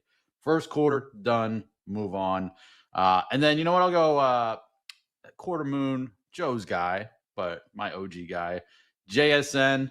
Another 5 for 90 something, and myself for responsible alts moon. I had the 100, 110, 90 plus, 80 plus in the bet slip. Ended up just going with the 80 plus. Responsible alts moon instead of, after like 2 catches early, it's like, I did play the receiving leader weekly at 20-1. That did not come early. I was like, all right, he's popping a little bit, but it's the worst when you kind of have that angle. You bet too many alts all the way up and it's like, looks great early and then comes in, below 100. So JSN, Seahawks, moons. I'm really excited for Jake's though. Also, first one will be serious. Full moon, Eagles special teams, -3.5. Let's go. That was pretty awesome at the last second. Wow. You did the Eagles 3.5? I did the Eagles 3.5, and that was terrifying the entire time. Yeah. So shout out Eagles special teams, full moon. And then this is so stupid. Super moon, super ultra blue moon. I'm sitting at the kitchen counter yesterday, and I'm making my breakfast before I take my little ass to the Bears game. Phone rings. Cincinnati, Ohio area code.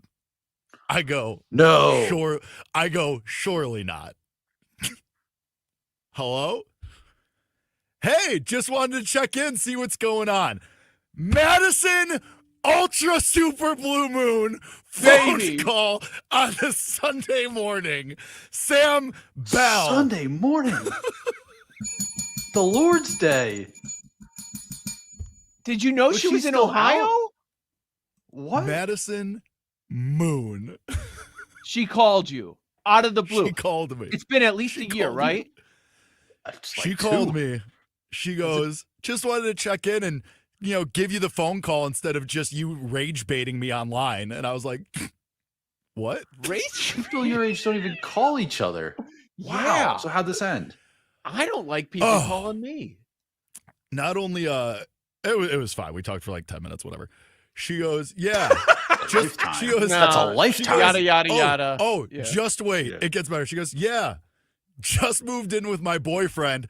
By the way, I'll be in Chicago this winter. That's a block. No. It's a block. It's a hard block. Block the moon. Yeah. Slut. What? What is that? I mean, what is he's that? not wrong. She just moved in with her boyfriend, and she's calling Jake for a taste on the side. I mean, out of the blue. Yeah. Yeah. Moon. Insane. Rage bait moon. Get the Hawk on the line. I texted the Hawk, don't you? I texted the Hawk immediately. What'd she say? Hawk goes, ain't no way, comma, she's for the streets. See? She said the same thing. Yeah. Wow. Wow. So now you have the number. If it rings again, are you answering? After that, I am 100% answering. You think I'm letting this story die? Are you kidding me? This is free content. I wasn't sure. When you said 100%, I wasn't sure if it was going to be a no or a yes. No, 100% yes. A little crazy. Hilarious. Why would he say no? Yeah. Because she's insane. Correct. But I don't know if he wants any of that. So, very quick follow-up. Are you guys getting back together? Yes. No. Still very much lives in Rhode Island. I'm good. But she's from Cincinnati. That's why it was a Cincinnati number? Yeah. Rhode Island? And she's moving back to Chicago. No, isn't moving back. Is just fall. going to be here for like a weekend or something. She's setting that up. Oh my God, this poor man. Moon. Yeah. Moon. Give her the Super full moon. moon.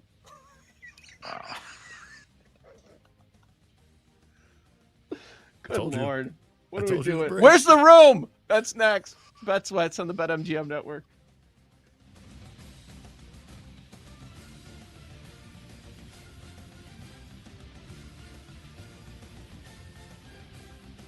You're listening to Bet Sweats with Joe O and Sammy P on the BetMGM Network.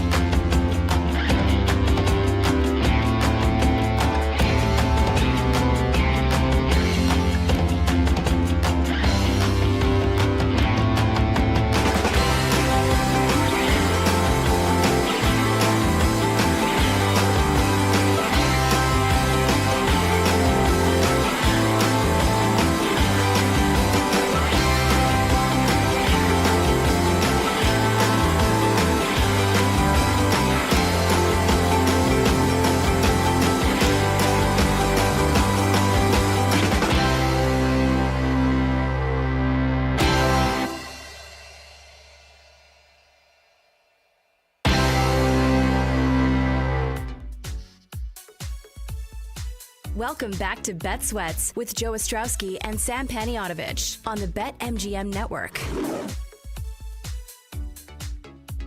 Where's the Room coming up in a couple of minutes, getting you set for Monday Night Football. Very high total, so curious where the public is going on those prop bets that we will certainly consider fading coming up tonight. All right, circa Survivor. Let's just talk about Survivor in general. There were two games that had larger point spreads. Remember going into the weekend, big talk, point spreads of 4 or more.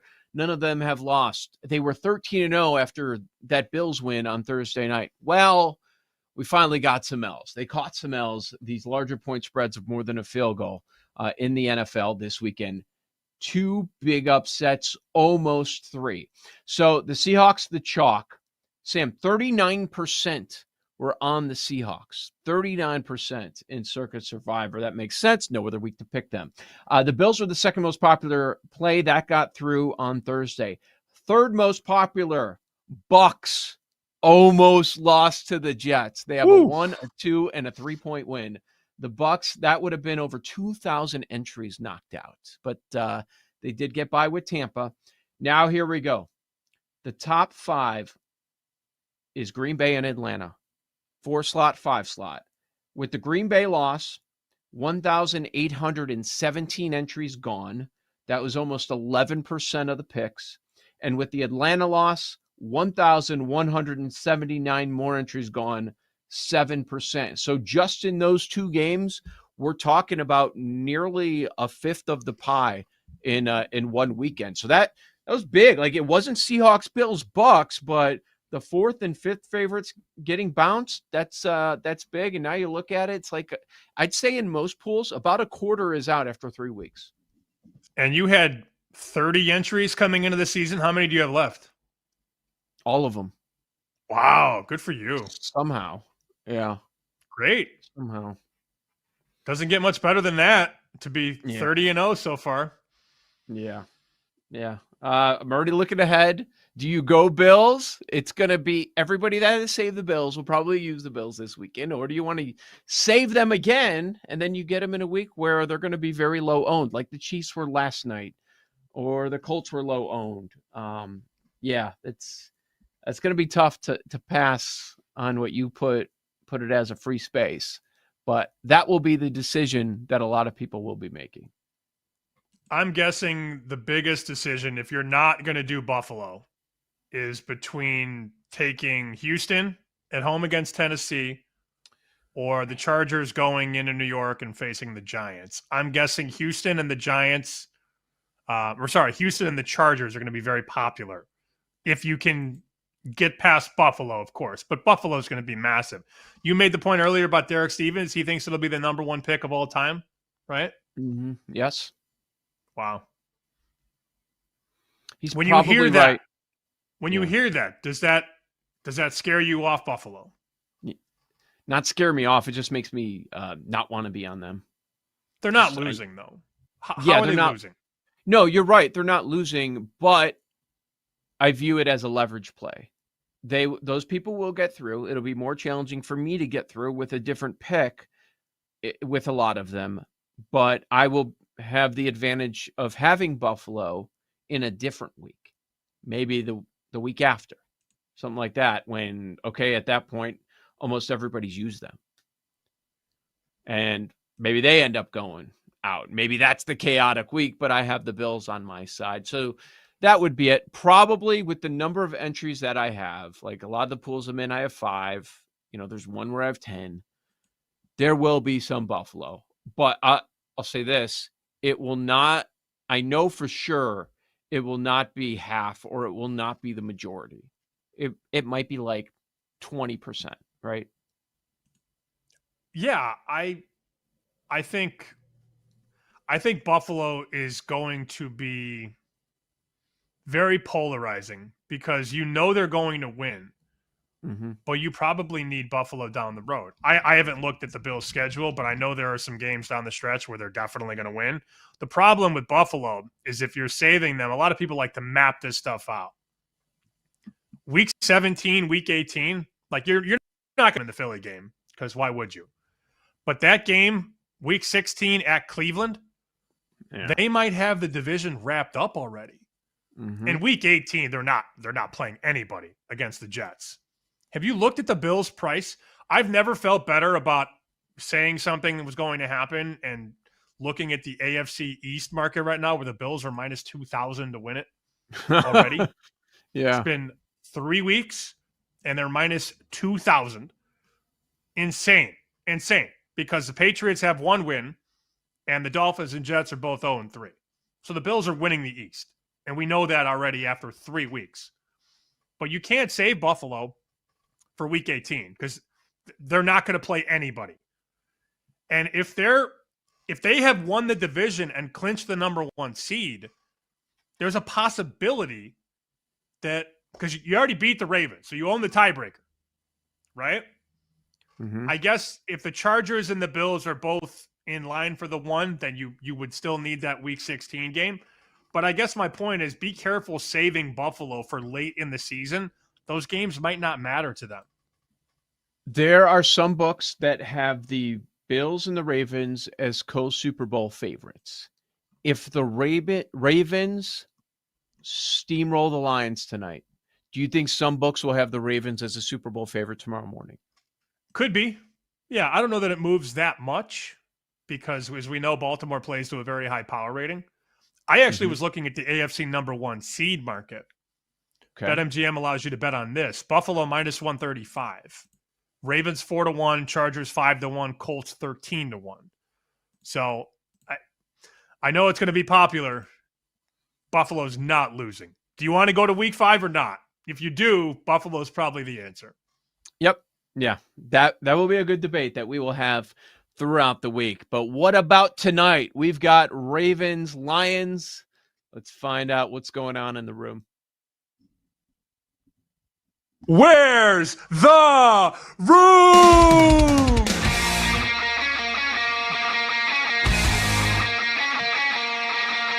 So good. Love it. All right, our executive producer, Paul Aspen. Monday Night Football information. Where is the room tonight?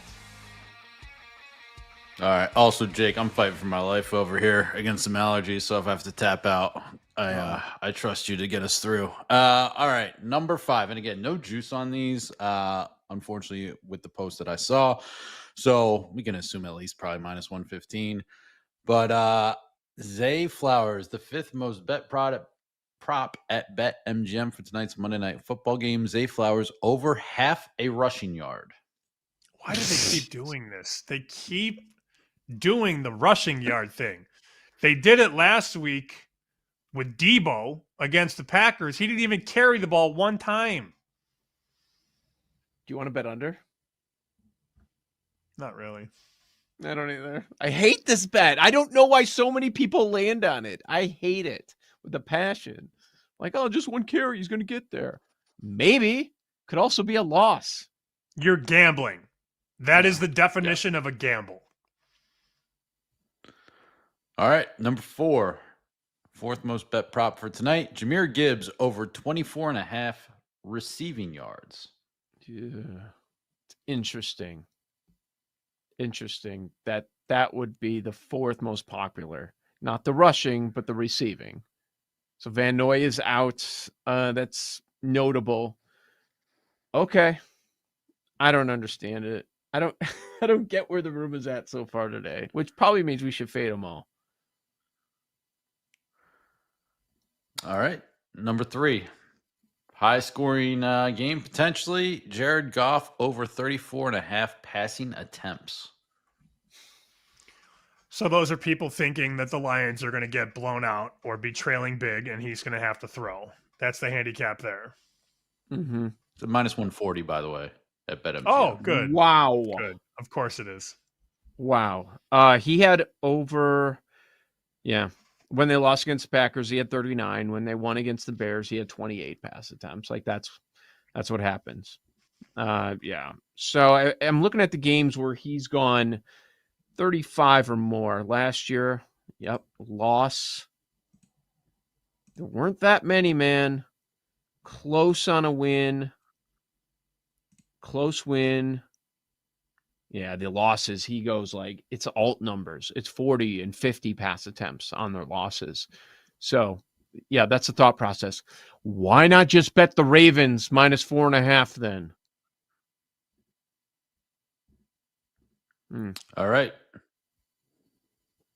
Okay, Good what on else? that. Yep. Number 2.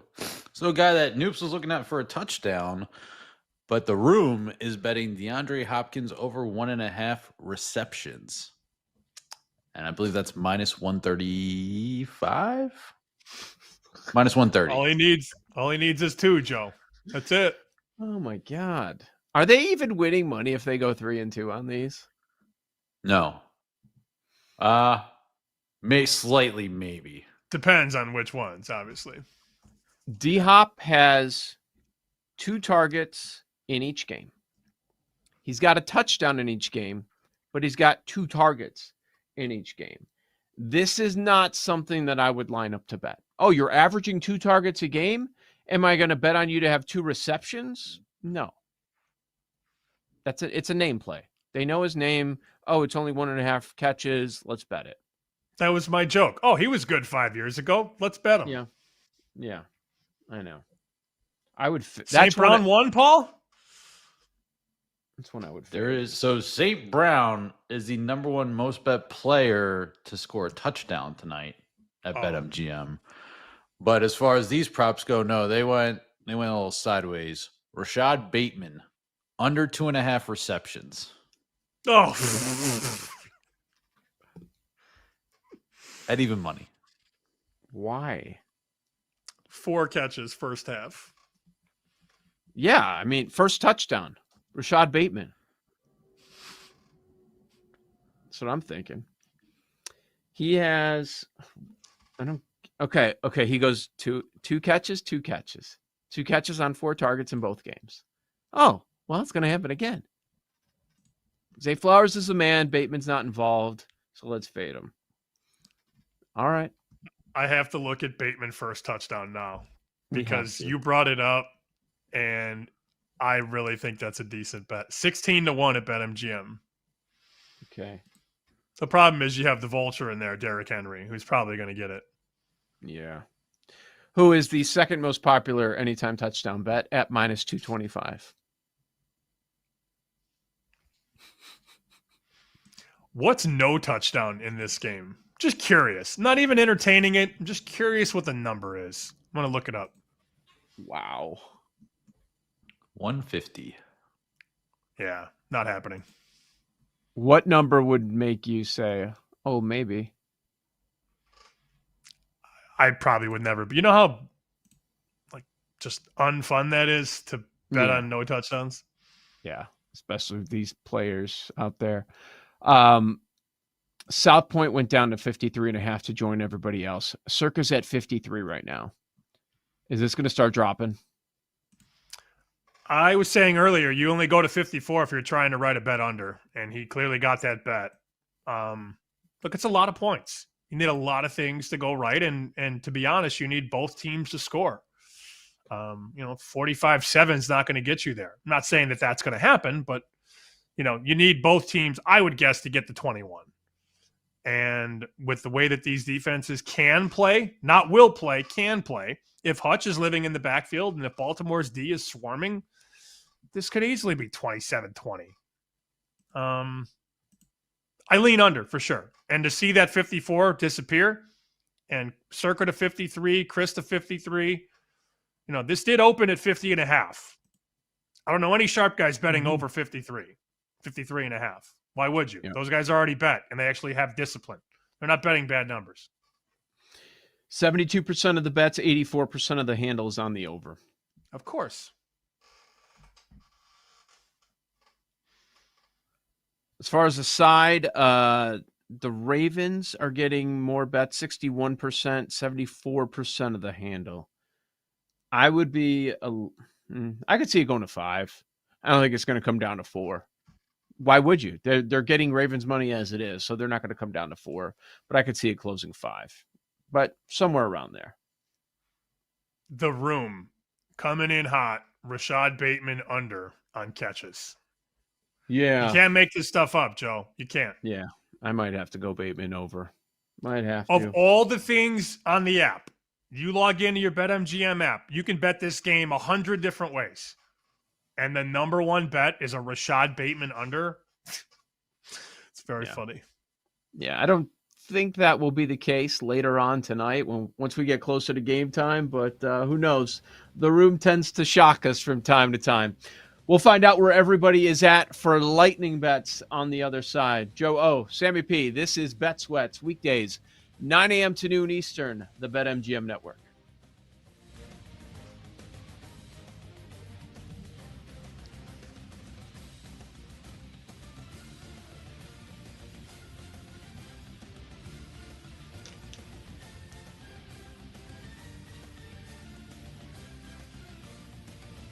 You're listening to Bet Sweats with Joe O and Sammy P on the BetMGM Network.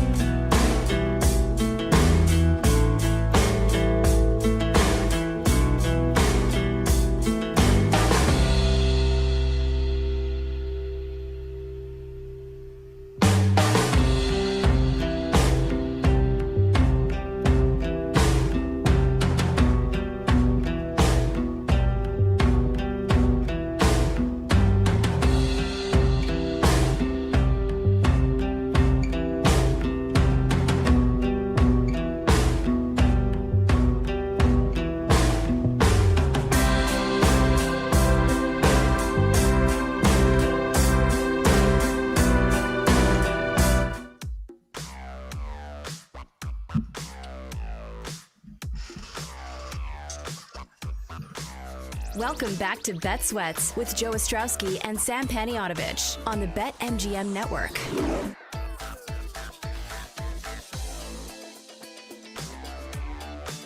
Joe, Sammy P, Lightning Bets, couple minutes away on Monday Night Football. We'll get everybody's thoughts on that or whatever they're going to end up at, and we can get to that. Boy, I saw that the Mets lost and the Diamondbacks won. But now we're in the real final stretch. Couple series left, 1 week of baseball to go. How much of a chance do we have for the Diamondbacks to sneak in here? They are 1 game back. Oh, crap. Are we getting there? I could see it. The Mets are trying not to, man. They're trying their best. I love it. Yeah. Get out of here. Get out of here, Mets. That would be glorious. So I'm looking at the Diamondbacks number. How much has it moved? Hey, it's still 300-1 for the World Series, if you're interested in that. Also, think about this. The Detroit Tigers have a 1-game lead on Cleveland right now. That's it. Yeah. This division was over a month ago. Tigers have now lost 6 in a row, 9 of 10. The Guardians have won 9 of 10. Detroit 85-71, Cleveland 84-72. I don't even know what the prices were on Cleveland to win the AL Central a month ago. Had to be 30-1. If not bigger. And now Detroit at BetMGM only minus 145. Did not see that coming, Joe. Tuesday, Wednesday, Thursday. Cleveland hosts Detroit. Man. Not the last series, but the second to last here. So that'll be fun. Cleveland ends with Texas. So they'll have an opportunity to play spoilers for them. On the Detroit side, after visiting Cleveland, let's see, who do they have here? Then they go to Boston. Okay, last 6 all on the road for Detroit. I think Detroit's up against it. They just look like they have nothing left, which is the worst time to have this happen, going into a playoff run potentially. Yep. I mean, I don't even know. I guess I should know this. I'm going to pull up their reference page right now. Like, their record in September has to be god awful. And again, you and I are talking mostly about football, so a lot of this gets lost in the sauce. Let's see. In the month of September, 5-12. I thought it'd be worse than that, but they had one losing month until September. Look, August 23rd, they're 25 games above 500. And today they're 14 games above 500. In a month. That's how much that flipped. So, yeah, no, it's been awful. And even when they were playing well, what's the one thing that we were saying? Like, you can tell me about the great record they have, this seed, that seed, a potential bye. Don't care, can't wait to fade the Tigers in the playoffs. Now you're not going to get any value on that because they couldn't finish the season strong because they come stumbling to the very end. It's just a matter of where they're going to be. Are they actually going to win the division? Maybe not. Cleveland, the best price is plus 125. Plus 125. Yeah. Last person on the train, if you bet that. Quite very last. Very last. Yeah. We should take a look at that over the next couple of days. What was the buy point? What was the highest point on Cleveland to win the division? Boy, good call. If you got down on that, even at any sort of a price before we got to this point. All right, so I don't watch any pregame, especially after doing 3 hours of game day. Like, all right, I got 2 hours. I just have a breather here before I lock in for football for the rest of the day into the night. But for some reason, I turned on CBS. I don't know why in this office. Just checking the line, seeing what was moving, final injury reports, all that stuff for the games. And I rarely do it, but I did yesterday. And I got to say, I was locked in for the entire hour. At first, I was very confused about what the hell they were doing. And then I quickly realized, they're celebrating 50 years of the NFL on CBS. And so everybody was dressed like it was the 70s. I don't know what, JB. I was like, what the hell is he wearing? Cower had the Fu Manchu. His hair was all over the place. It was great job by everybody involved. And the best part, Uncle Brent was in studio for about 10 to 15 minutes, giving his picks on the games. Still sharp, that guy. Oh. He still got it. They were amazed at how sharp he was. Like, even Burleson was talking about it. He's like, you didn't even have a teleprompter. He like went up to the camera. He walked up. They were going over the games one by one, like off the top of the head. What about, and he's given details and angles. Here's the number. This is what's happened. Where's Jimmy the Greek? Where's Jimmy the Greek on this one? It's like, where's Phyllis George? It was awesome. It was really good. I don't like a lot of pregame content. I think it's crap for the most part, but that was entertaining. Good job by CBS yesterday. 86, Uncle Brent. I do miss seeing that guy. Every day when I worked at that other station, every day I would see him because our show was on before his. Humans and myself, JVT and myself, every day leading into Uncle Brent. And he'd get you as you were going off because they would come in. We do a shift change. We'd be getting off the set. Brent would be coming in. And I got Brent Musburger being like, Windy City, come here. I love your take on the Bills. Or whatever. Like what planet is this? Like Uncle Brent's listening to me on the way into work and then telling me what he thinks about my take. It's crazy. That guy's the best. I do miss seeing Brent. I was on with him once in studio, and what blew me away is, it shouldn't have shocked me, but when the lights come on, boom, you felt his presence, the energy through the roof. Even at that stage, even at this stage in his life. What a pro. He's the best. Love seeing it. Anytime he's anywhere doing anything, I'm like stopping. What's he got to say? What's he doing? He's enjoying life right now. All right. Lightning bets. Monday Night Football. Where you at, Sam? Let me get a little piece of this under tonight. Why not? I've talked about it, hinted at it. 53.5 BetMGM. Minus 110. I don't love it. But for some action, I could get there. I've also decided I'm probably going to jump in on that room fade. The number one bet, where's the room? Rashad Bateman's under for catches. Good chance I end up on the over. But for the game itself, under 53.5 points. Ladder Bateman.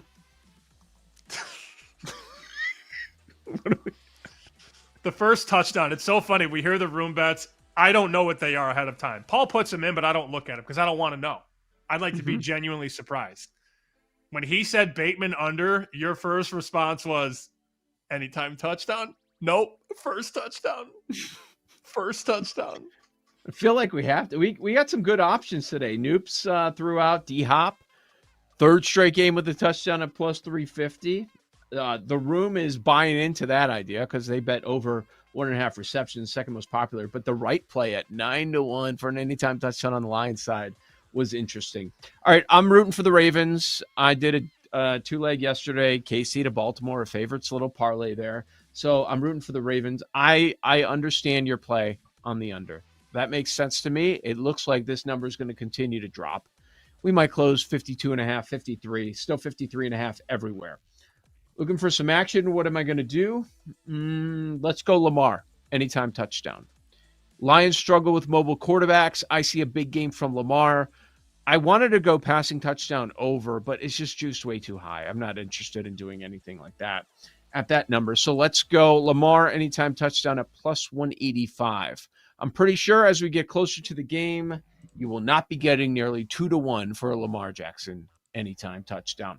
Paul Aspen, anything Monday Night Football or anything else for today?